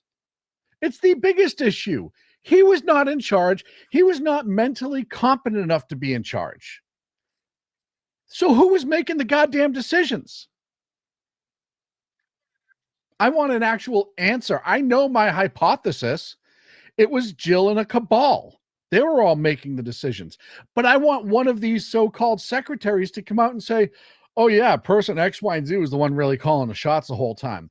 And it brings up the issue of an unelected bureaucrat running the United States of America, completely sidestepping our Constitution and our way of life and how our republic works. If he was that bad, they should have 25th him. Plain and simple. That's what it's there for. That's an actual reason. Secretary number 3, I don't think he had dementia, but the thing is, he's an old man. The president gave 4 to 6 good hours a day. When he got tired, sloppy isn't the right word, but his guard was down. 4 to 6 hours. Oh, try doing that at work. Try giving a solid 4 hours at work and then being like, now my guard's going to be down for the rest of the day. I just can't do it. It's absolutely frightening to me. You remember the Her report? What did Her describe him as? An old man who is forgetful. Right? There's a reason they wouldn't release the Her report, because it was backing up what we were all saying. And remember, at that point, he was still running. A Biden spokesperson who declined to be identified by CNN says, "We continue to await anything that shows where Joe Biden had to make a presidential decision or where national security was threatened or where he was unable to do his job. In fact, the evidence points to the opposite. He was very effective." No, it doesn't. It doesn't point to that, because there's no absolute zero evidence that he was running the country. None. Because of everything that they're saying, compiled with everything that we saw, compiled with just seeing how Joe was unable to form words at certain times, what makes you think he was running the country? And I'll be honest, we were friggin' lucky as a country. Nothing happened past 4 p.m. We were lucky. Because can you imagine if there was an actual tragedy? And yes, Russia invading Ukraine was a horrible thing. But God forbid a 9/11 style attack or something like that. This guy was out of it. He was cooked. And it's so bad that they know history is going to be so dark and poor and horrible for Biden that they're writing this book. Jake Tapper is carrying everybody's water, writing this book to rewrite history. They gaslit you through the entire presidency that he was fine. Now they're trying to gaslight you that they were just such terrible fucking journalists that they got gaslit by the administration. And nobody believes it. People are going to buy this book because it's Jake Tapper and CNN, which is just sad and pathetic. I wish this book would bomb, because everybody already knows what the outcome is. We didn't need secretaries to be unnamed to say that he was in decline. You think back, you go back, you do the research from the time he announced he was running for president. Do the research all the way forward and watch. He was never, ever on his game. He was a mess. And we would say it and get called tinfoil hat wearers, ageists, all these. Well, you don't have a medical license. Look, I'm not a fucking firefighter, but I know if I look across the street and there's smoke and flames coming out of the house, it's probably on fire. You don't need to have a medical degree to show the obvious, and not gingerly walking down a wet metal ramp so you don't slip obvious. Forgetting what city you're in obvious. Having a debate where you are so far out of it. The girl on the debate, I forget her name, was pointing to her partner who was asking the question for Joe to answer to. They were helping him through the debate. And he still was a hot, flaming bag of ass. It's unbelievable. Jake Tapper said in 2020, there's no real evidence that Joe Biden is mentally fit. They were all saying words like sharp, energized, fit for office. And it's a giant gaslight. It's a psyop. And it's not a psyop for any other reason than to protect media legacy. That's what this comes down to. They don't give a shit about you. They don't give a shit about Biden. They don't give a shit that the country wasn't run for 4 years by an elected president. No. And not even the vice president, because she was not allowed near him either, if you remember. No. This is to gaslight you into thinking media is trustworthy. And they're not. It's proven time and again, proven. The question is, will America take the bait on this? I think not. I think no matter what, people saw what they saw. And it's insane. And then even today, I mean, let's see. Where's my favorite meat puppet? Because he's back on CNN. Here it is. This will be the last video and I'll move on. But this is Brian Stelter talking about it's so friggin' funny. Jill Biden, the former First Lady, seeming to intervene on his behalf in points during the conversation. Right. What do you make of the media strategy and how it's gone so far? Biden being back on the public stage reminds people of what went wrong, and it doesn't negate what is in this explosive book. When you launch a book, the way Tapper and Thompson are doing next week, you come out with a first excerpt. So that first excerpt up on the New Yorker website right now, also available on CNN.com, it is very damning about what went wrong in 2023 and 2024. So to Jamal's point, I think there's an emerging conventional wisdom, an emerging narrative that the President Biden at the midterms in 2022 was a different person than the Biden in the summer and fall. It's amazing. Absolutely amazing. First of all, if you've turned on CNN at all in the last couple of days, it's just a giant Jake Tapper book commercial, Original Sin book commercial. But you see what he said there? Oh, starting in the midterms. That's when it really started to show. That's when you could start to see the decline of Biden. Bullshit. And I said this on air. I said this in X. I've said this everywhere. They're all trying to rewrite history to be on the right side of it. And don't fall for it. It's just sad and pathetic. Speaking of the old administration, hey, you remember Mayor Pete? Sure you do. He looks like this guy now. It's not the same one he did look like, but he all of a sudden, well, he's trying to J.D. Vance it. One, that these cuts are wrong, and two, that these cuts are unpopular. Unfortunately, they might actually care more about the fact that they're unpopular than the fact that they're wrong. Since they're both, this is an opportunity to get their attention. We're all here for this town hall. I can't help but notice that I'm not even elected official or running for anything. I'm here. I can't help but notice a lot of people. You're running for something.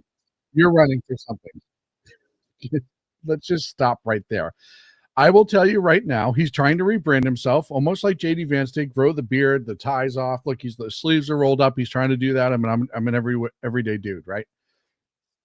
Worst secretary of anything, by the way, right? But he's back in Iowa. Why Iowa? Well, he did okay in the DNC primary in Iowa. I think he came in second or third or something like that. And he even said at the beginning of the speech, it feels really good to be back in Iowa. He's running. Him and Gavin are both running. I talked about that the other night. Gavin's 100% running. The whole reason they're trying to get Kamala to run for governor of California is because she's almost a shoo-in with the amount of liberals here. And then that locks her up so Gavin can run and there's no contention. There's no headbutting. Pete's running. 100% running. And it's a box checked, right? First gay president. That's going to be like, they won't ever say that, but that will be the underlying feeling of his entire campaign. Does he have the staying power to actually knock Newsom out? No. Would he be a really good politically vice president candidate as far as becoming the DNC nominee? Yes. For their sake, not for the country's sake, but for their sake. Why? Like Kamala, he checks the box. Do you see a trend with Democrats? You see a trend? They love checking boxes. And Pete's going to be a box to check. There's no question in my mind. One of his quotes, he said, there's a theory that we should just hang back and let them screw up. I disagree. Well, Pete, pal, look, it's almost poetic that you show up 2 days after Secretary Duffy slams you entirely and the Biden administration for what our air traffic controller have to deal with and how old our air traffic system is. That's the Buttigieg legacy. You own that. You were the last one there. You could have fixed it, but you didn't. It's like the potholes when you were mayor. That's why you have the nickname Pothole Pete. It's like when you didn't go to the train disaster in Ohio, East Palestine, right? You showed up weeks later after everybody was screaming for you to show up. But that's who Pete is. That's who he's going to be. He's got this new look. He's got a little bit of a chip in his voice. Like he's not that as monotone, soft-spoken. So he's been dialect coaching. He's been studying up. He's been working on his presentation.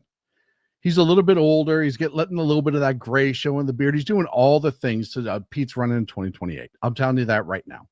Him and Gavin are running in 2028. Those are the first two to unofficially declare, but I'm declaring it for him. He's not just there for the corn dogs, folks. Oh man, I'm afraid to show anything that comes out of the chat room now. A couple more things to talk about. This thing popped up today. And I wasn't going to talk about it because I didn't do a lot of research on it, but we got a release from Doge about more US AID spending. Do you remember the $4.4 billion in 2010 that was sent to Haiti? Isaac says, Pete won't stand a chance to Newsom's political morph as a moderate. God forbid if anybody falls for it. No, talked about that a lot Monday night, and I'm going to talk about that again in a little bit. Newsom is trying to rewrite who he is, and I'm going to cover that here shortly. Before we go to the break, let me talk about Haiti. $4.4 billion. Out of that $4.4 billion in U.S. aid, only 3%, and this is a Doge report, only 3% reached the actual Haitians. 56% went to Beltway contractors, DC contractors. Company called Chemonix took $196 million.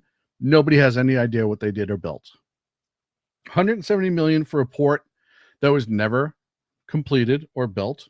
I think they started it, is what they said. $97 million for a power plant that's not at all used. $4.4 billion and 3%. Someone do the math. I don't know what 3% of $4.4 billion is, but I can tell you it's not a lot of money in that regard. Comparatively speaking, it's not a lot of money. There's a lot of money for you and I. Yeah, we could probably do a hell of a lot with it. The Haitian people didn't. And I guess, I don't know. I guess given the current state of Haiti, it's better that we didn't send the money over there, but now I want to know where the hell all the money went. If you're still not following, Haiti's still a shit show. 100% shit show in that country. Has been for years. But USAID, $4.4 billion. And then they want to bitch and moan about Doge. And this is why.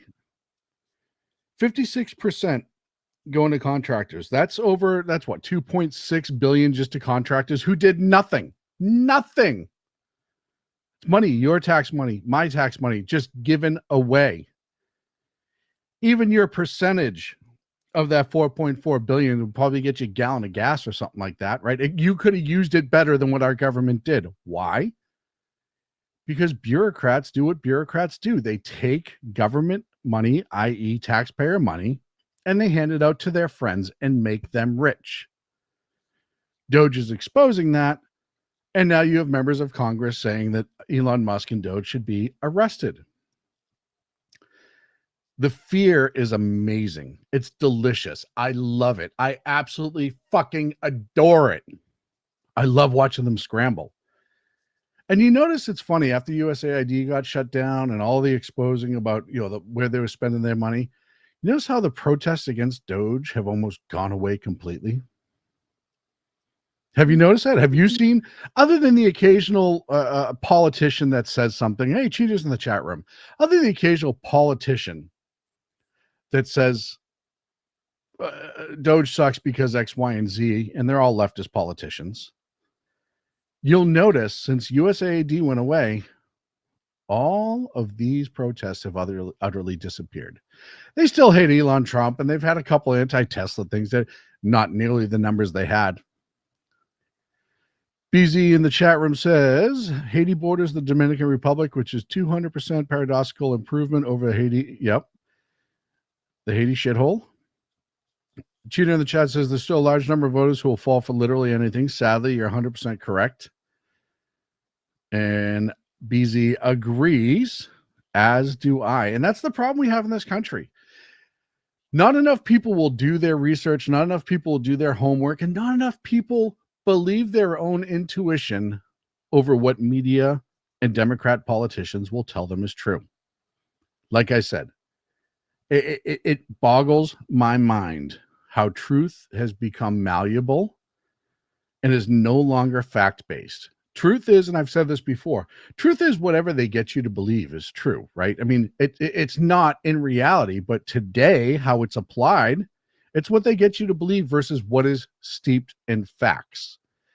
And if there's one thing the Democrats hate, if there's one thing the left hates, it's facts, because it's like their fucking kryptonite. It kills them. Facts are the worst thing in the world to them, and that's why they never, ever deal in facts. I take a break. When we come back, move on to Colorado. Colorado, sorry guys, Colorado's just gone. Colorado's trying to be California, and it's just really doing a great job of trying to be California. Listen, if you're watching, if you like it, please do me a favor. Like the channel. It's like a little tip. The show costs you nothing, so just hit that little like button. If you haven't subscribed, please do so. Be back.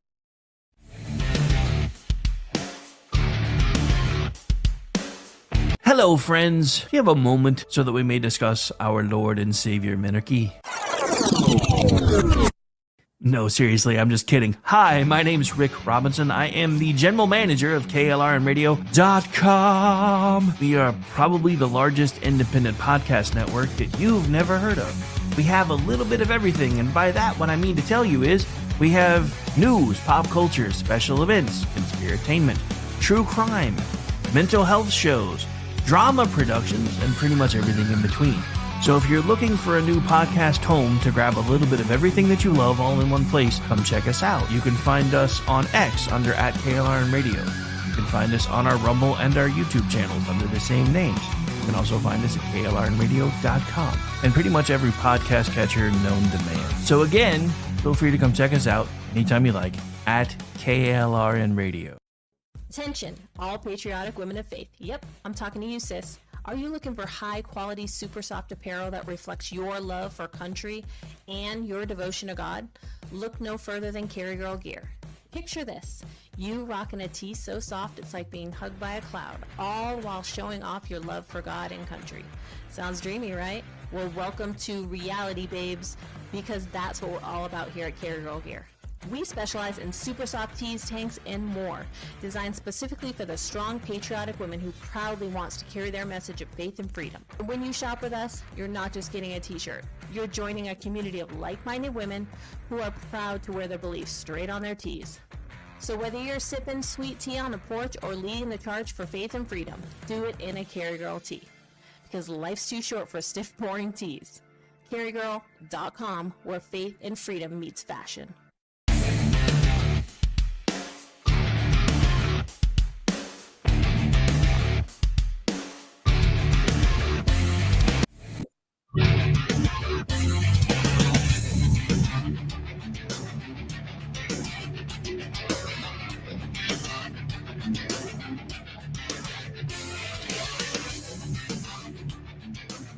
Welcome back to the Edge of Liberty right here on the SHR Media Network. She just says, why Tampa Book is such a slap in the face, phony outrage against something that they were complicit in to cover their own asses. Make a few dollars or rewrite their own personal history 100%. I think Biden was on, oh yeah. Well, I mean, Chidi, you go back to the Biden years, and the problem is Joe's one of those people, it's hard to tell when he was in decline when it first started because he was a gaffe machine all the time, right? He always said bombastic, crazy things. He always did kind of weird things. I mean, the hugging, the touching, the weirdness with kids, right? That was odd. Everyone knew that was odd. You go into some of the things he said. Remember the interview? You can't go into a 7-Eleven or a Dunkin' Donuts without getting an Indian accent. Ha, ha, ha. So it's hard to tell when he was Joe Biden just being Joe Biden or when he was starting to lose his shit. Story I wanted to cover out of Colorado because this is the problem when you start adapting. And look, Colorado's fucking lost, man. Colorado is just becoming the middle America, if you will, of California. Most of us in decline since Obama. This is true. They're anti-gun laws, they're liberal values, and now starting to sound like Soros DAs are in charge. In Aurora, Colorado, there was a car accident where a young woman, a teenage girl, was killed. A 16-year-old illegal immigrant not driving 90 miles an hour without a license. Killed her, hit her and killed her, caused an accident. Terrible, right? 16 years old, driving to endanger, operating unsafely, operating unlicensed. I don't know if he had permission of the car. It doesn't say that in the notes. Struck and killed a girl. 16. Most states should be charged as an adult, right? You should know better. Not in Colorado. As a matter of fact, the Aurora DA offered a plea deal with probation and community service. Seen as probation and community service was the plea deal offered for an illegal who killed an American driving 90 miles an hour without a license. Do you see what an unbelievable... First of all, if that was me, holy shit, right? They'd draw and quarter me right in court. Even if I was sober and my license was good, if I was just driving recklessly and somebody died, right to the gulag. Done. No questions asked. Illegal, and all of a sudden it's probation and community service. Was it an accident? Sure. But an accident does not necessarily mean that you get out of all responsibility. An accident is an accident. I understand that. But you own certain responsibilities when there is no other mitigating factor than the fact that you were just driving like an asshole. I say this before, and I've told this story several times. Someone very close to me was involved in an accident, just got the license, had a license. It was wet. They were in an extremely light pickup truck and slid through a stop sign and caused a wreck and somebody perished. And you better believe it was an accident. No alcohol on board, was paying attention, had the seatbelt on. They slid on wet leaves and fall, coming to a stop sign. Clipped somebody who was speeding, by the way. And you better believe they got probation and community service, but it wasn't a light probation and community service, right? And they did other things. But the difference is it's an American citizen who had a license, and there was no other mitigating factor other than the wet leaves in his operation. The other car was speeding, and both passengers were unseatbelted. So you can see at that point, an accident is an accident. There was no alcohol. There was no cell phones at the time. So he wasn't on cell phones. I mean, there were, but they were brick phones, right? And you got the same thing as the illegal who had no license, driving 90 miles an hour and struck a girl. When we talk about two tiers of justice, it's things like this. It is things like this. I'm not saying that he should have been marched right to the gas chamber for an accident, but probation and community service? How is that justice? How is that treating somebody fairly when you bring up the victim's family into this? If you were that victim's family, would you think that was justice? And there's so many other cases like this across the country where certain groups get off on these ridiculous light sentences, and then usually it's working class people get railroaded and ramrodded for doing the same things. It's absolutely horrible, and I'm disgusted by the criminal justice system in Aurora, Colorado. I spoke about how Colorado wants to be California's too many C words. Well, now California is being California. So Governor Newsom realized, hey, there's a gigantic budget crisis in California. Why? Well, 10 years ago, we had a $208 billion budget. And over 10 years, we now have a $322 billion proposed budget. That is what,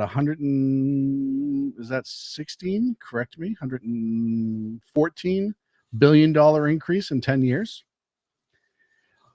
And one of the things that was the biggest expenditure this last year. I think it was $4 billion in healthcare for illegals. $4 billion. The budget's going to come up $10 billion short. And he's blaming Trump. He's blaming tariffs. That's the reason they're not going to have the money.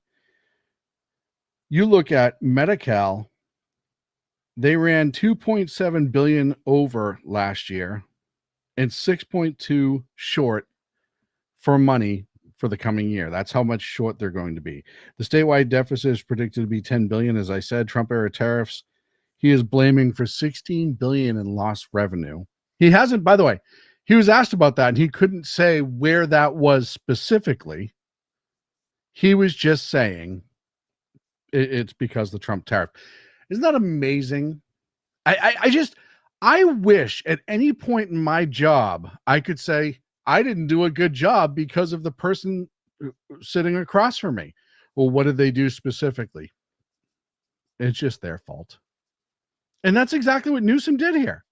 Oh, it's the tariffs is the reason. First of all, the tariffs just started, what, a month and a half ago? You knew what your budget was going to be well before a month and a half ago. You were already building it because you're a governor of an enormous economy.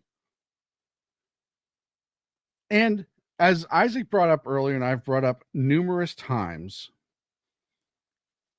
he keeps trying to come back towards the middle. And I'm going to beat on this because I'll tell you something right now, and I've said this before, I'll say it again. Gavin Newsom's probably the most dangerous politician that he's trying to be dangerous, I should say. He's dangerous. And why is he dangerous? Because Kamala showed us who she was, right? Huge, super progressive, not very bright, and did exactly what they told her to do until she became the nominee. Then she didn't listen to a damn thing anyone said because she thought she was smart enough to figure it out on her own. Biden, we all know what Biden is, and Biden was. Gavin Newsom's a different breed of animal when you look at Democratic politicians. He has been slime from day one, from his time as a mayor right up till he became the governor. He was always sleazy. He was always grimy. He could always wiggle his way in and out of trouble. Look, I mean, like I said before, the guy admitted to hooking up with his campaign chair's wife. By the way, the campaign chair was his best friend and got away with it and still got elected like it was nothing. He's not a chameleon. Chameleons are cute. He's a demonic shapeshifter. He's God. He is the consummate politician, and I don't mean that as a compliment. His big thing right now in the state is, we have to clean up homelessness. Why? Because when he runs in a couple of years, he wants to say he cleaned up homelessness.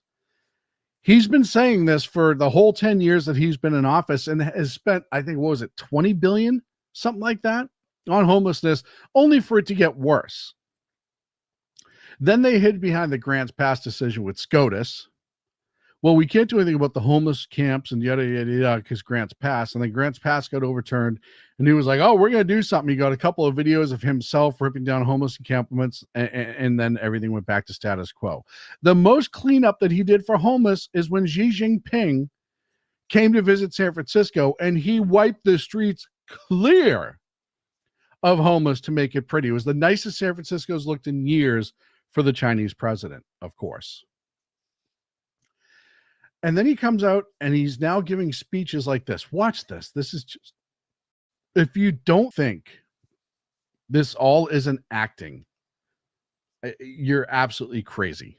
And I am just, on behalf of the taxpayers of the state, in the spirit of Ashley's question, I'm not interested. I'm just not, as a taxpayer, not just governor, I'm not interested in funding failure anymore. I'm not. I won't. Time to do your job. People are dying on their watch. First of all, people have been dying on the streets the entire time you were in office, Gavin. The entire time. We were telling you about it. The drug overdoses, the fentanyl crisis, people just dying accidentally that were on the street. Like all of these different things, there were babies being born on the street. We've been screaming it in this state for fucking years. and you did nothing about it. But now you want to go across the country and sit in the big seat in Washington. All of a sudden, you have a backbone and you give a shit. Whoop. There it is. How do people get reelected? Look at these encampments. They're a disgrace. They've been there years and years and years and years. I've heard that same rhetoric for years. People are dying. How do people get elected? How do they get reelected on this? You did. So apparently it's not fucking hard. Part of that's because you're a D in California, and no matter what, the voters love the D here, and they'll vote for it all day long. They don't give a shit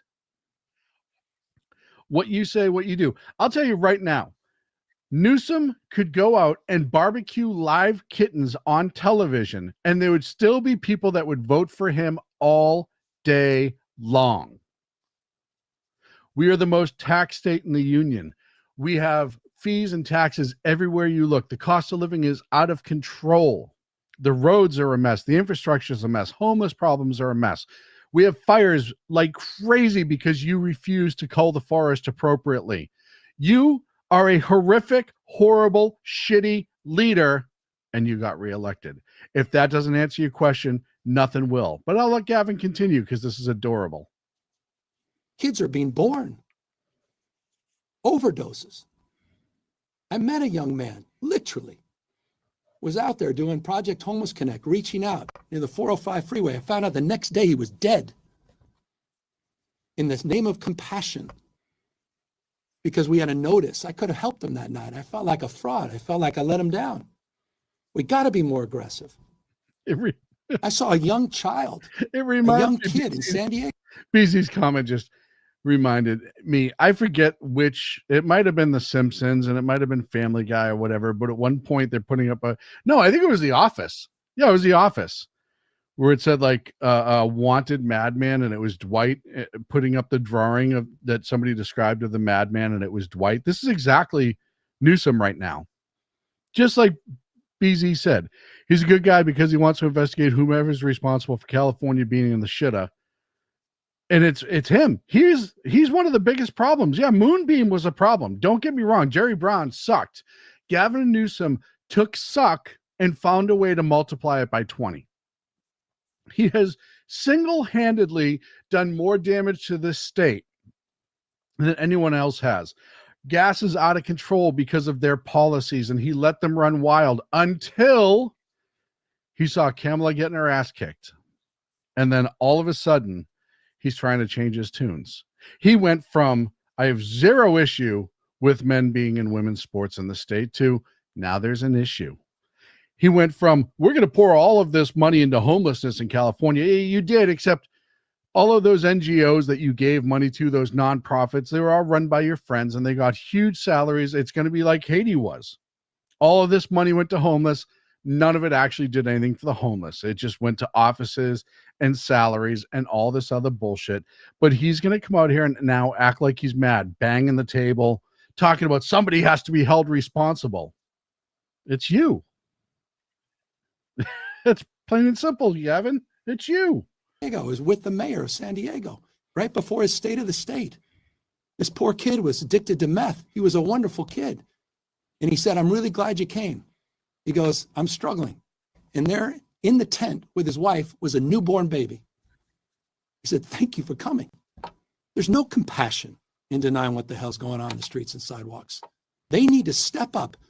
Enough of the rhetoric. I'm serious. Enough of the rhetoric. People are dying in this state. It is a disgrace. It is and calling it rhetoric when he was the worst. He's the they.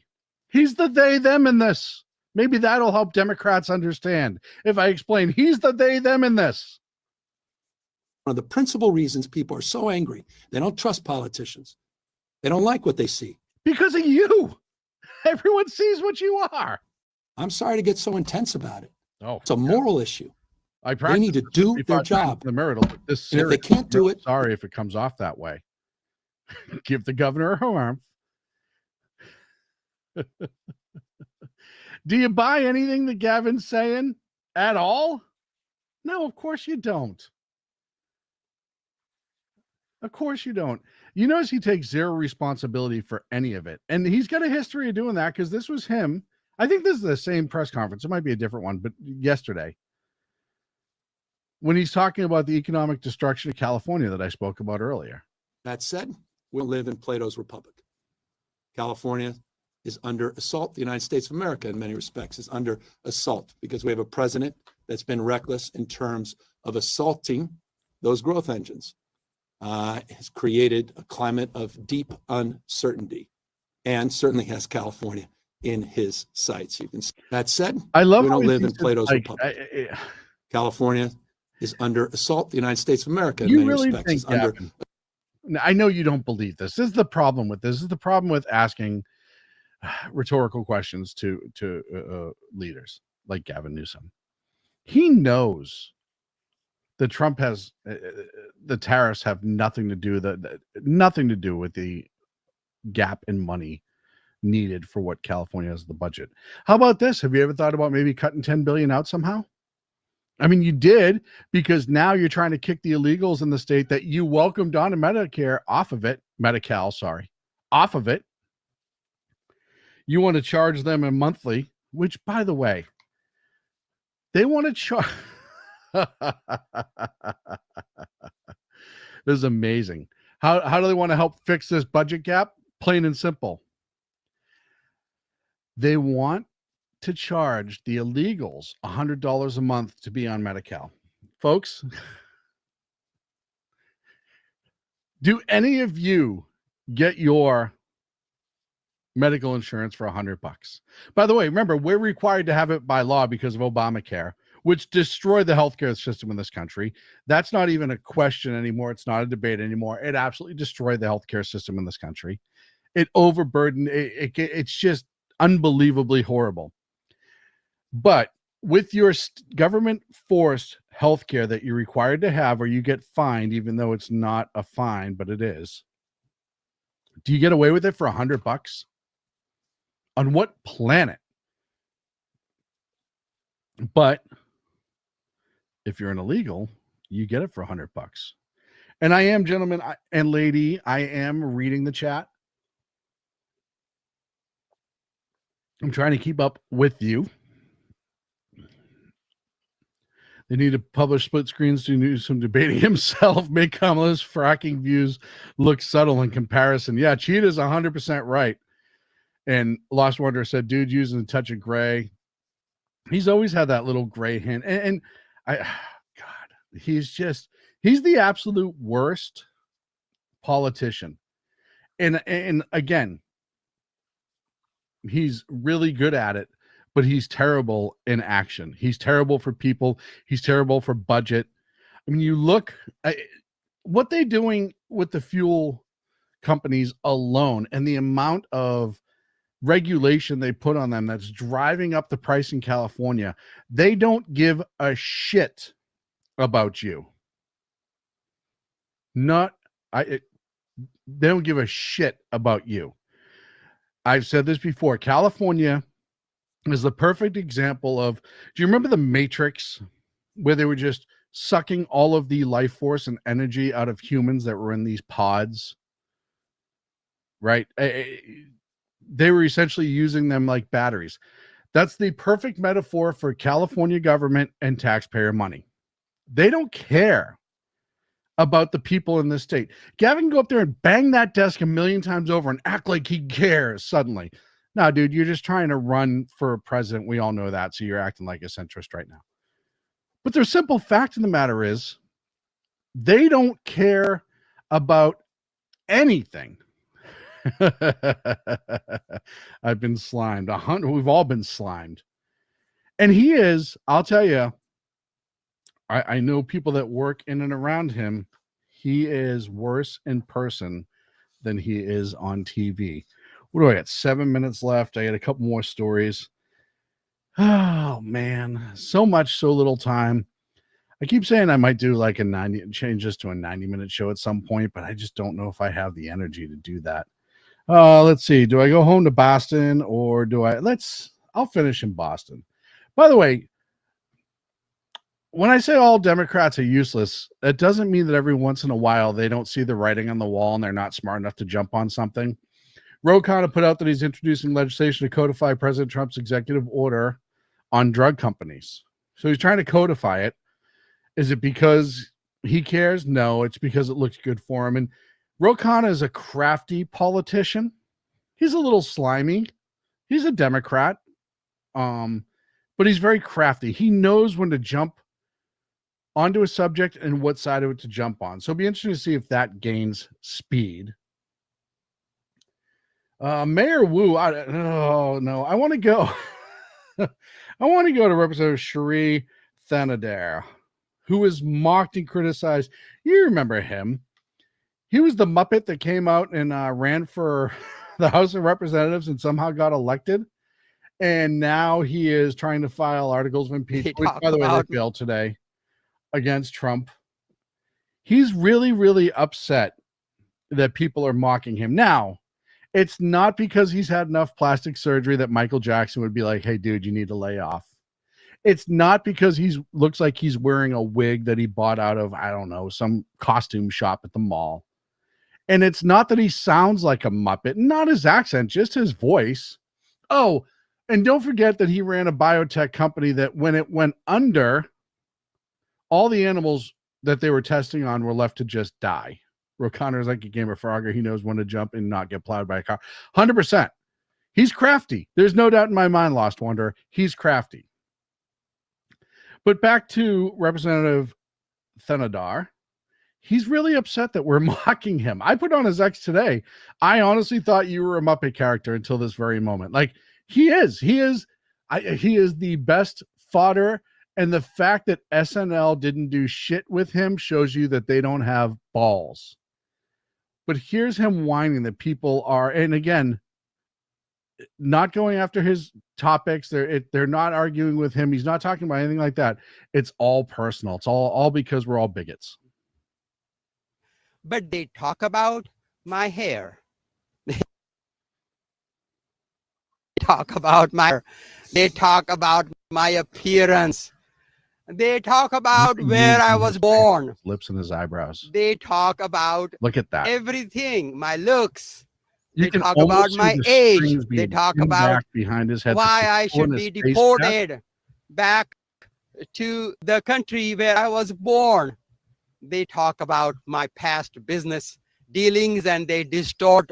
Yes, because your past business dealings was absolutely freaking horrific.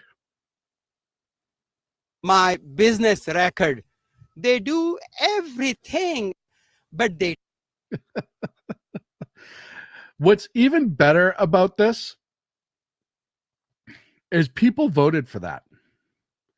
And I'm going to tell you something. I know he's a biotech guy and he's a moron.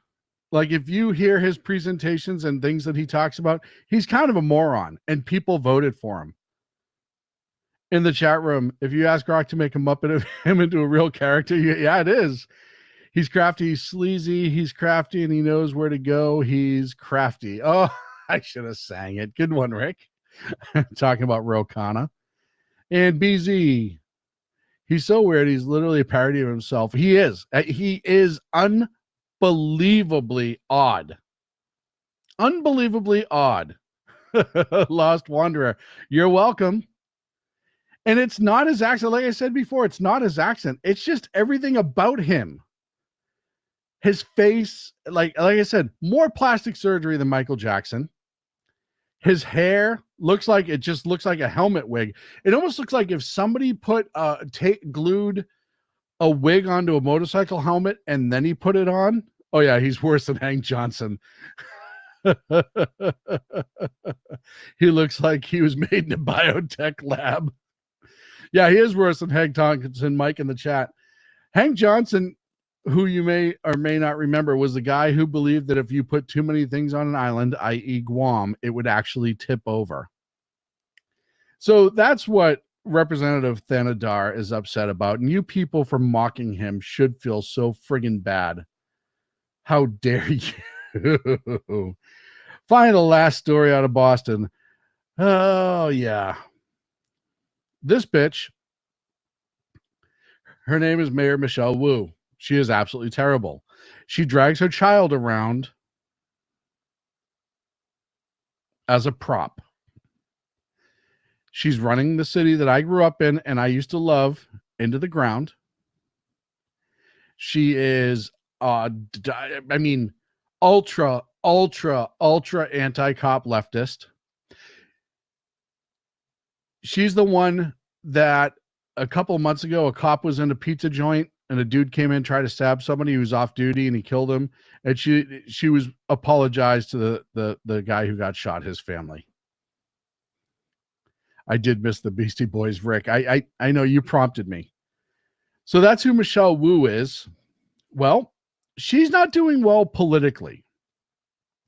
And what I mean is she's such a nightmare in Boston that she's absolutely getting destroyed by even her own people.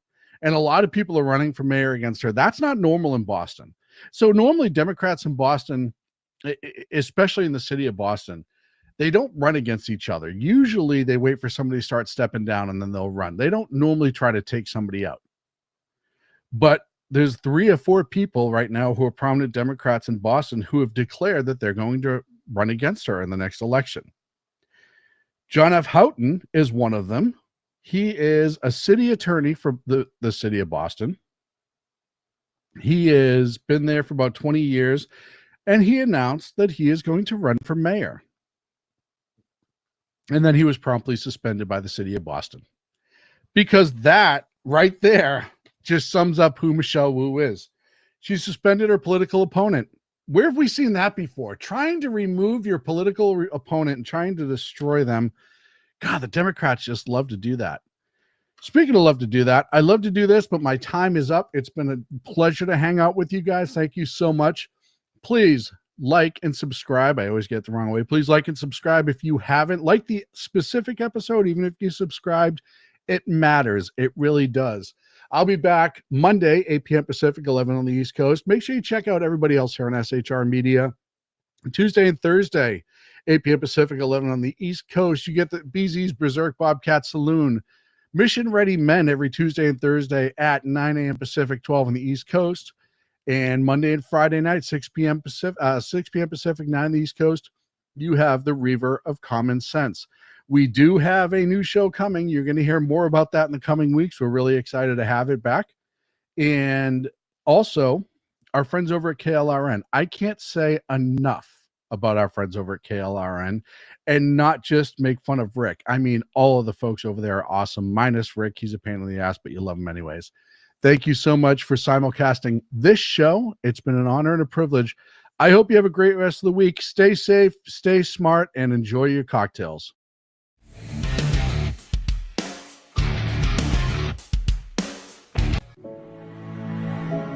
Hello, friends. Do you have a moment so that we may discuss our Lord and Savior Minarchy? No, seriously, I'm just kidding. Hi, my name's Rick Robinson. I am the general manager of KLRNradio.com. We are probably the largest independent podcast network that you've never heard of. We have a little bit of everything, and by that, what I mean to tell you is we have news, pop culture, special events, conspiratainment, true crime, mental health shows, drama productions, and pretty much everything in between. So if you're looking for a new podcast home to grab a little bit of everything that you love all in one place, come check us out. You can find us on X under @KLRNradio. You can find us on our Rumble and our YouTube channels under the same names. You can also find us at KLRNradio.com and pretty much every podcast catcher known to man. So again, feel free to come check us out anytime you like at KLRNradio.